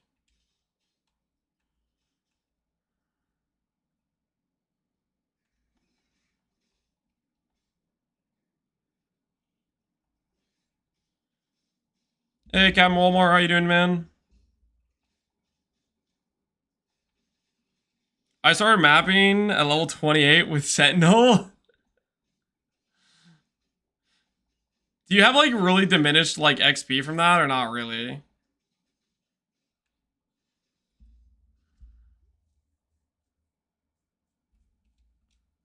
You can map until you find a dungeon key and then you can skip to faction and rest of skill points. Is there just faster skill points in like the later campaign type of thing? Like either way, you still have to run the quest for various skill points.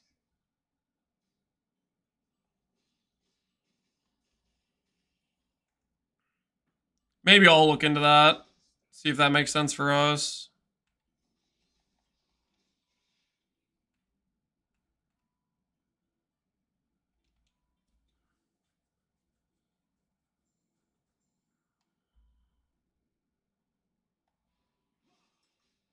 I'll just enjoy my not 20-hour campaign. Yeah, I mean it's already short as is.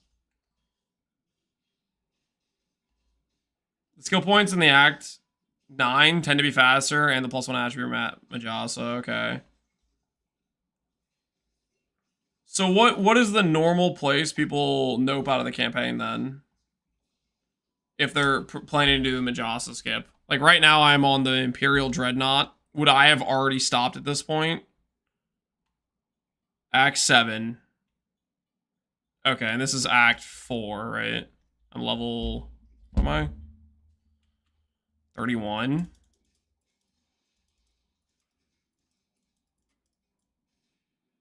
The frozen tree when you get the lance, okay. Act 5 or Act 7, okay.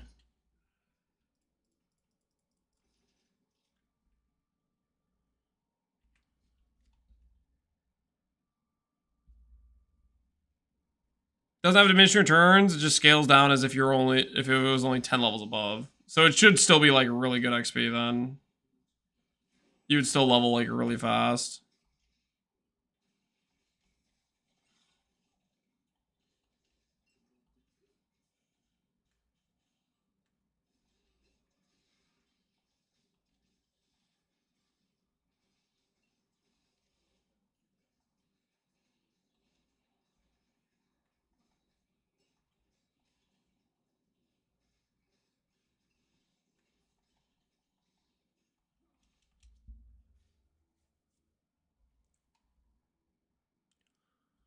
Banana.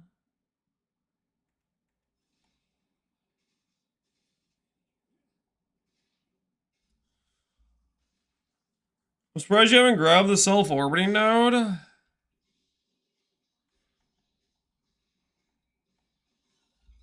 I guess we could.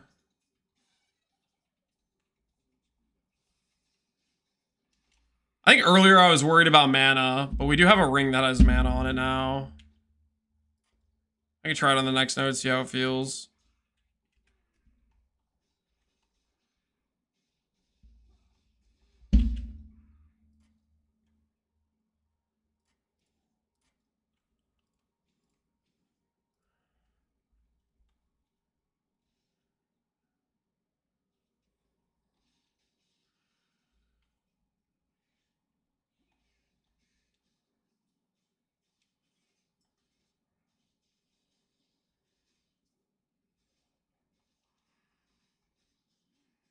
You can't yet? He's talking about the hammer thrower orbit node? I know what node he's talking about. It has like flat additional cost on it, is the thing.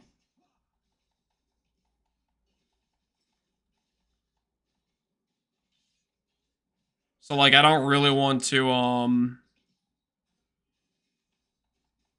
probably fine right now because I have the ring with minus flat.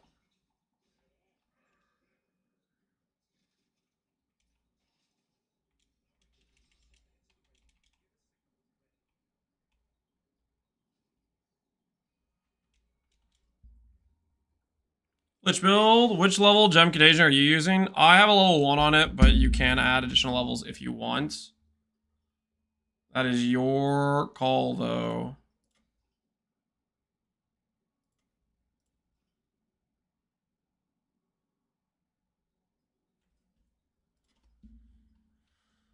Could go with higher chance to bleed, potentially.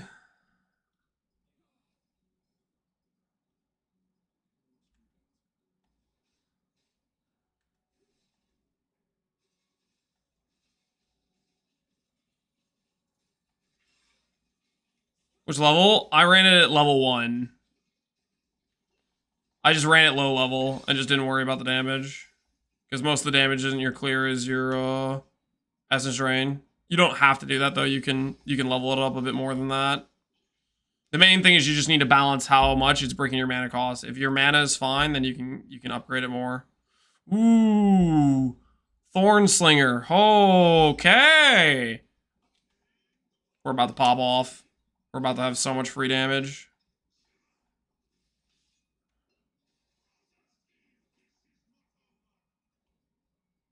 Dreadful time run is just when Lance realizes how old he is. What the hell, Dread?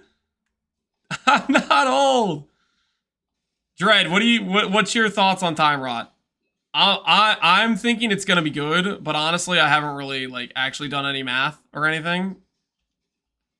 Do you think it's gonna be good with your expert opinion as a LE main? It looks very generically strong. That's what I was thinking. I feel like it has a lot of like easy multipliers.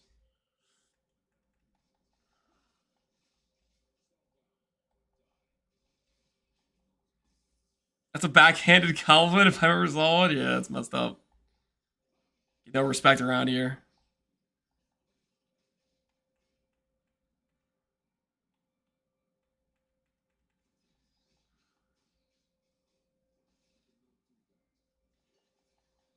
Somebody earlier was talking about the damage multiplier if they applied time rot with hammer throw. We're getting donuts. Any requests? No, I don't have any specific requests. Surprise me. Um, and they were assuming that you can get a multiplier from the skill dealing double damage. Would that actually apply to your time rot? Because my guess was it wouldn't apply to time rot. There's just a wall there.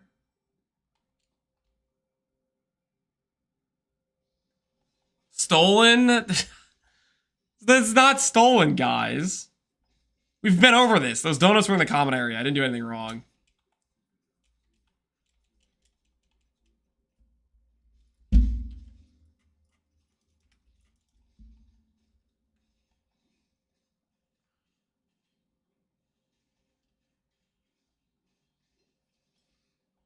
What are those idols? Are they like runes? They're like D2 charms. They just give you extra stats, extra benefits. Use them to fill out various things, like say you're missing some res or you need a bit more increased damage, stuff like that.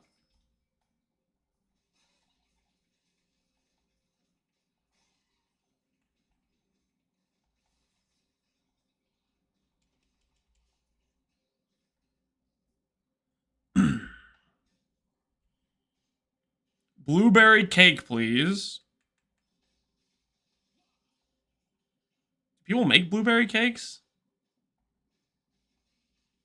Or are you just saying like a cake style of donut, blueberry as the flavor? Blueberry cake donuts? Okay, yeah, I'm following. That would be actually pretty tasty.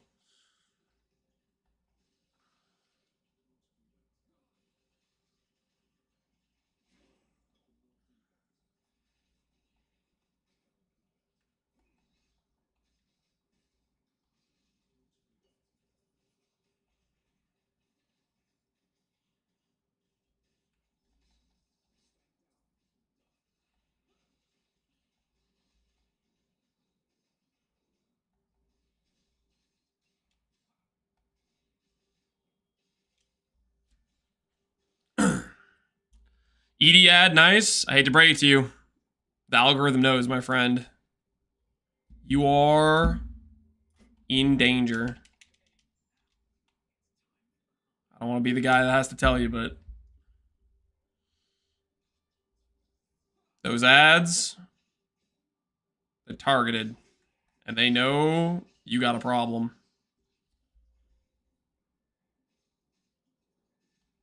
I'm partial to Honey Cruller. Honey Cruller. I don't think I've ever tried any of those.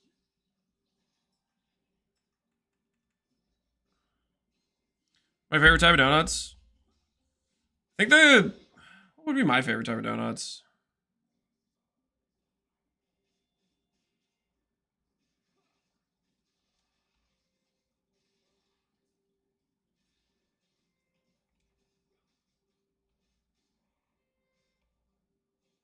Not too sure, to be honest.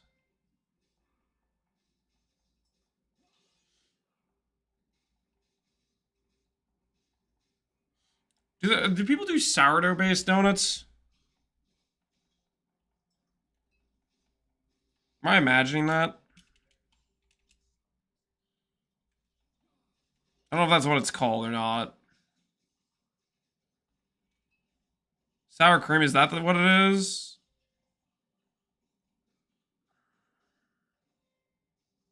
It's sour something.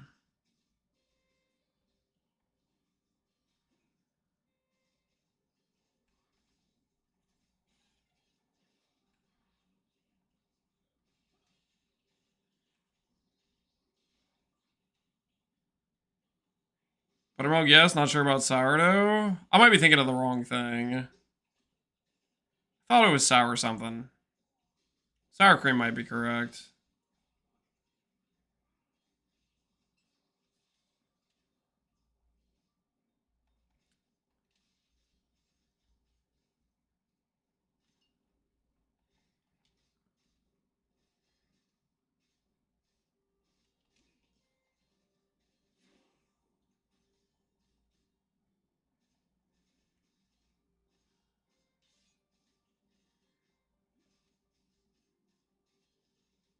Rulers are the circle twists, right?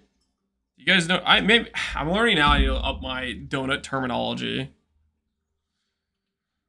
Hold on, I need to look at this up now. Sour cream donut. Yes. Okay, this is what I'm thinking of. These types of things. It's like I don't know how to just describe them. They're kind of like crinkly or whatever, and they're glazed. These types of donuts. I freaking love these things.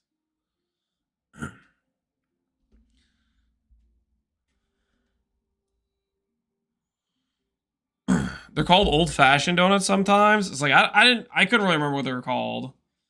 But those types of donuts. I freaking love those things.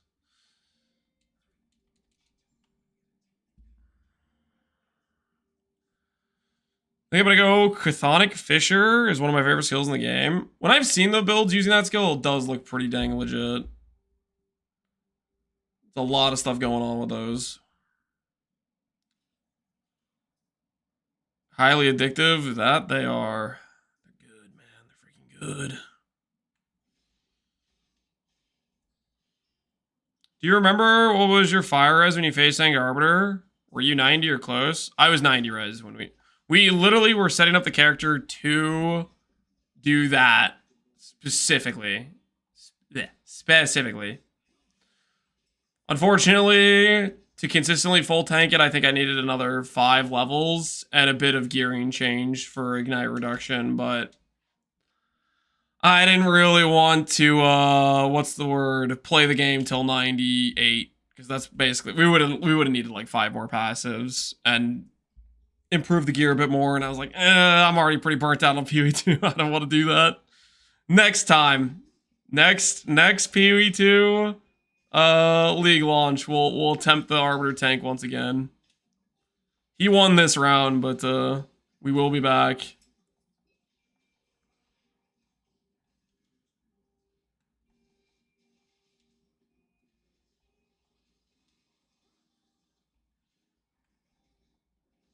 Lance will become timer on it himself by the time he finishes the campaign. Listen, I realize I'm not going very fast, okay? But that being said, I do feel prepared for tomorrow. Prepared enough. All we need to do, literally all we gotta do, easy peasy, just show up, get to like level 40, grab the time rod nodes, and just coast. It'll be just coasting from that point onward.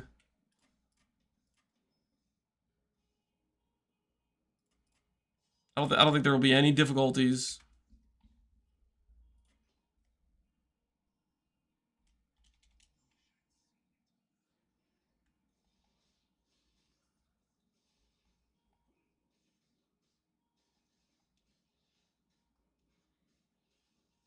We know they're not hard-coded as one-shots. I mean, technically we knew that last patch, too.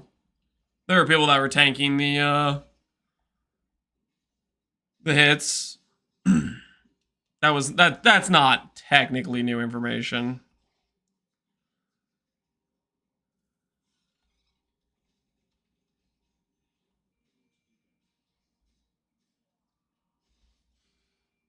The entire stream has been just over 4 hours and 15 minutes. Ben doing the Last Epoch campaign. Does Ben even play Last Epoch? Surely he would do it faster than that if he played. Ben's a he's a freaking gamer.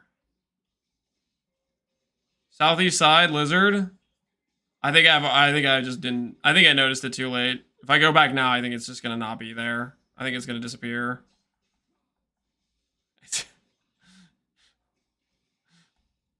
Because they have that timer on them, right? When we play offline, you can play offline, but you need to launch the game in offline mode from Steam. So close out of your game, go to the launch options, and click full offline for the Steam launch options. And you should be good to go. If you want to do any test gameplay.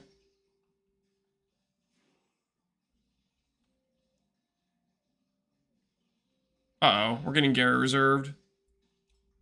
Nope. Nope. Not like this.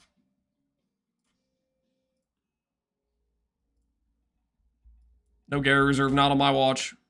No, sir.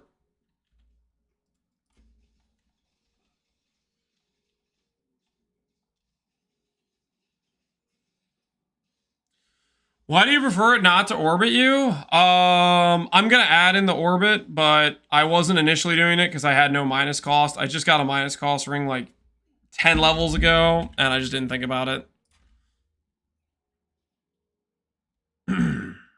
Plus 4 mana cost for the orbit, and I just didn't have the level yet. Gem level. What do we start leveling at this point? I'm not going to be able to level Devouring Orb until I get 15 into the Void Knight tree. Oh, I'm gonna do sigils. Whoops. Alright, sigil is what we'll do. Because sigils we are gonna use late game.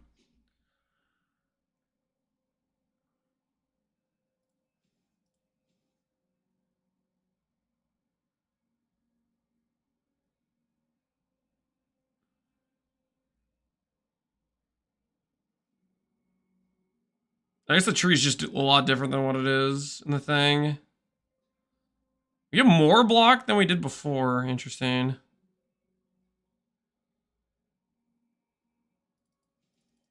Let's just do this.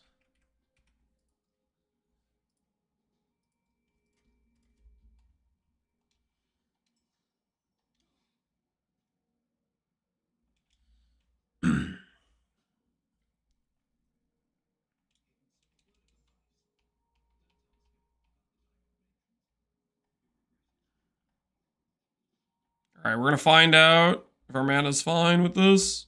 Looks like it'll be fine.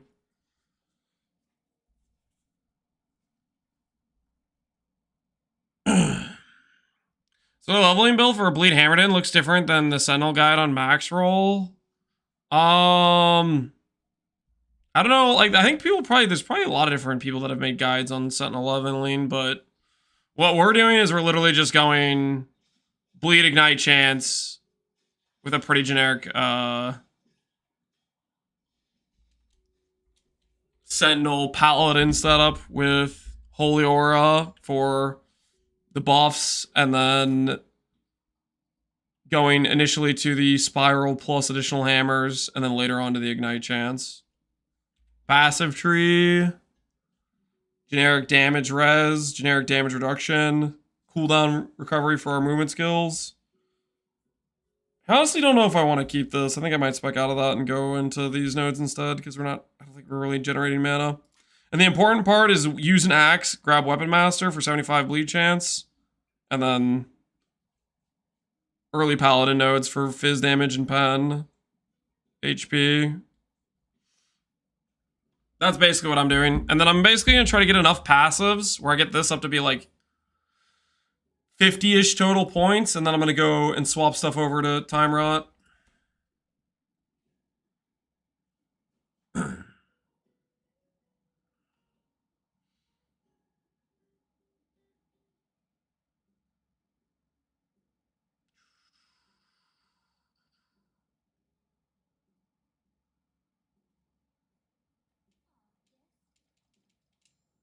Check Smelter's Might from Forge Guard. Is there another really good node in the Forge Guard area?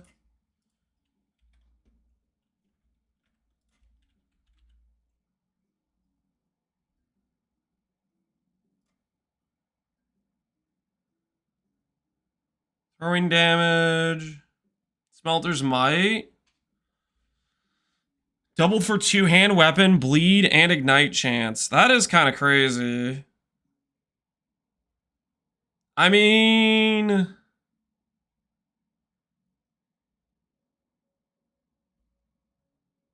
I think by the point I'd be speccing into this, I have enough points to go Void Knight. So I think I'd rather just not worry about it. Because I think by that point I'd have enough points to do Time Rot. But that would be really good for the DPS. Doubled with 2-hand weapon.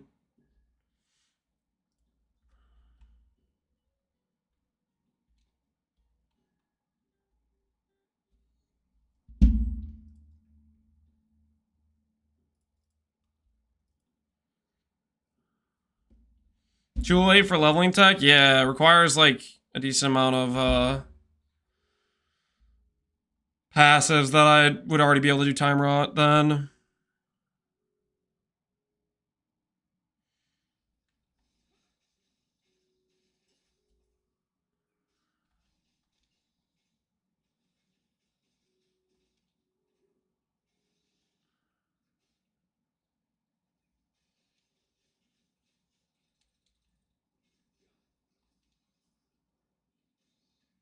I feel like I always end up backtracking to this. Is it just because I'm like blind and I just miss it whenever it occurs?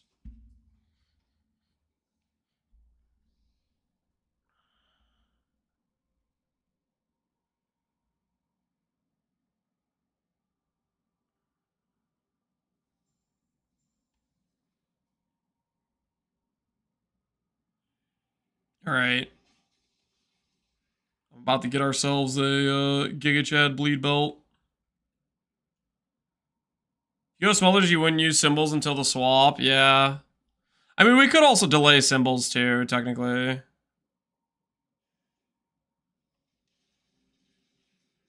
We could very well just do that. Just have a 2-hand weapon.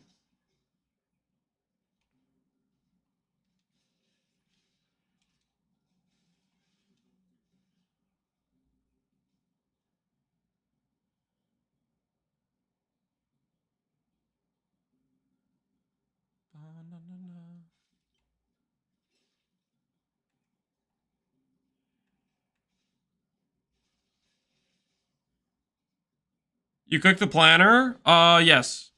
There's a planner in the description of the YouTube video I posted today, and there's a link to that video in the Nightbot command, ! Time Rot. That's our rough plan for tree and gearing. Whether or not it's the correct way to do the character, I don't freaking know. But we'll be playing it and feeling it out as tomorrow goes. It should be hopefully a good time.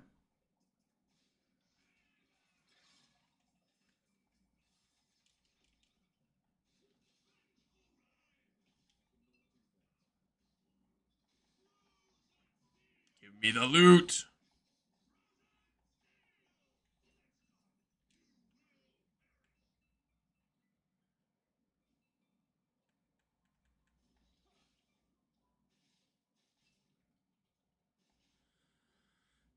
No events, but why aren't non-LE streamers just supporting an LE main streamer that already has guides, planners, and filters made? What do you mean by that?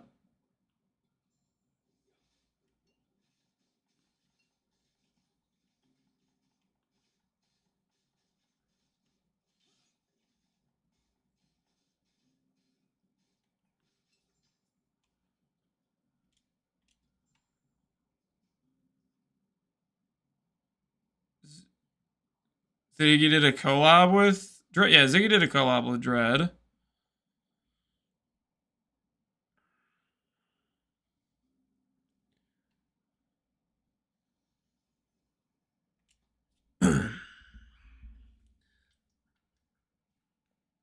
Do you mean because I'm making a planner for the character I'm planning to make or something? I'm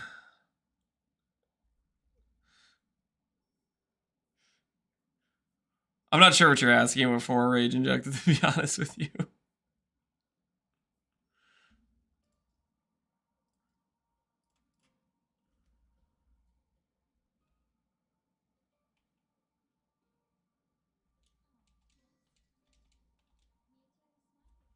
Lance doing hardcore? Definitely not. We've already died. How many times in this run? Hardcore for us is, it's not happening. Let's be honest with ourselves. It's not happening. We don't have what it takes.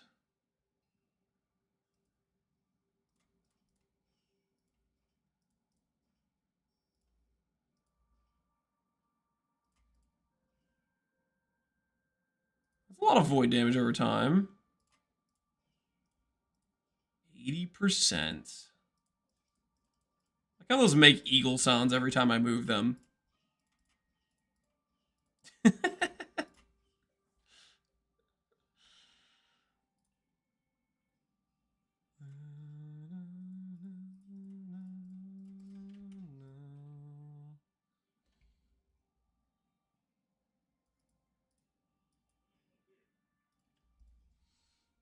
3 days plus at least. A lot of people were saying earlier they think it's going to be like over a week for people to kill the hardcore Uber Aberrath.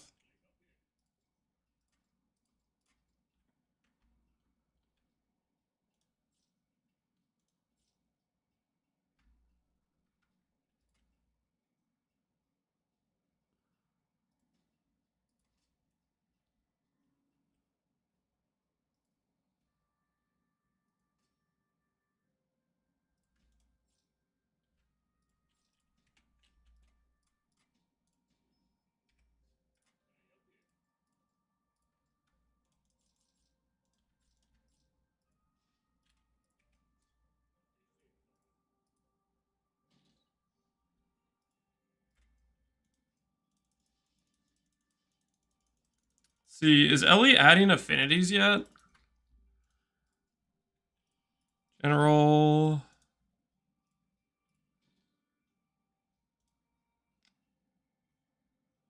Tab icon. Tab priority. Yeah, okay. Let's test this. Let's test this. Idols. Click.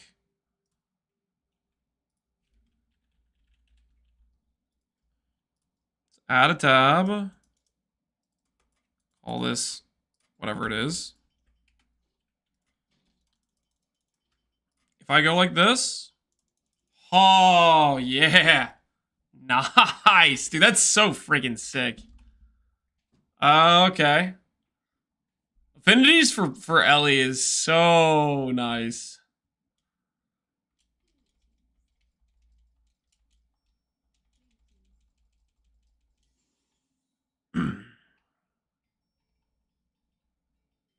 Non-LA streamers are putting out guide filters that they either say they don't know if it's right or it's terribly bad suggestions. Not saying yours specifically, as I haven't looked at it.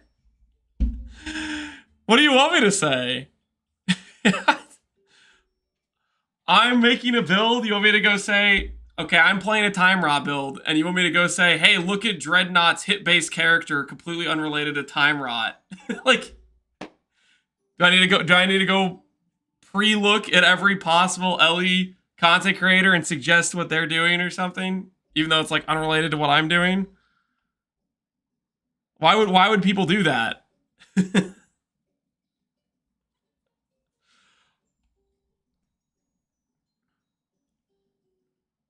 doesn't make like any sense at all.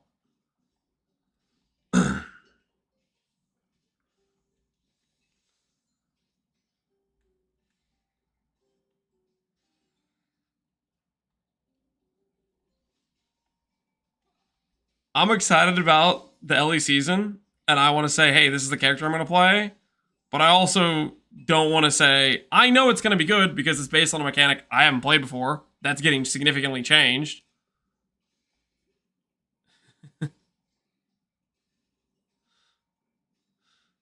It's the only problem. People say their build's good, and when it's not, yeah. Which I think for the most part, people probably wouldn't do that, right? I don't know. There might be people doing that. I don't freaking know.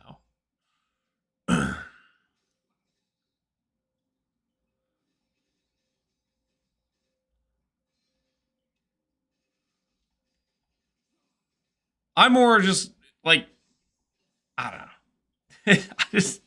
I just want to play Time Rot. So I'm saying, hey, this is what I'm doing, but I'm not saying it's good necessarily because I don't know if it is going to be good or not. Epidemic of PoE2 bait builds.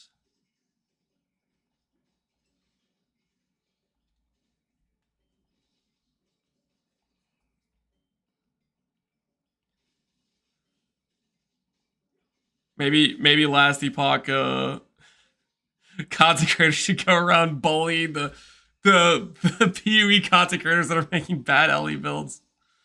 Maybe that'll be the solution. That last epoch needs their own build police.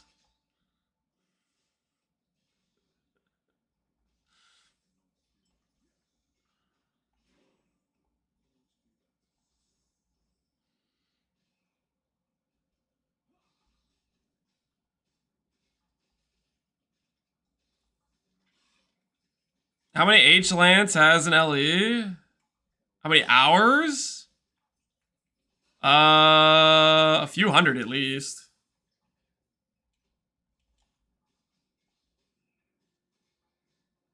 I don't know if I'm quite to 1,000, but I bet I'm pretty close to 1,000.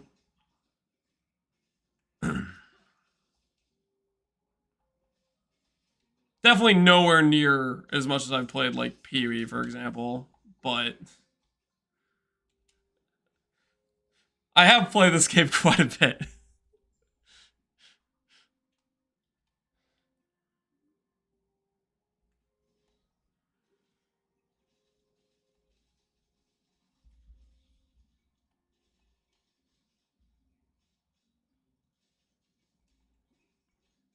I don't know. I would say similar things even in PoE, to be honest. If I was doing a mechanic or something that was new or changed, I would say something along the lines of, I think this will work, but I don't know for sure because A, it's new content. I got 157 on my LE on Steam. No, not bad at all.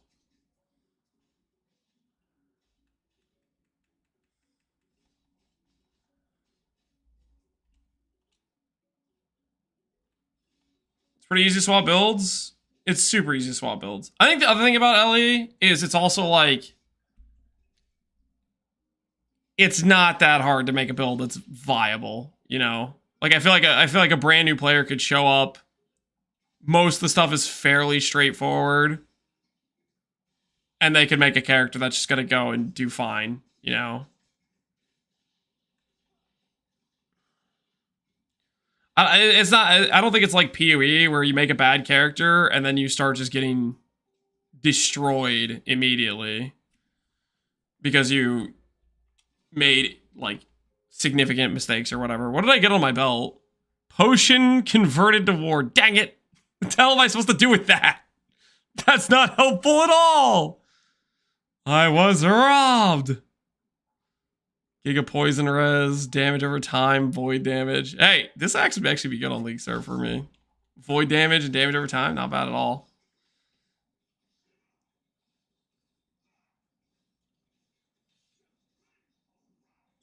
Is Time Rot a thing that procs off any damage? Most of your sources of Time Rot application are like just generic. On the Void Knight tree, for example. That being said, though, there are specific skills on Sentinel that can come with Time Rot chance, or for example, Smite can convert Ignite chance into Time Rot chance, stuff like that. But otherwise, the main thing you need to care about for it, as far as I understand, is make sure the thing you're applying it with has like generic damage, generic more damage multipliers that will affect its single target that it's dealing.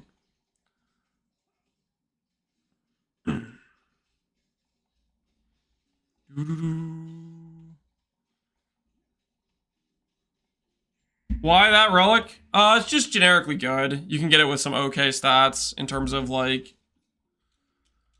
it's a Weaver's Will relic, right? So it just kind of depends what you get on it stat wise. But generic gem levels decent, and then outside of that, late game we'll probably make it. We'll do a different one. That's just the planner isn't really trying to be like super min maxy. It's just trying to showcase this main type of stats we're looking for on the character.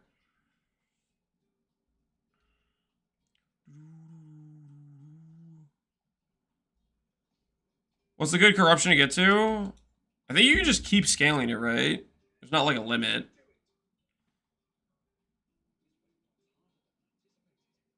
You have a vortex pennant. I put a vortex pennant on? Yeah, I meant Code of the Erased. Did I click vortex pennant? Whoops. Yeah, I meant to do this. I should probably go change the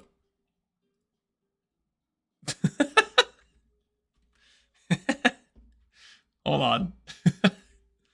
Yeah, that's not the correct relic. I'll go change that on the video description. Small misclick. Just tiny little misclick.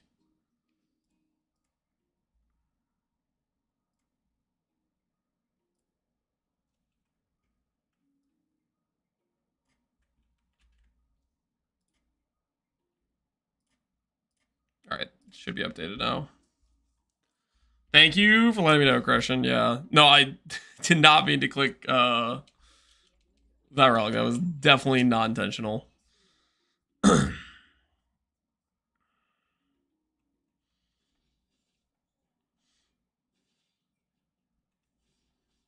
Yeah, the reason that makes sense why you're asking why I was using that. Makes a lot more sense now. About to have the McDonald's delivered to me? Food that you don't make yourself is always a good time. There's something tastier. Something very tasty about food that didn't require effort to make.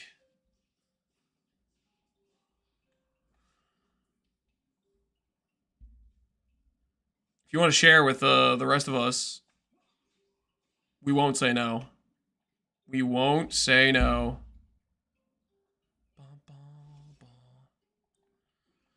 I came to your stream complaining not being able to play point 2 because I needed to finish writing my PhD. I successfully defended my thesis today. Yo, well played, Father of Lies. Sorry, Father of Lies, not Father of Lies. Congrats on defending it, man. That's awesome. GG, well played.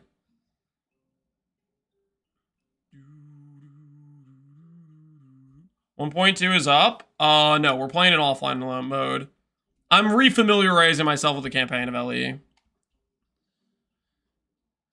The 1.2 patch will be tomorrow. You don't have to do this, Rift. Am I baiting myself? All right. I'll take that. We'll leave. I'm trusting you on this one. Doesn't give you anything but a unique? All right. We walk away then. How's everyone playing offline mode and still says I can't connect to servers? You need to specifically launch it from Steam, where you say launch in offline mode. That's what you need to do. So go to close out of the game, go to the launch options for Last Epoch, and select play offline from there. It does not work if you launch the game because it's like partially still trying to authenticate with a server, which is completely down and it won't work.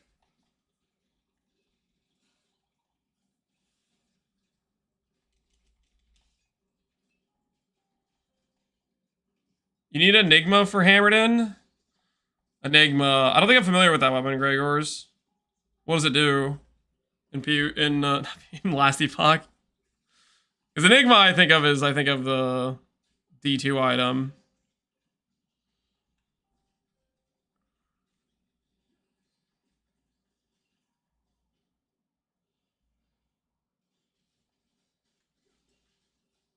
I'm definitely not clicking this Nova node if I don't have the mana for it. Like if I don't get one item with minus mana cost, because it's already a little bit cooked right now. I might be becoming less of a believer.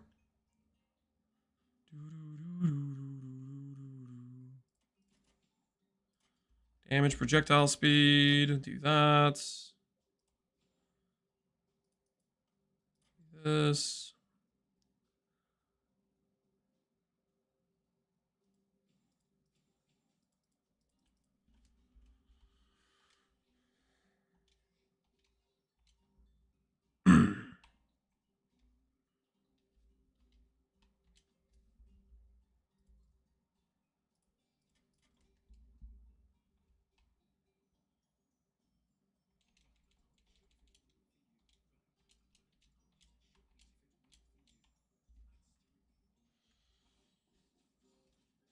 I recently learned that there's 7 layers of acid in the stomach.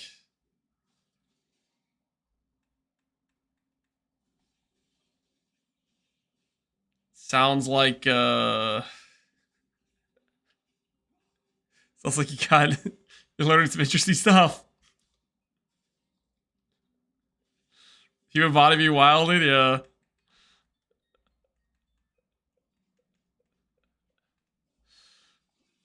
What is this game's version of a lab? I need my items price checked. There is no lab in this game. And as for your items being price checked, I'm playing SSF, which means I have zero connection to the market economy, and thus it would be a crime for me to try to evaluate your item and say a price, because I really just would have no idea, as I'm literally playing SSF. Maybe that's the beauty of being an SSF player. You can just claim to have no idea how to price something because you're playing SSF. Do you think SSF will be fine for a new player, Darryl Pooter? Yes, I do. The one thing I would say is, if you're wondering about what to do in terms of like trying to farm something, maybe just ask somebody and they could maybe tell you where the item comes from. Generally, if you go to Last Epic Tools, it will tell you exactly where you can go to drop specific uniques, etc. But I think SSF should be fine. It should be, for the most part, pretty self-explanatory. Like when you get to monoliths, it's very clear. It says this zone has a propensity to drop these sorts of items, etc. Or if you're trying to target a certain unique, there's always a location where you can go to farm that unique. Either it's a boss fight, like a specific zone, a timeline drop, stuff like that.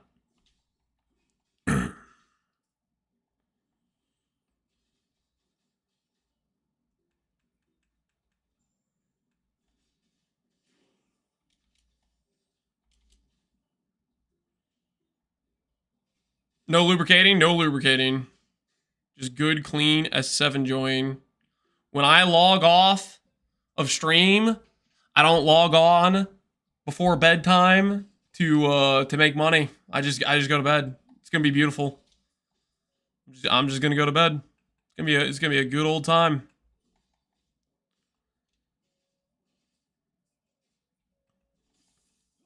Faustus dumped. Yeah, no more Faustus. Lizard! Lizard! Now we only care for lizards. Lizard! Give me the loot! Hand it over, lizard! Mine now. Mine now. This is gonna be sick when we get our own inventories.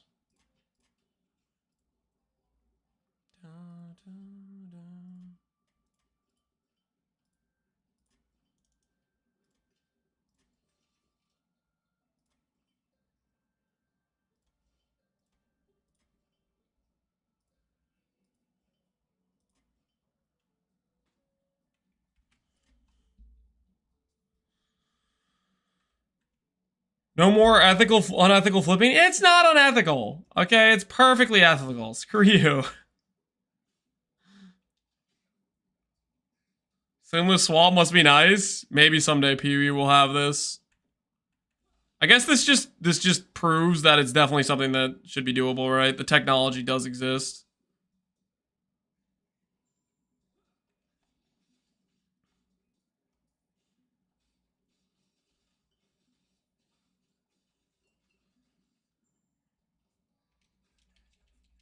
Give me the goods, man. Give me the goods.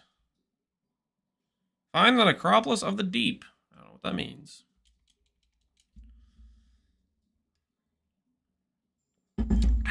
Lance not playing the market. It's going to be beautiful, man. You might start saying, that's old Lance. The Lance I used to remember back in the day. The one not playing the market.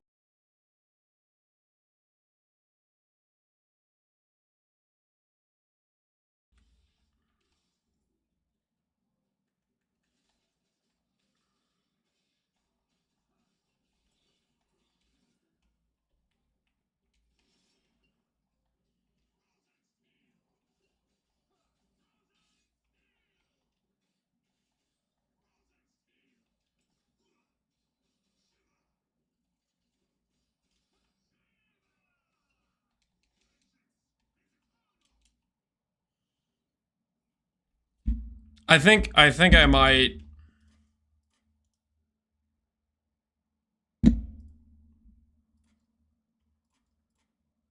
I think I'm gonna let go of the Nova, guys. It's too much mana. It's too much mana, guys. We keep running out. We probably need 2 rings with the flat minus to do it.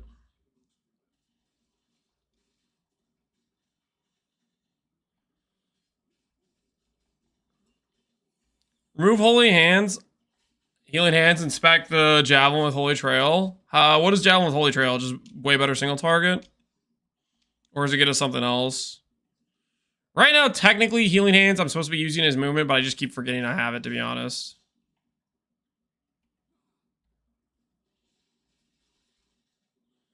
Bait until you get enough mana, yeah. Our mana is cooked. I was just not able to cast on that Nemesis, dude.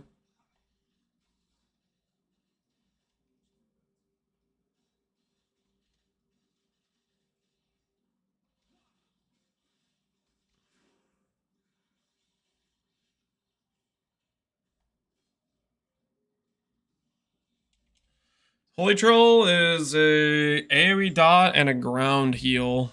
That do sound kind of nice. I don't know. I think I'm fine with Healing Hands. I just have to remember to actually use it. I've been kind of forgetting about using it most of this run. Just forgetting it's there, you know?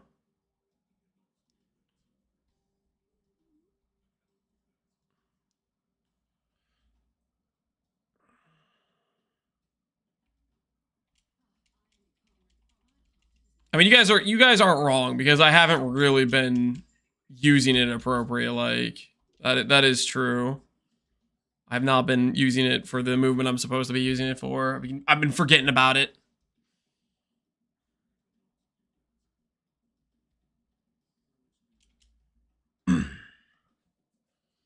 Elrion rings, basically, yeah. Elrion rings, pretty much.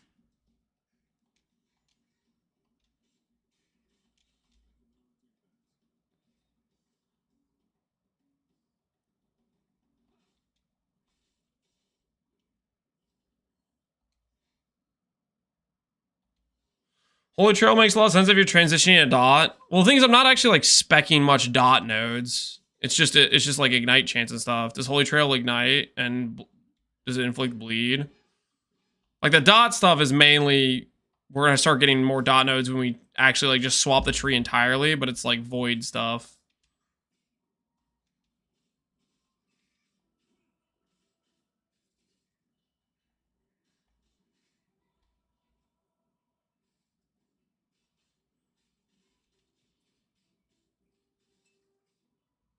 I feel like I just did this. Is this not the same zone?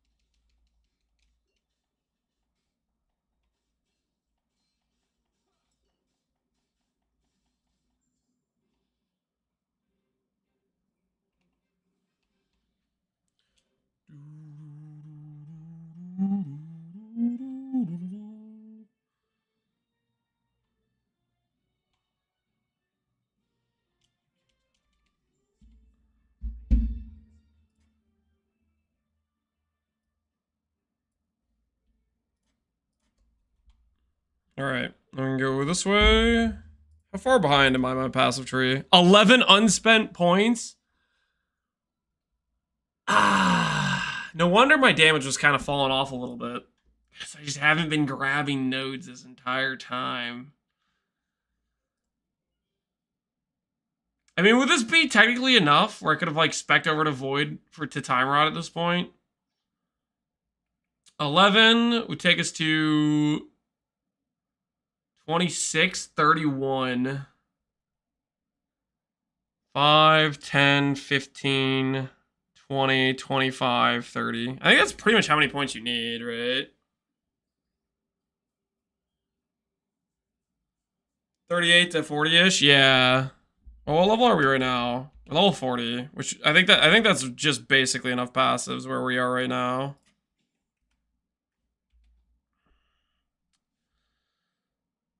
I mean, during this entire time, I could be speccing this stuff, right? And then I could... I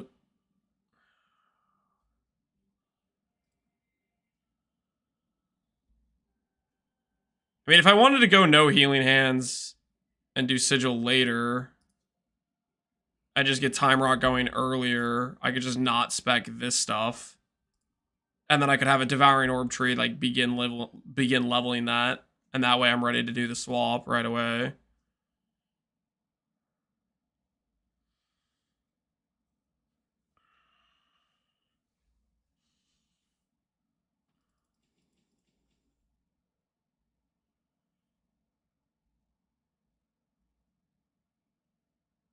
This tree isn't like...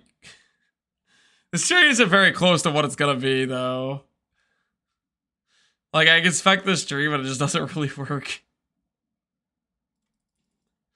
With what, with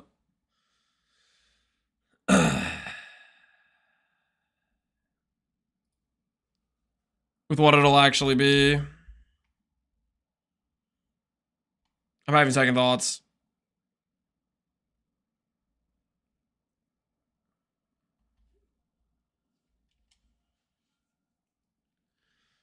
I'm speccing the nodes now, but I think we could swap to it at this point. If I change my initial investment, get the devouring orb earlier. I think I know what I'm gonna do. I think I'll do the 5 points into Forge Guard. Go straight into the Void Knight stuff so I can get devouring orbs, begin leveling that. But then not really use it until I'm actually ready to use it at like level 40, like what we are right now. And then we can swap fully into Time Rot stuff.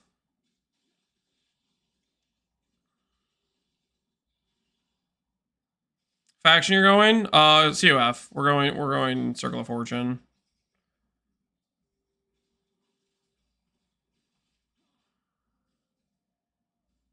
I have looked at Poison Res yet. Please tell me you'll go for 135.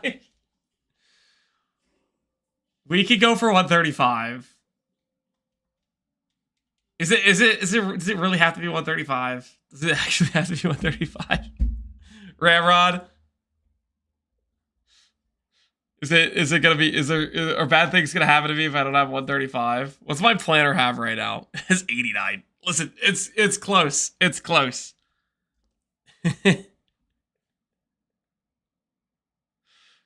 Just cleanse ailments? Poison by itself shreds 60. Is it really 60 at base? Check ailments?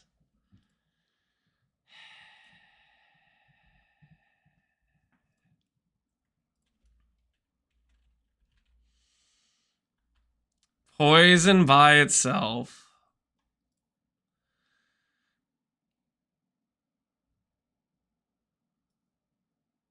Only the first 30 stacks apply buffs. -5 chaos res.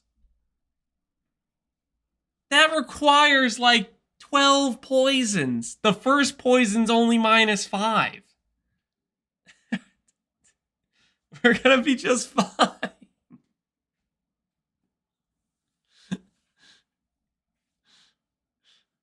We're gonna be just fine. Okay? There's no way the enemy poisons us more than 2 times. The first 30 stacks. So it goes to 150 minus res. One poison hit from a mob is like 4 stacks. Oh, is it because the monster has like 400% poison chance? Is it that sort of thing? It is that sort of thing. I keep forgetting what game I'm playing. I keep forgetting that this game has the ability for where one hit can inflict multiple ailments.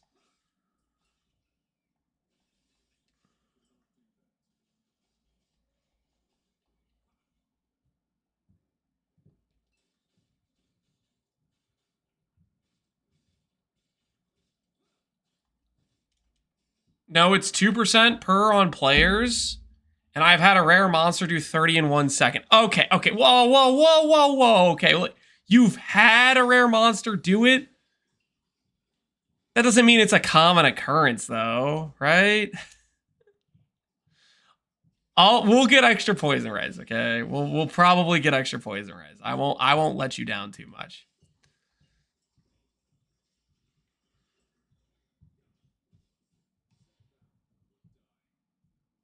Everyone's on Void Knight hype?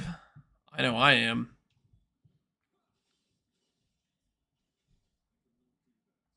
Surely there are going to be a lot of different variety of builds people are playing, though. People playing the new Heartseeker skill, I'd bet there'd be a decent amount of people doing that. Farming for World Splitter? World Splitter is the people doing a racing strike, right? Somebody was talking about that yesterday.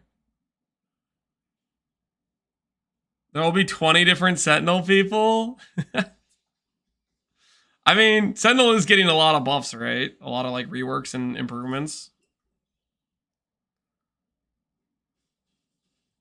So it kind of makes some sense that people are going to want to play with. People like playing with new stuff, right? It's also maybe the best for hardcore. Oh, yeah. So people that are trying to do the race. People that want to not die and have a chance of killing the Uber Aberath. Abby?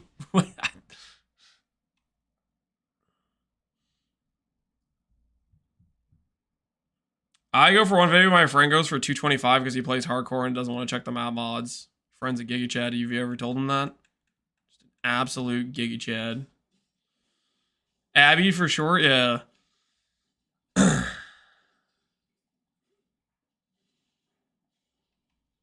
The fact that Sentinel was the top 10 hardcore builds and also has around 10 out of the top 15 for softcore is pretty silly in my opinion. Like this patch, most recent patch, or like just you think that's what it's going to be going into this patch type of thing.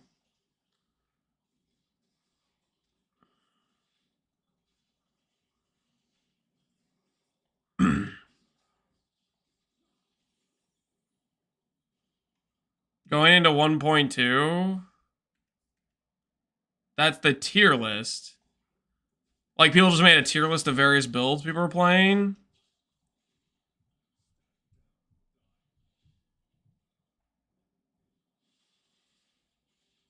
A max roll tier list, okay. I mean, somebody making a tier list versus like what people end up actually playing, I think are two different things, right? There's people that have been playing since November, or like already got to play the patch.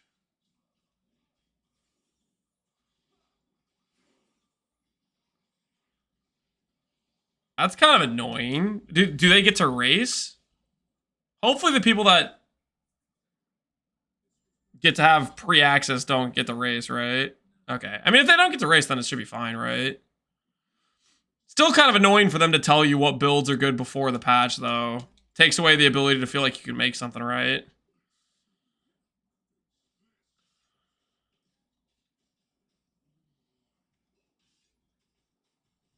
they're leaking all the endgame content. That's stupid too. Like kind of what freaking Fextra was doing with the PoE stuff. Leaking the Ascendancies before GGG was ready to reveal them.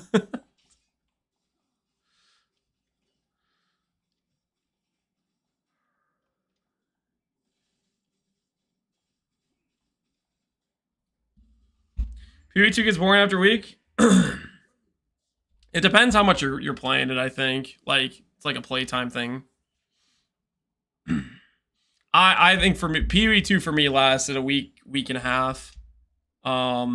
Last patch when it was all fresh, it lasted a month and a half. We'll see how that continues on. Can we get what snacks you're planning to eat tomorrow? Well, apparently my wife got donuts today. So maybe that. Unless I just eat that today. I don't know.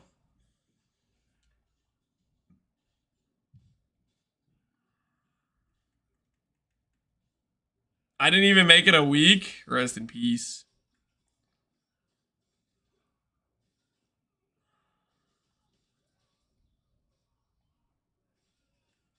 I enjoyed PvE this patch after the improvements.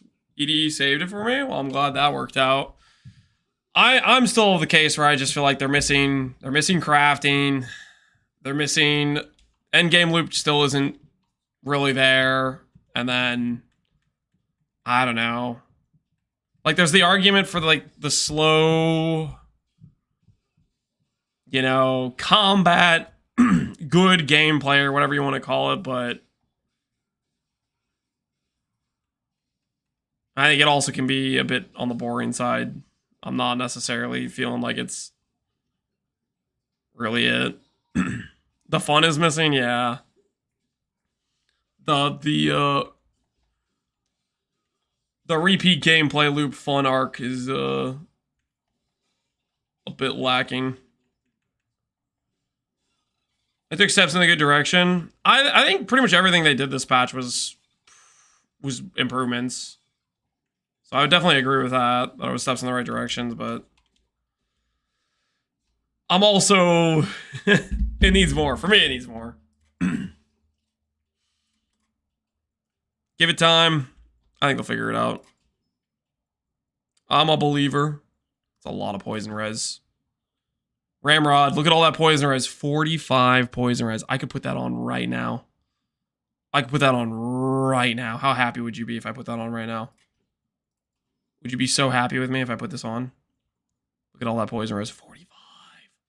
45. Movement speed. We are so in. All right, I actually am going to put this on since it gave me movement speed. I wasn't going to. I was mostly going to make jokes about the poison res, but unironically, because I got movement speed, I'm putting those on. I thought I was just going to be joking about it.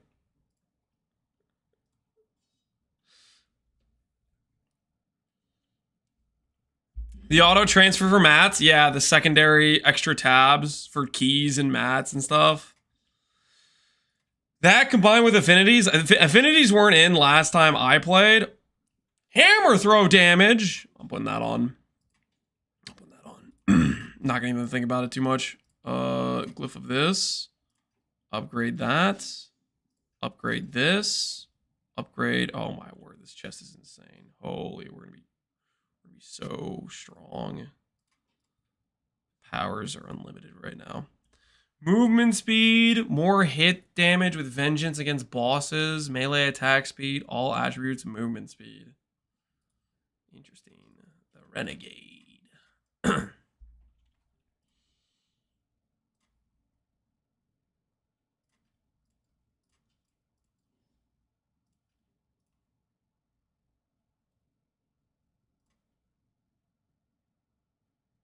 He's on hit, health regen. I'll keep the movement speed for now.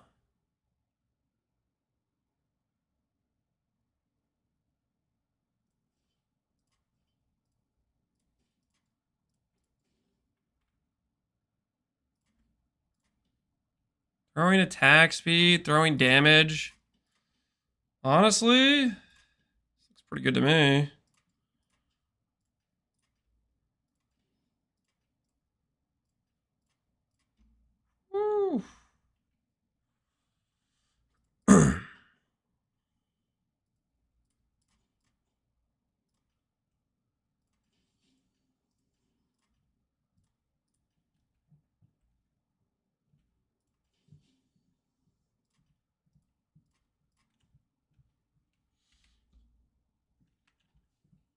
Okay.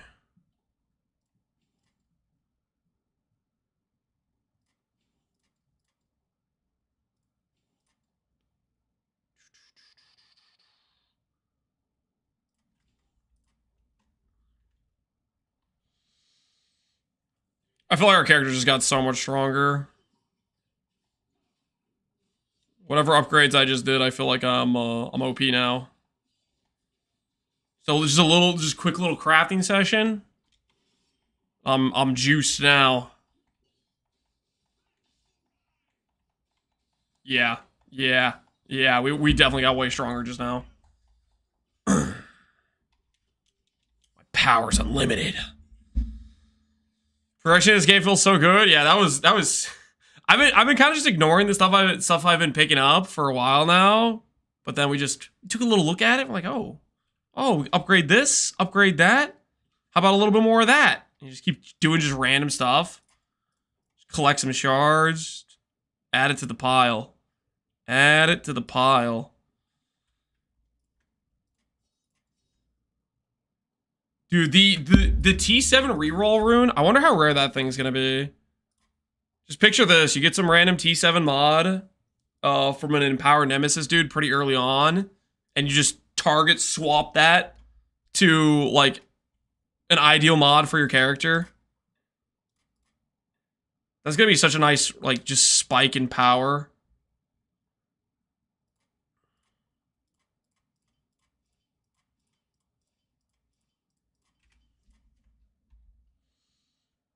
The supporter packs are available.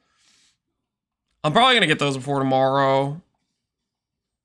I'm probably just going to get the biggest pack because it's pretty reasonably priced. And I have the Steam points I can use on it. Shuffling the tiers sounds pretty good. Yeah. You find some random T7 mod and then you just put on your ideal affix and YOLO the shuffle. We'll see how rare those runes are. They're probably going to be kind of rare because they're super strong. 1 hour ago, I got a 80 Void Res sealed from a Nemesis on Act 2. 80 Void Res sealed? Okay, wait, hold. Void Res can roll that high? 80?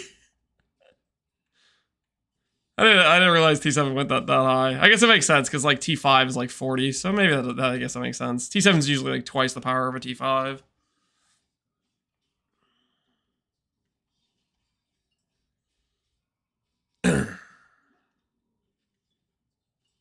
Makes bad exalts worth something? Yeah.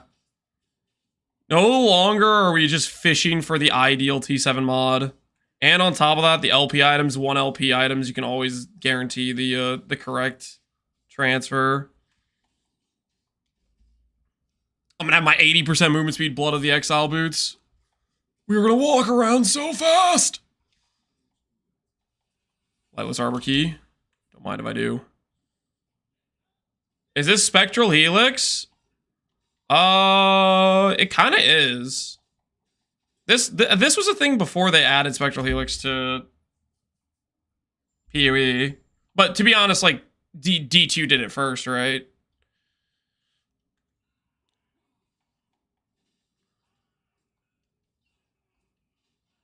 Was it the 2 LP that you can guarantee? Oh, I thought it was you could always guarantee one of the mods. I didn't think it said it had to be 2 LP. It was tier 2 dungeon. It can be 1 LP. Okay, yeah. So it has to be the specific dungeon. Yeah.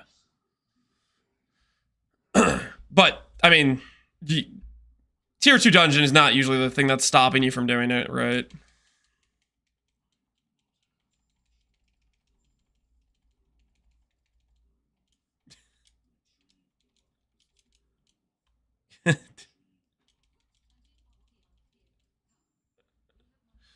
It's just, I was like, skip the dialogue, skip the dialogue.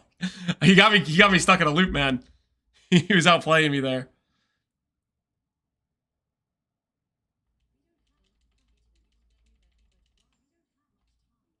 Yeah. We don't have much time. Blah blah blah blah blah. Hand over the loot. To be fair, I should respect my notes because we're basically just doing hammer at this point.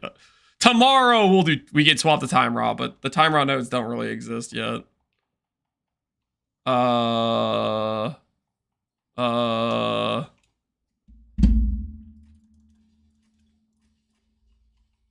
was weird. I was like pressing the button and it wasn't activating my skills.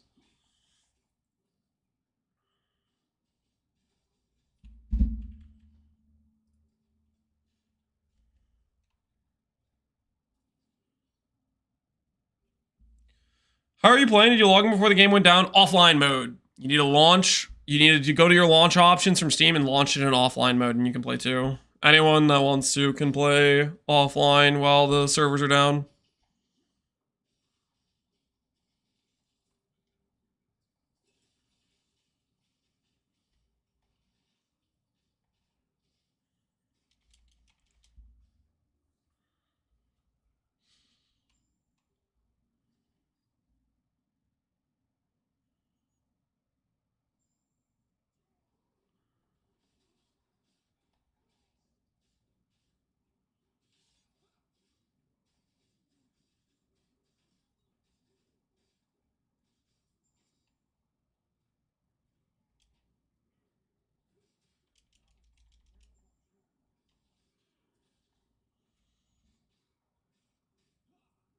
Diablo 4 sure has changed. What's your impression right now of the new D4? What are you thinking?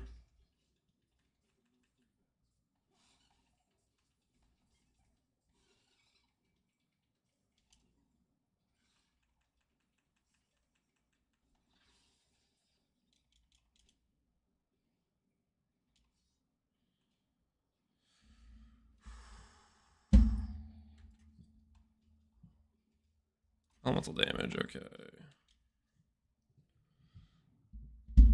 I want that damage over time.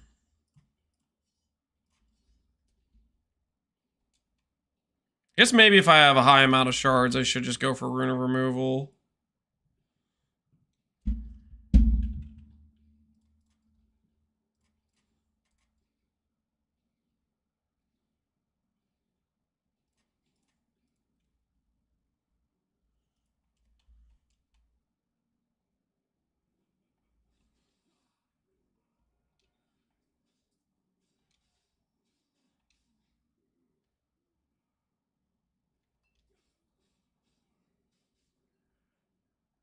The loot goblin? Listen here, the loot lizard is not the same. Legally distinct. It's not the same, guys, I swear.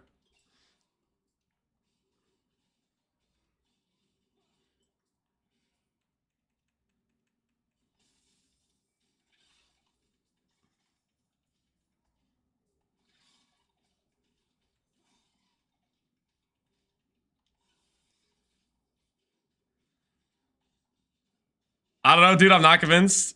What do you mean? What do you mean not convinced? It's different, dude. It's totally different. Can't you tell by the... What?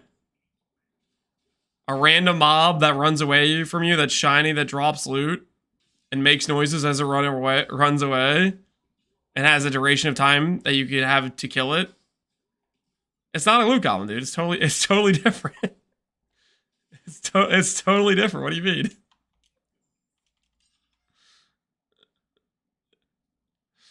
You gonna do party play tomorrow? Nah, I'll play solo. Do Circle of Fortune. It is different. It doesn't despawn. It does despawn. The time it takes to despawn is longer, though. Are you like a controller for this? Yeah, controller's chill. The thing is we can swap whenever we want, so... There's not really a much downside, right? I could just hot swap for inventory management. If I wanted to play like super efficient, maybe I'll go Wazda if I want to try hard initially, but at the same time, I don't know. Controller for just moving around and just playing just feels good. Is there slash played in this game? I don't know. I could check though. Slash. Even let me type. It doesn't look like I can even type. So I have no idea.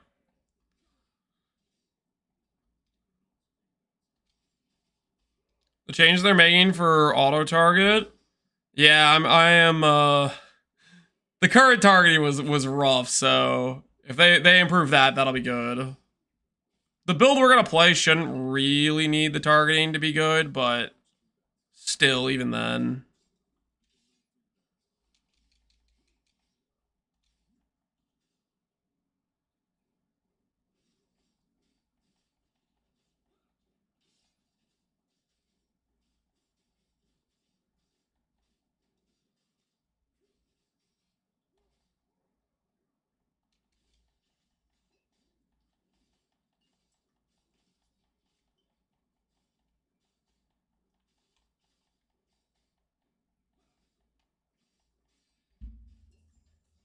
No slash paid, they're adding stuff for tomorrow. I think there will be a slash deaths command. Oh, nice. Slash deaths is huge. Use the thingy in the tundra. Okay, I can do that.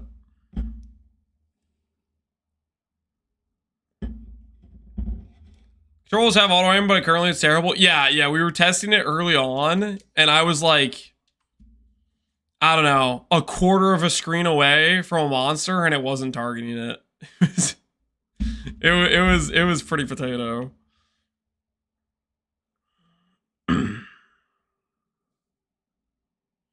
You're not gonna need it. 0 deaths. I don't think you know me very well.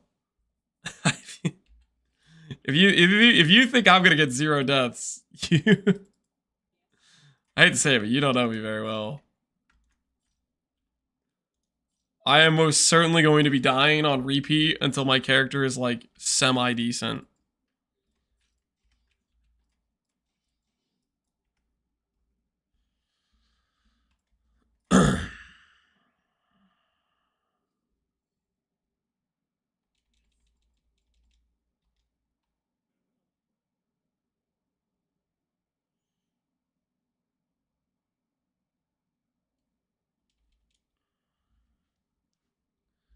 They've added Sticky Smart and added in all kinds of priorities for targeting based on skills and passives. So what you're saying is our controller gameplay is going to be enhanced. Hopefully they've done a good job with it.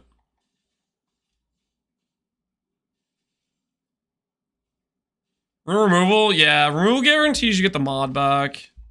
I guess I haven't really, I mean, I'm going to do rune removal, I think when, depends how much I need the mod. I remember certain mods, this is like last time I played Ellie, I remember encountering that certain mods were just rarer than others. Like, I think at one point, I was like,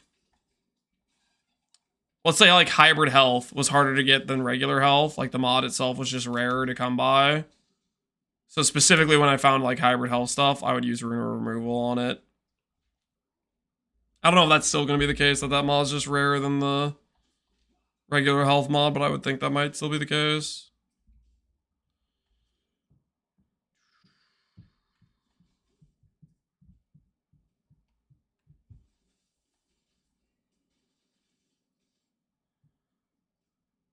Does full offline have the season stuff? I believe it does. I believe it does.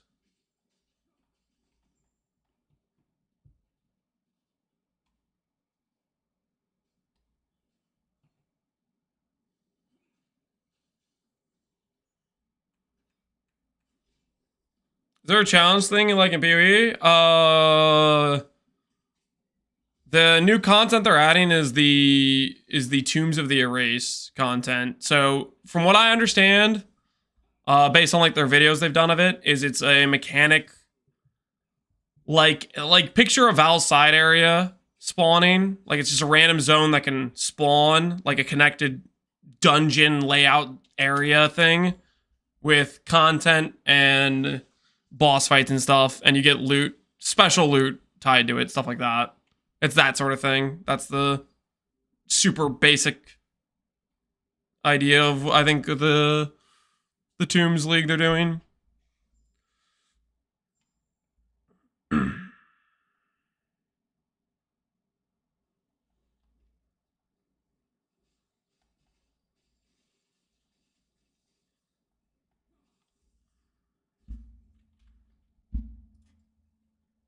I need to do this thing. Herebrain Cure. Yes, I do.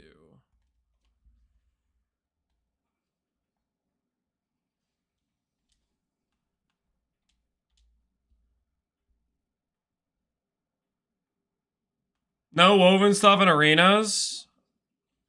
That makes sense. It's probably just gonna be echoes in like campaign zones. I think.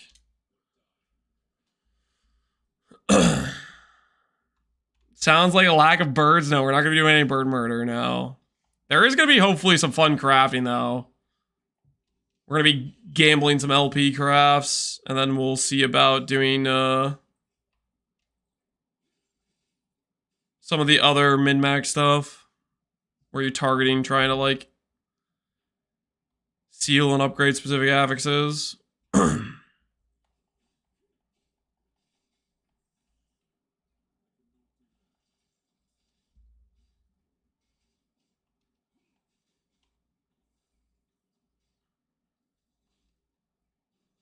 Is there any downside to full offline? You can't use your MTX, and if you share your build, people won't believe that the gear you farmed is real. Other than that, no. I think you could still have access to the same, like all the same content and stuff. And on top of that, you get to bypass server issues.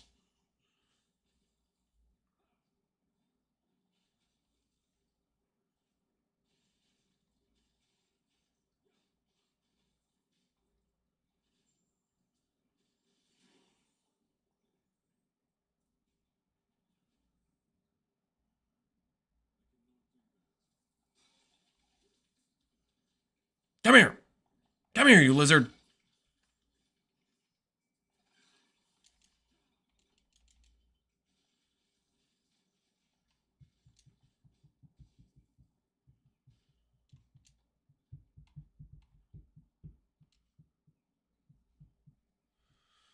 I paid for the server issues. I'm gonna enjoy the server issues. Something like that. Something like that.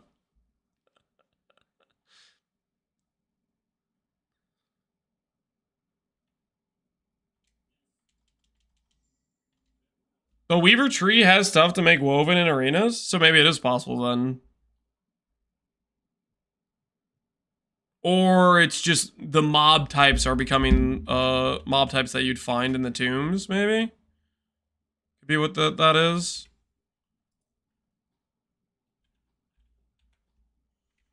Okay, I need to go to a dude who can respec me.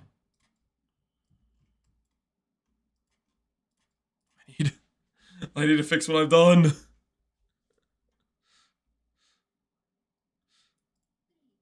You're gonna go Act 7 or Act 9? I think I'm gonna do Act 7 and then go to do the thing. Is I think what I'm gonna be doing.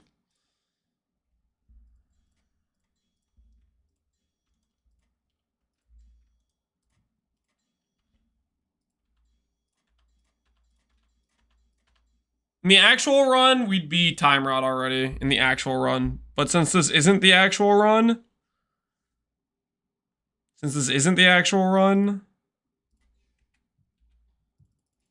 we're gonna cheese. We're gonna cheese a little bit.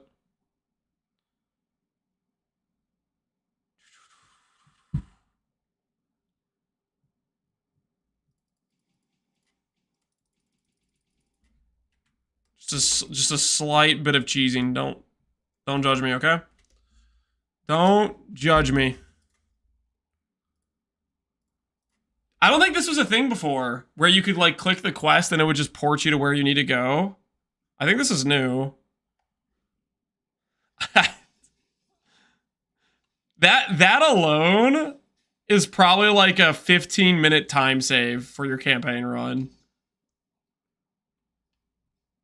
I think that's literally like straight up a 15-minute time save. Having the ability to deport to the correct location for the quest you're on. It wasn't? Yeah, because I remember specifically I'd like have a quest I was doing for passive points and then I would like lose where I was. And I'd be going around to the different like timelines and just struggling to find it. I'm gonna do either this build or Stormcrow Beastmaster. Stormcrow Beastmaster. Earlier people were talking smack about minions. They were talking all sorts of smack. You could prove the haters wrong. There were a lot of people talking smack.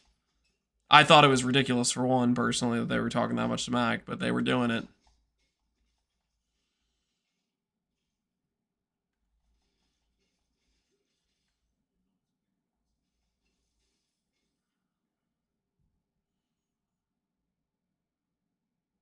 It's nice to see that was added. Yep.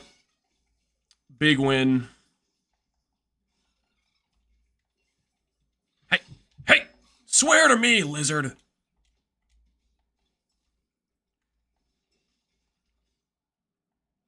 either gonna be this build or Stormcrow. Yeah, the choice, man. Do this build, by the way, though. It's not worth it to prove the minion haters wrong. Join me in the time... unless you mean by this build, you mean what I'm doing right now, which is hammer throw, in which case, lame. But if you mean you're gonna do time rot, surely a new mechanic that's definitely overpowered and we're not coping.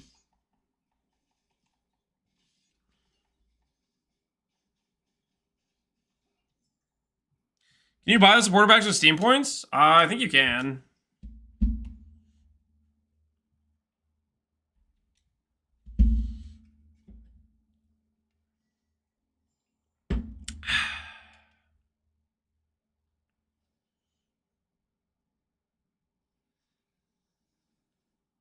Which act are we on? We're on 7.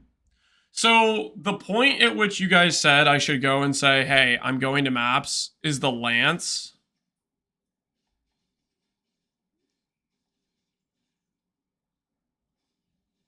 Like the part where I'm in the... Is that the part where I'm like in the big tree? That part?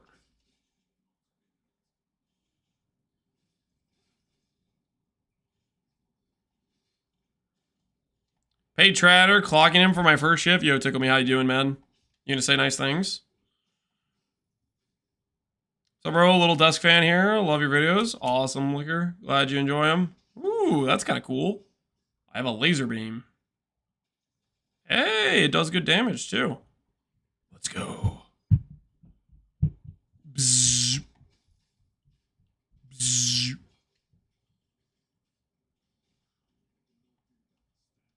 All say good things if you discount the build review. If I discount the build review, you mean change the build review from 100k regret points to something lower? I don't know, man. I don't know. That'd be a pretty big commitment on my end. If I make that cheaper, it's gonna start getting spammed. Next thing you know, I'm gonna forget what it's like to be free. Come here, lizard! Come here! Hand me the loot!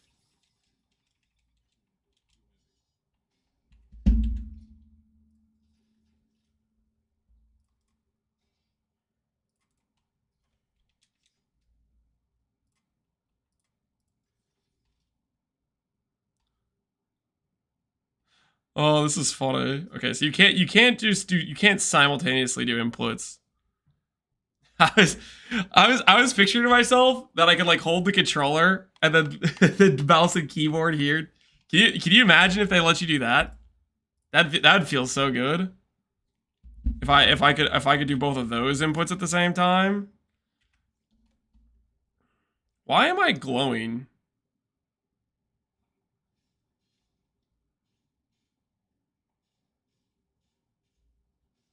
Like I have like an RGB thing going on my character right now. Oh, it stopped. Is that just like a buff from the goblin that it passed off to me or something?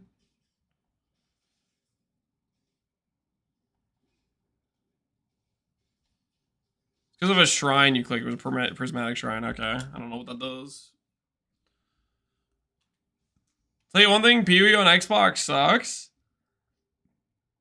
I think they need to port over a lot of the controller improvements from PoE 2 to PoE 1.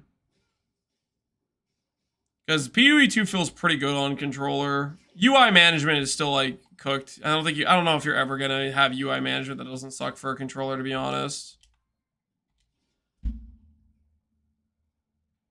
Minion damage, death rattle. Well, that's a pretty good like thing for that, right? If it's a minion item.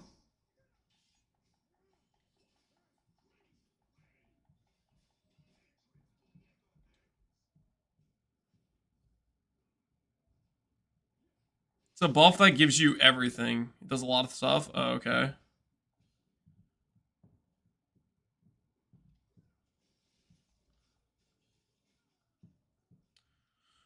Wish it would be cross-platform. Is PoE 2's I think that they let PoE 2 be cross-platform. I think that means there's hope that maybe they'll let console market be cross-platform for PoE 1 eventually, right? So you don't have to have scuffed console market. Is there trade, Nelly? You could do trade with the Merchants Guild. Basically, you get to choose between does your playthrough have Giga SSF enabled, or are you trading with people? And that's your two options essentially.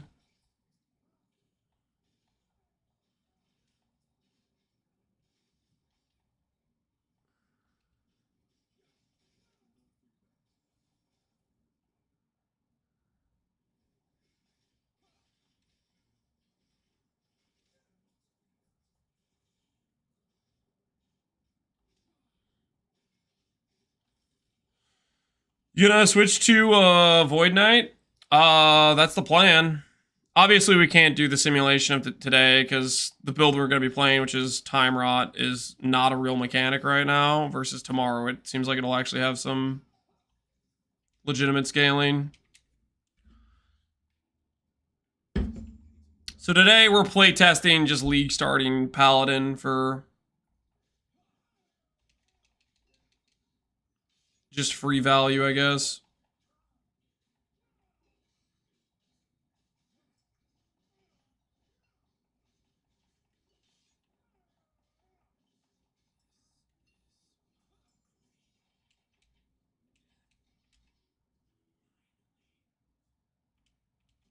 All right.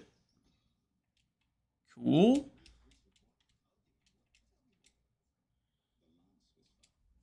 So is that the cutoff point where we say, hey, it's time to go to maps?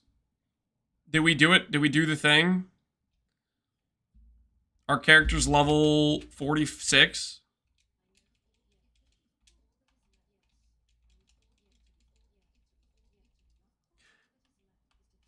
Did I have to manually click it? Is that what I have to do? Oh my goodness. Okay. So what you guys are telling me, okay, so that gets you all your idle slots, and then I'm missing like some passives, but I can get those. Did you get all the passive / idle slots? Well, I obviously have all my idle slots. How do you tell if you have all the passive slots? Where should I be looking for that?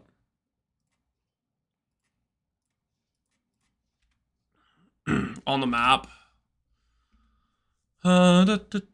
Passive points 14 out of 15. Okay. So basically what I would need to do is I would need to go find a quest that doesn't have a passive point that I haven't done yet. How the heck do I know which one I missed, though?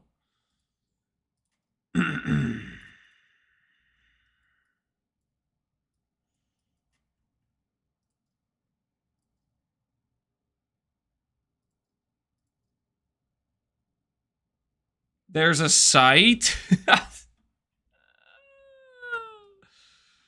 So basically, there's an NPC.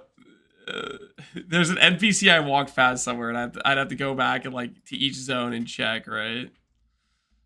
Is that the sort of situation? There's somebody I was supposed to talk to, and it would be on my thing. I'm just gonna walk around. I'm just gonna briefly walk around in random towns and see if there's anyone with the icons above their head.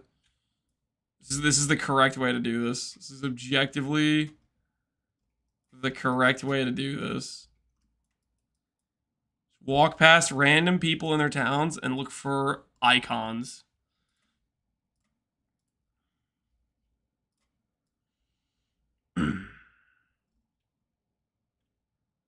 Or you could go to the next chapter until you find a passive point quest.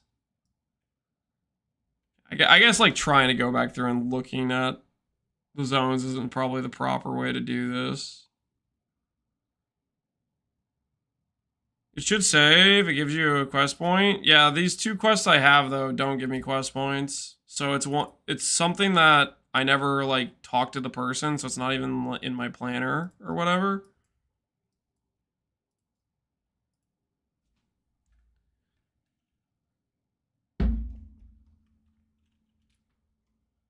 Cheat sheet monster last epoch. Take a look.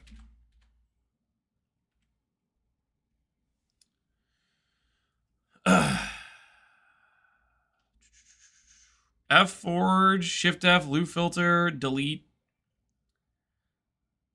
Game guide, skill respec is forgiving.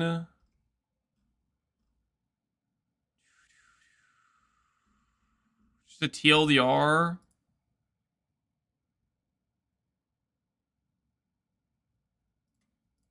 It's telling me where the random passive points are. How's your day going? It's going well.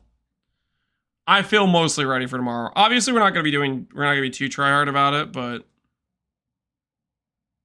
like maybe I didn't do whatever this is, the study. Did I do the study?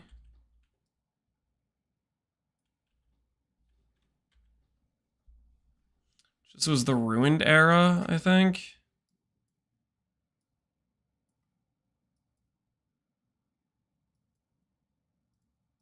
I did go there.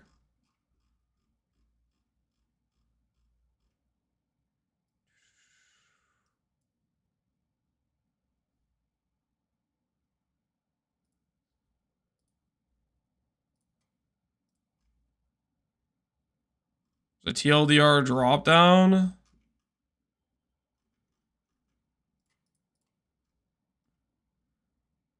Ah, okay, I see.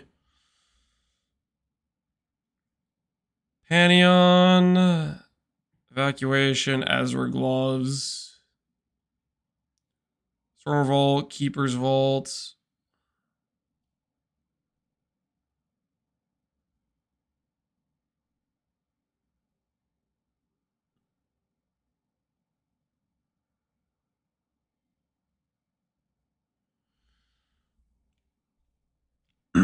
Yeah, I gotta be honest.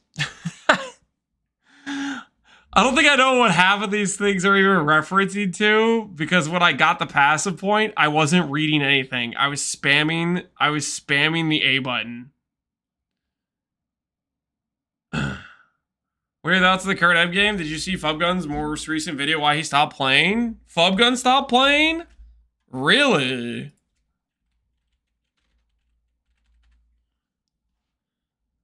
Endgame made me quit point 2 feedback video. Let's take a little look. The Endgame main